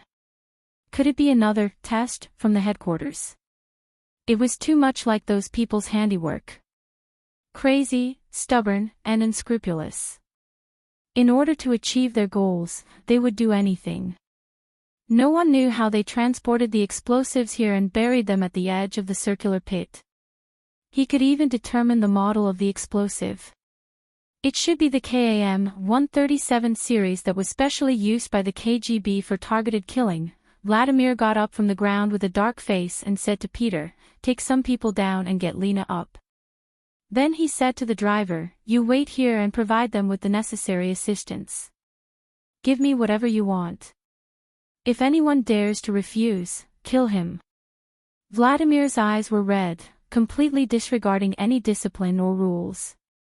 At this time, as long as he could save Lena, he would even consider killing everyone here. The middle-aged driver saluted. "As you command, Lieutenant General Vladimir." It was rare for the driver to be so serious. Vladimir patted him on the shoulder. "I'll leave it to you." He then walked towards the Russian scientists who were supposed to be under his protection. He brought the military doctor to check on their injuries, bandage them, and guard them. After confirming that the Russian scientists were not dead or seriously injured, Vladimir didn't care anymore. He ordered one of his subordinates to watch the scientists. He returned to the edge of the giant pit and looked nervously at the rescue at the bottom of the pit with the middle-aged driver. Gu Nianji covered Song Jinning's body with her own. She was afraid that the explosives would explode on Song Jinning. When the explosion sounded, Hua Xiaoheng was packing up the equipment with a group of entourage. When he heard the loud noise, he instinctively turned around and looked at the spot where Song Jinning and Gu Nianji had been standing. He saw the two of them lying on the ground. Before he could rush over, the security personnel he had arranged had already surrounded the Huaxia Imperial scientists. They used their bodies to create a wall and shield of flesh and blood. Gu Nianji helped Song Jinning up slowly and looked at the crowd surrounding them in panic. A field agent said calmly, "Don't be afraid. We'll protect you." Gu Nianji nodded and said gratefully, "Thank you." "Where's Major General Hua?" At a time like this, she still had to see Hua Xiaoheng to feel at ease. The field agent didn't answer Gu Nianji's question directly. He only said, "Our duty is to protect your safety. Don't worry. If anyone wants to harm you, they'll have to step over our corpses." Gu Nianji tried her best to suppress the excitement and nervousness in her heart and nodded. "Thank you." Hua Xiaoheng tore off the disguise on his face in the chaotic crowd and returned to his original appearance. He strode to where Gu Nianji and Song Jinning were standing and said to the field agent surrounding them, "Thank you. You've done a good job. Now go and see if there are any explosives that haven't been detonated, and call the doctors over to check if the scientists are injured. The explosion just now had been too sudden, and it was shockingly powerful. It wasn't something that the toy-like electric sparks from last time could compare to. To put it bluntly, the last time was a child scare game, but this time, it was a real battlefield of flesh and blood. These field agents received new orders and missions and began to investigate and explore their own base. Hua Xiaoheng glanced at Gu Nianji and patted her on the shoulder. He didn't say anything else, then looked at Song Jining. Are you okay? Song Jining was used to all of this. When she had been doing experiments with her father, Song Haichuan, she had encountered this kind of thing more often, so she had long been used to it. She stroked her hair and shook her head. I'm fine. I'm going to check my equipment. As long as the equipment is intact, I'm fine. She left Gu Nianji and took the two researchers to check the equipment and the data on it. Gu Nianji looked at Song Jining's back with emotion and said in a low voice, Miss Song is really a scientist worthy of everyone's respect. She was a genius scientist who had truly put life and death aside and devoted herself to scientific research. Hua Xiaoheng nodded and smiled. That's why I'm very proud of my mother. He had understood his mother since he was a teenager, so when his mother was busy with experiments and neglected his birthday, he wasn't unhappy, nor did he make a fuss. He just took the birthday cake and took the bus to Song Jining's laboratory alone to eat a piece of cake with his mother. Growing up like this, he didn't blame anyone, nor did he develop an antisocial personality because of his unfortunate childhood. Gu Nianji was deeply attracted to him because of this. She didn't remember anything before she was 12 years old, but she knew that there was a period of time in her memory that was completely dark. In the 7 years that Gu Nianji had grown up, Hua Xiaoheng had been like sunlight, shining into her dark life. She had grown up in the darkness, but Hua Xiaoheng had nurtured her into the light. Gu Nianji gently held Hua Xiaoheng's hand and looked at him fondly. She whispered, I'm also very proud of Miss Song, but I'm even more proud of you. Hua Xiaoheng looked at her with a smile and leaned down to whisper in her ear. What a coincidence, I wanted to say the same thing. I'm even more proud of you. Gu Nianji's heart suddenly shrank. His deep and magnetic voice had the magic of a subwoofer, drilling directly into her heart from her ears. She blushed and her heart raced, unable to control herself. However, in public, where an explosion had just occurred, she couldn't show any excessive behavior. She could only hold Hua Xiaoheng's hand tightly. Wherever Hua Xiaoheng went, she followed him like an accessory on his leg. Hua Xiaoheng was also worried about Gu Nianji, so he let her follow him. The two of them walked around the Huaxia Empire's base and confirmed that all the scientists and entourage were alive. Some were injured, but no one was seriously injured or dead. Hua Xiaoheng breathed a sigh of relief. He ordered his men to be more vigilant as he walked towards the Russian scientists' base.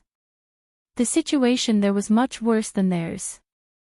First of all, there were destroyed instruments everywhere, and parts were rolling all over the ground. Gu Nianji accidentally stepped on metal pieces several times and almost sprained her ankle. In the end, Hua Xiaoheng had no choice but to hold her waist to prevent her from falling. The Russian scientists' injuries were also more serious than the Huaxia Empire's. Several of them had their arms hanging, and they seemed to have broken bones.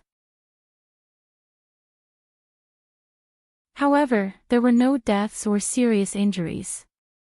Hua Xiaoheng looked around but didn't see Vladimir. He found someone and asked, Where's Lieutenant General Vladimir? A KGB agent pointed to the edge of the giant circular pit. Over there, Hua Xiaoheng took a look and froze. What are they doing? Comrade Major Lena fell into the pit in order to save Lieutenant General Vladimir. The KGB agent muttered, his eyes turning red.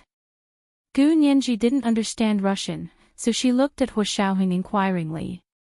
Hua Xiaoheng frowned and led her to Vladimir's side as he said. Major Lena fell into that giant circular pit in order to save Vladimir. Gu Nianji let out a loud "aw" and was shocked and angry. How could this be? Are they still testing her? Gu Nianji knew that the last electric spark was because the KGB headquarters wanted to test Major Lena's loyalty. In the end, it backfired and almost injured Gu Nianji and Song Jining. Hua Xiaoheng's expression darkened. When they arrived at the edge of the giant circular pit, Vladimir lay on the ground in a daze. He held his binoculars and looked into the bottomless pit. Gu Nianji saw that the middle-aged driver was also helping, so she quickly walked over and said, "Uncle Ivan, did Major Lena really fall in?" The middle-aged driver nodded painfully. "Of course it's true. I saw it with my own eyes." The explosion was right at the boss's feet. Lena pushed the boss away, slipped, and fell in. This was the first update of the day, Chapter 1281, I'm prouder of you.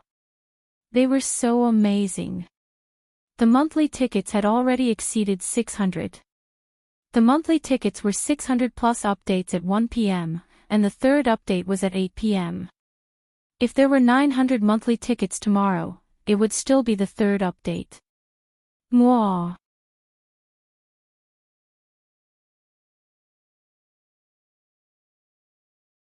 Chapter 1292. Gu Nianji was shaken to her core after listening to the driver's brief recount.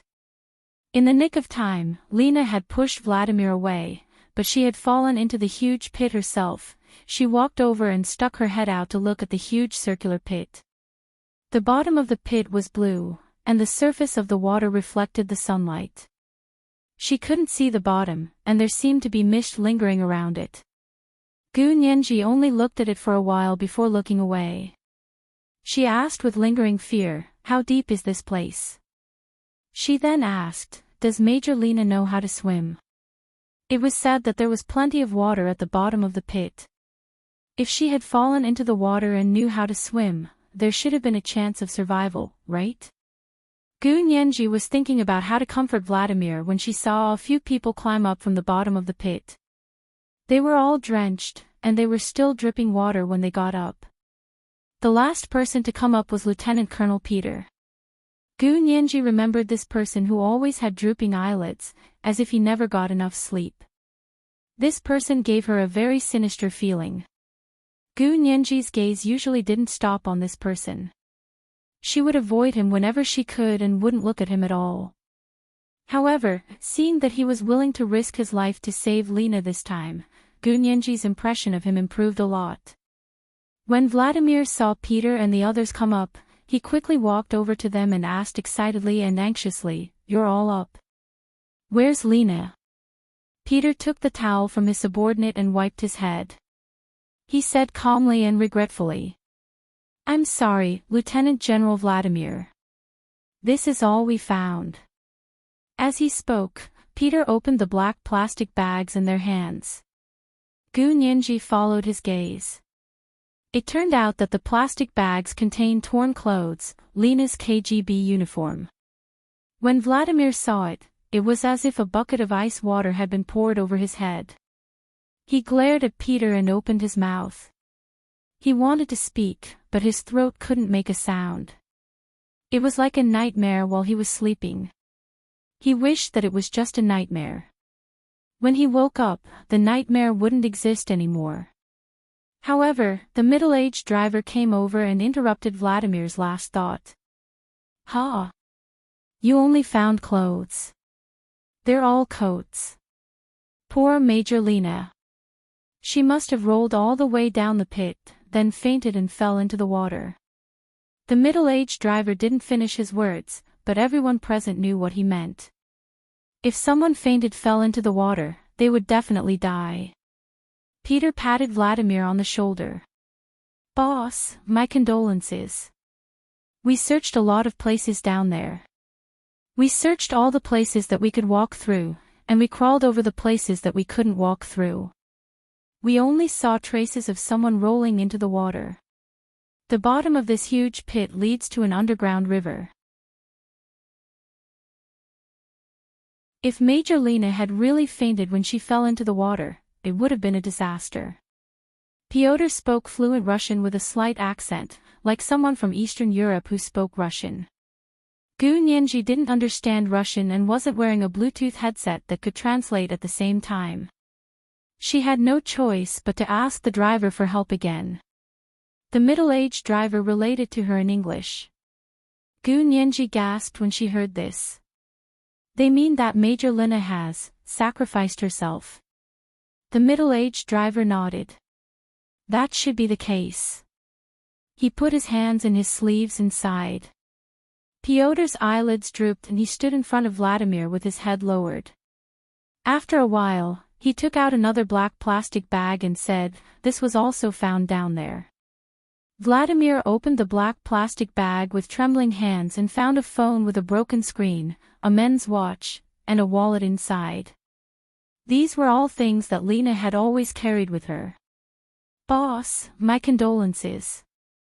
The other KGB agents who had followed Pyotr down to look for Lena also comforted Vladimir. "Lieutenant Colonel Pyotr took us down to look at many places. He even wanted to break open the cracks in the rocks to take a look, but other than these things, we didn't find Major Lena." Vladimir closed his eyes and held back the tears that were about to burst out of his eyes. He gritted his teeth and said, "I don't care. I want to keep looking. I want to see her if she's alive, and I want to see her corpse if she's dead." Pyotr nodded. "Okay, let's keep looking." He tied the long rope that he had just untied around his waist and was about to go down again. The middle-aged driver grabbed him and turned to Vladimir. "Boss, I know you're very sad about Major Lena, but Pyotr is also your subordinate. You can't be so harsh on Pyotr for Lena's sake, can you?" Vladimir glared at the middle-aged driver and rushed over to untie the long rope from Pyotr's waist. He tied it around his waist and said, "You guys don't have to go. I'll go myself." This time, his movements were too fast. Pyotr and the middle-aged driver didn't manage to hold him back. They watched helplessly as he jumped down. Pyotr was worried, so he found another long rope and went down with a few people. The long rope was tied around his waist and swung around in the deep valley of the huge pit. It went all the way down to the bottom. Gu Nianji wanted to poke her head out to take a look, but Hu Xiaoheng pulled her back. "Don't stand on the edge of the cliff." Wasn't this like a cliff? Gu Nianji was even more worried. Hu Xiaoheng put his arm around her shoulder and stood next to the middle-aged driver. After a moment of silence, he said, "Our experiment here is over. We have to go first. Let us know if you guys find Lena." Gu Nianji made a call gesture to the middle-aged driver and said, "Uncle Ivan can also send me a WeChat message or QQ. I'll keep them on me." The middle-aged driver nodded. "You guys go first. The boss isn't done with his madness.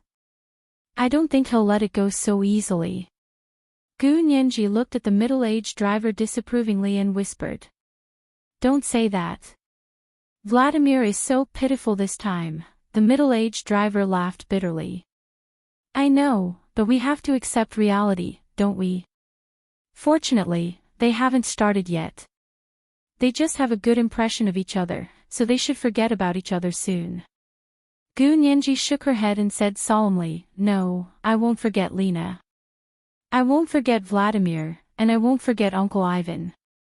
Gu Nianji walked over and gently hugged the middle-aged driver. The middle-aged driver patted her on the back and kissed her face like an elder treating a junior. "I won't be seeing you off. Have a safe trip." Gu Nianji nodded heavily. "You take care too." She followed Hu Xiaoheng back to the Huaxia Empire base and watched as everyone packed their things. Not long after, they paid the bill from the resort villa and drove out of the Tunguska region of Siberia in a rented car. They sped all the way to the nearest and largest airport, Irkutsk International Airport. A special plane from the Huaxia Empire was already waiting for them there. Hu Xiaoheng had to coordinate with someone to get out of seclusion, so Gu Nianji followed Song Jining and the other scientists onto the plane. The captain and all the flight attendants stood at the cabin door to welcome them and even gave Song Jining a bouquet of flowers. "Welcome back, Miss Song." Song Jining was very surprised. She had come to Siberia by train and had never experienced such a high standard of treatment. Gu Nianji guessed that Hu Xiaoheng had arranged it. She smiled and held Song Jining's arm. "We've benefited from Miss Song." The captain was also very respectful to Gu Nianji. He stepped aside and invited Gu Nianji and Song Jining to board the plane first. After everyone was settled, Hu Xiaoheng quickly returned to the plane. He went to the cockpit to discuss the route with the captain and the deputy. After contacting the domestic airport, he ordered them to take off immediately. The flight from Irkutsk Airport to the Huaxia Empire's imperial capital international airport wasn't long. It only took 3 hours. Because they were on a private plane, they had the green light the entire way. Other planes gave way to their private plane, so it only took them an hour and a half to get to the imperial capital international airport. When the plane landed at Terminal T3 of the Imperial Capital International Airport, Gu Nianji couldn't believe her eyes. This was too fast. However, Hu Xiaoheng and the Special Operations Forces moved very quickly. As soon as the private plane landed at Terminal T3, several buses drove directly to the tarmac. Gu Nianji was even more surprised. She looked at Song Jining. "Miss Song, is that your car?" Song Jining glanced at it and smiled. "How could we afford such a car?" "Those are all military vehicles." "Oh, that's Major General Hu's car." Gu Nianji looked into the cabin and didn't see Hu Xiaoheng. She asked the person next to her and found out that Hu Xiaoheng had already gone down. Gu Nianji moved closer to the window and finally saw Hu Xiaoheng's tall and straight figure. He stood in front of a bus and spoke to the bus driver. He then waved his hand, and boxes half the height of a person were carried down from the plane and directly onto the bus. Gu Nianji understood. "So they're transporting the equipment for you, Miss Song." Song Jining also looked at it and nodded with a smile. "These are the boxes we're talking about. These equipment are priceless now. The data inside is unique, and there's no other. Therefore, they needed a military vehicle to escort them to ensure absolute safety. The Russian scientists' equipment had been destroyed in the explosion just now, so she didn't know if they had any backups." Gu Nianji's thoughts ran wild. When she saw Hu Xiaoheng walking towards their private plane with his long legs, she quickly retracted her head from the window and smiled at Song Jining. Five clapped her hands and said emotionally, "We're finally home." This was the second update of the day. The monthly ticket was 600 plus updates, chapter 1282, Never Forget. It was the third update at 8 p.m. If there were 900 monthly tickets tomorrow, it would still be the third update. Mwah.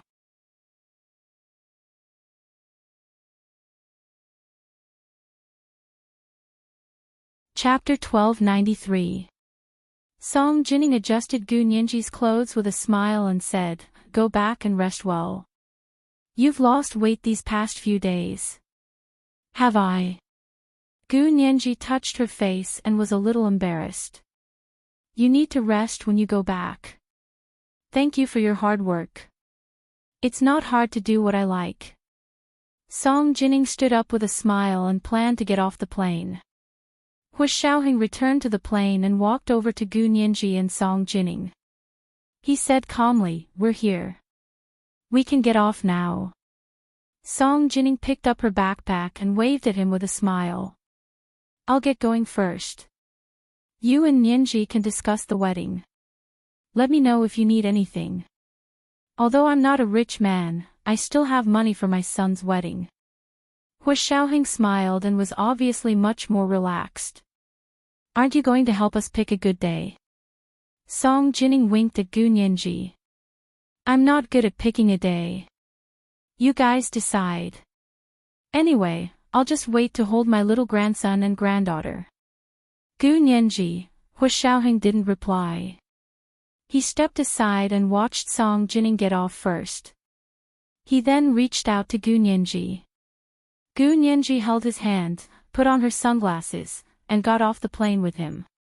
Although they took a private plane back this time, it seemed to be a secret the entire time. There was no welcome ceremony at the airport, and no one came to pick them up. The two of them got into the car that the Special Operations Forces had sent to pick them up. They quietly left the T3 terminal of the Imperial Capital International Airport and headed to the Special Operations Forces headquarters. When Gu Nianji got into the car, the person sitting in the front row turned around and said with a smile, "Nianji, your engagement is earth-shattering. You're good. I've really underestimated you." It was actually Yin Shixiang. Gu Nianji instantly felt exceptionally close. The sense of alienation she had felt when the plane had arrived at the station immediately disappeared. She smiled and reached out her hand. She said playfully, "Brother Xiong, I'm getting engaged. You should be the one giving me an engagement present." "Where's my present?" "I'll give you a slap." Yin Shixiang slapped Gu Nianji's soft, fair palm. "Is that enough?" "Enough? Humph. How stingy. I'm going to tell Chi-Chi that her fiancé is such a stingy person."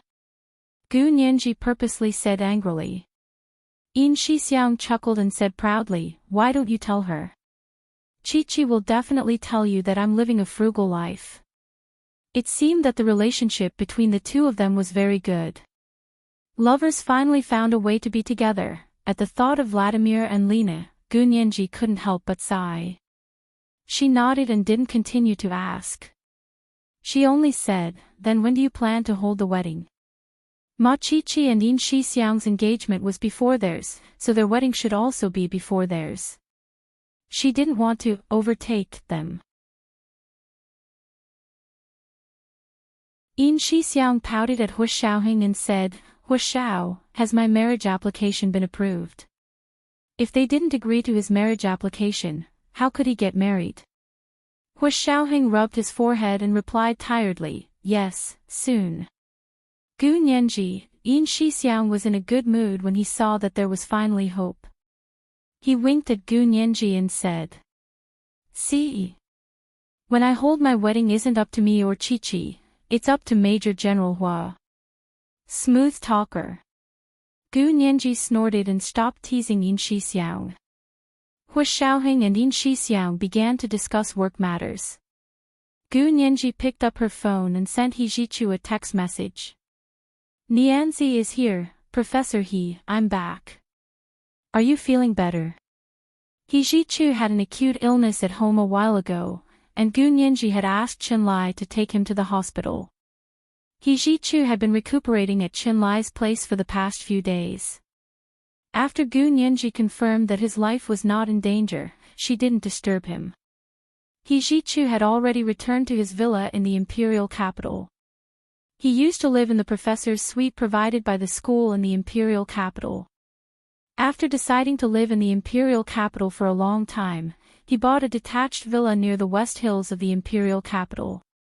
It occupied a large area, and there was a 500-meter path from the main door to the main house. There were no other houses around, so it was very quiet. He sat alone in front of the computer working. When he heard the sound of a message coming in on his phone, he took it to see that it was Gu Nianji. He quickly dialed the number. "Nianji, you've arrived in the imperial capital." He Zhichu's cold voice sounded from the phone, but Gu Nianji thought it was exceptionally pleasant. She smiled and nodded. "Yes, I just got off the plane. Are you feeling better? Are you still in the hospital?" He Zhichu smiled and leaned back in the ergonomic computer chair. He said leisurely, "Much better. I won't die." Gu Nianji smiled and quickly said, "Don't say that. Health is the most important thing. You can't just treat the symptoms, but also the root cause. Otherwise, what if it flares up again in the future? It won't happen again. He Ji-chu smiled half-heartedly because there was nothing in this world that could continue to provoke him. His heart was as calm as still water. He could practically cosplay a monk in a kasaya. That's good. You've just recovered from a serious illness, so you need to take good care of yourself. I brought you a little gift. When are you free? I want to visit you. Yes, I'm free anytime. He Ji-chu smiled. Hearing Gu Nianji's sweet and soft voice, He Ji-chu suddenly felt that the scenery outside the window suddenly looked better. His study faced the forest on the hill in the backyard. He had always thought that the lush greenery was too messy. Now, however, he felt relaxed and happy. Even his eyes felt much better. Gu Nianji's curvy lips curved into a very happy smile. She curled up in the back seat of the car and muttered, "That won't do. I'll visit you again when you're feeling better and I'm not busy with work."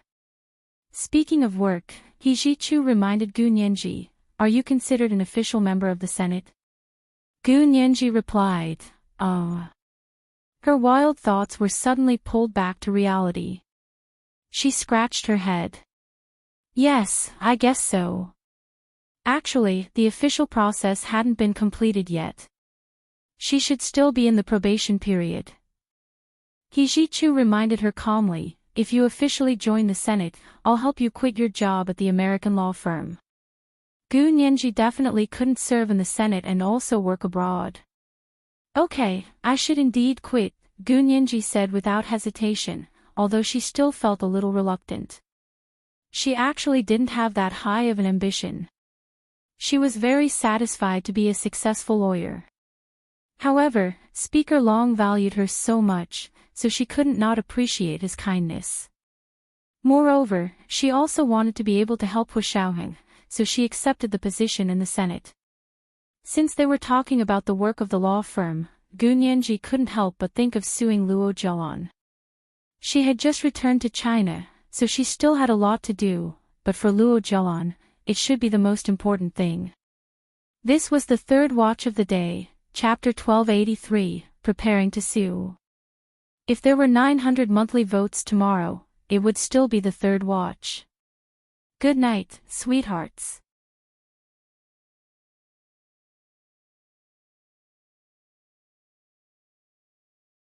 Chapter 1294.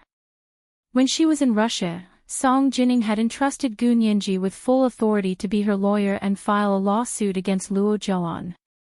As for what charges Song Jining and Luo Zhelan could use to sue, there was a lot of room for maneuver. This would depend on the skills of the lawyer. Gu Nianji narrowed her eyes and gripped her phone. She wanted to discuss this issue with He Ji-chu. However, she was in the bulletproof car of the Special Operations Forces, so it wasn't convenient for her to discuss legal issues with He Ji-chu. "Professor He, you should rest. I'll see you tomorrow." Gu Nianji planned to go back and organize her thoughts, then discuss a plan with He Ji-chu the next day. He Ji-chu heard something different in Gu Nianji's tone. He Ji-chu's shimmering, sultry eyes flashed as he looked at his watch. "I'm free all day today. Where are you? Do you want me to hold a welcoming dinner for you?" Gu Nianji's eyes lit up. "You've really recovered. You can work now." As soon as He Ji-chu heard Gu Nianji's excited tone, he concluded that Gu Nianji had something to talk to him about. He Ji-chu smiled faintly and said, "You can ask Chen Lai if I've recovered from my illness." After a pause, He Ji-chu continued, "I'm not at school right now. I'm at the West Mountain Villa. I just bought a house. You haven't been here yet. How about this, since you're back in China, I've just gotten my hands on a new house. I'll open a house warming. Let's invite our friends to gather for a party." Gu Nianji laughed and said, Okay. When?" He Ji-chu laughed. "So anxious. By the way, Smith's lawsuit against the Angel in the World Foundation in Japan is about to come out. It should be tomorrow. We'll have them come to us. Dinner and house warming. Let's have a party together. Gu Nianji was overjoyed. She raised her fist and waved it in the air. She was so happy that she almost jumped up. Ah! Really? The results will be out tomorrow. That's great. My luck has been good recently, so good that I can't believe it myself. Hua Xiaoheng and Yin Shixiang both looked up at her. Gu Nianji quickly stopped smiling and coughed. Yes, there are two good news. Which one do you want to hear first? Yin Shixiang sneered. Isn't it just an engagement and marriage? What other good news do you have? Gu Nianji, all right, there are 4 happy events. Which one do you want to hear first? Gu Nianji couldn't help but smile. Her inky black eyes sparkled, and her joy was almost overflowing. Yin Shixiang was stunned. Is there something else besides your engagement and marriage? Then we'll have to listen carefully, right, Hua Xiao? Hua Xiaoheng looked at her and nodded. Okay, go ahead. Gu Nianji couldn't suppress the smile on her face. She said happily, first, Professor, he bought a new villa and invited me to a house party. Warming party. How is this a happy occasion? Nianji, you must be kidding me. Yin Shixiang cursed silently and quickly glanced at Hua Xiaoheng. But his expression didn't change. He was calm and unperturbed as he said, what about the second item? Gu Nianji smiled and said, the lawsuit I entrusted to an American law firm in Japan will be officially concluded tomorrow. It took more than 3 months. It wasn't easy. Oh. You're going to win the lawsuit. Yin Shixiang finally felt that it was interesting and asked excitedly, our little Nianji is going to become a little rich woman. There's no such thing as a little rich woman. All the money has been squandered by Gu Yanran and that foundation. Gu Nianji shrugged. I'm more concerned about whether my father's things can be returned intact. Hua Xiaoheng nodded and said, this is indeed a joyous occasion. When do you plan to take over your property? I don't have time recently, so I can only entrust someone else to do it for me. Gu Nianji spread her hands regretfully and said, my lawyer should help me count it and be in charge of supervising the execution of the court's decision. This kind of transnational property lawsuit was actually very difficult to fight. Many years ago, there was once a person from the Huaxia Empire who owned a large amount of real estate in Tokyo, Japan. However, that was during the war years. After that person returned home, the real estate was illegally occupied by the locals. After the war, the person's widow went to Japan to fight a transnational lawsuit to get back her husband's inheritance. In the end, the Japanese Supreme Court ignored the facts and awarded the property to the locals who illegally occupied it. Basically, it was very difficult for foreigners to win when they fought for property with their own people. This time, Gu Nianji had used a team of lawyers from the largest American law firm as her lawyer at Hijichu's suggestion. That way, the Japanese court wouldn't dare to act rashly. No matter what, the Japanese son was most willing to listen to the American father. Even if Gu Nianji went to fight this lawsuit herself, it wouldn't be as effective as Smith and the others. This had nothing to do with one's own quality and talent. It only had to do with the national conditions of the country involved. Some countries would respect the spirit of legal contracts and be able to ensure that no matter which country's nationality, they would be treated equally by the law. But some countries wouldn't do that, such as Japan. Anyway, for the Japanese, if they did something wrong and judged the wrong case, it was just a matter of bowing and apologizing. If one bow didn't work, then 2 bows. As for pursuing responsibility after the fact, that didn't exist.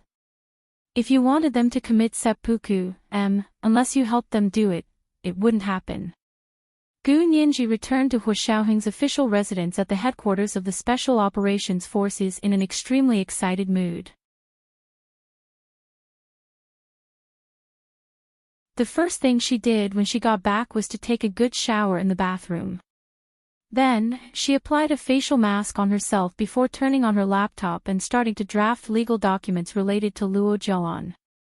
Although Song Jining had given her full authority, Gu Nianji only knew a little about what had happened back then when she had been in a lawsuit with Bai Jini. That was far from enough to convince the public prosecution office to officially prosecute Luo Jian. She also needed to collect information and evidence. However, she wasn't worried about that. Hu Xiaoheng had the intention to clear his mother's name, so he should have left a lot of evidence in his hands. Gu Nianji could just look for him directly. After staying in her room for an hour, Gu Nianji washed off her facial mask, changed into her usual hoodie, and came downstairs. Yin Shixiang was sitting on the big sofa in the living room on the first floor. His laptop was on the coffee table in front of him, and he was typing quickly. Gu Nianji looked around but didn't see Hu Xiaoheng. She asked casually, "Brother Xiong, where's Major General Hua?" Yin Shixiang said without looking up, "Major General Hua went to a meeting." "What's the matter?" "He's going to a meeting as soon as he gets back." "Doesn't he rest?" Gu Nianji's heart ached a little. She sat on the sofa opposite Yin Shixiang and rested her chin on her hands. She asked curiously, "Aren't you going with him?" "I'll stay here and listen to Major General Hua's wife's orders." Yin Shixiang closed his laptop with a snap and winked at Gu Nianji with a smile. Gu Nianji's cheeks flushed, and she glared at Yin Shixiang. "Go. Does Chi-Chi know what you're saying, Brother Xiong?" "Tisk. Why would Chi-Chi blame me if I told the truth?" Yin Shixiang stretched his long legs and hugged his neck with his hands. He leaned against the sofa and said with emotion, "You and Major General Hua, Chi-Chi, and I have all been together for a long time." Only little Zhe, Gu Nianji thought of Zhao Liangze and Bai Shuang, and the happiness in her heart gradually faded. "Where's Brother Zhe? Where is he?" Gu Nianji stood up. "I brought him a gift too. He went back to work," Yin Shixiang said lightly. "I don't think he'll be back anytime soon. If he came back, he would be reminded of the past." Gu Nianji understood what Yin Shixiang meant and sighed slightly. "I hope Brother Zhe can get over it as soon as possible." Yin Shixiang sneered and pointed his finger at Gu Nianji. "You only know how to talk from the sidelines. If it were you, would you be able to get over it?" "No," Gu Nianji said without hesitation. Yin Shixiang was stunned. After a while, Yin Shixiang scratched his head and said with a sheepish smile, "I was just joking. You're smarter than Bai Shuang, and you don't have a father like Bai Shuang. You definitely won't be like Bai Shuang." Gu Nianji pursed her lips. She thought that it wasn't that she was different from Bai Shuang, but that Hu Xiaoheng was different from Zhao Liangze. If she had the same status as Bai Shuang and Hu Xiaoheng wanted to be with her, no one would be able to stop him. As for Zhao Liangze, by the time he realized his own feelings, it was already too late. This was probably what it meant by, "Character is destiny." Everyone could only walk the path set by their own character. Gu Nianji's eyes flashed, and she changed the topic. "I have something to ask Major General Hua. I don't know when he'll be free. Can you ask him for me?" Gu Nianji knew that she couldn't contact Hu Xiaoheng when he was in a meeting. Only Yin Shixiang could. Yin Shixiang nodded. "I'll call you when I'm free. Are you in a hurry?" "Not particularly." Gu Nianji thought about it. "It's fine as long as I have a chance to see Major General Hua tomorrow. That should be no problem. You guys have gained too much from your trip to Siberia. Major General Hua has no choice but to hold a meeting immediately to summarize and report. Otherwise, if you miss the opportunity, you'll be punished by military law." Yin Shixiang said half-truthfully, his fingers tapping back and forth on the armrest of the sofa as if he was playing the piano. "I know, I didn't mean anything by it. Gu Nianji quickly said, I can also ask Ms. Song if Major General Hua is too busy. Yin Shixiang thought that Gu Nianji was going to discuss the wedding with Hua Xiaoheng and Song Jining, so he quickly advised her. Not only do you have to explain this to Ms. Song, but you also have to have a good talk with General Hua and Grandfather Hua. They're all Major General Hua's elders, so they'll all be living under the same roof in the future. They'll see each other all the time.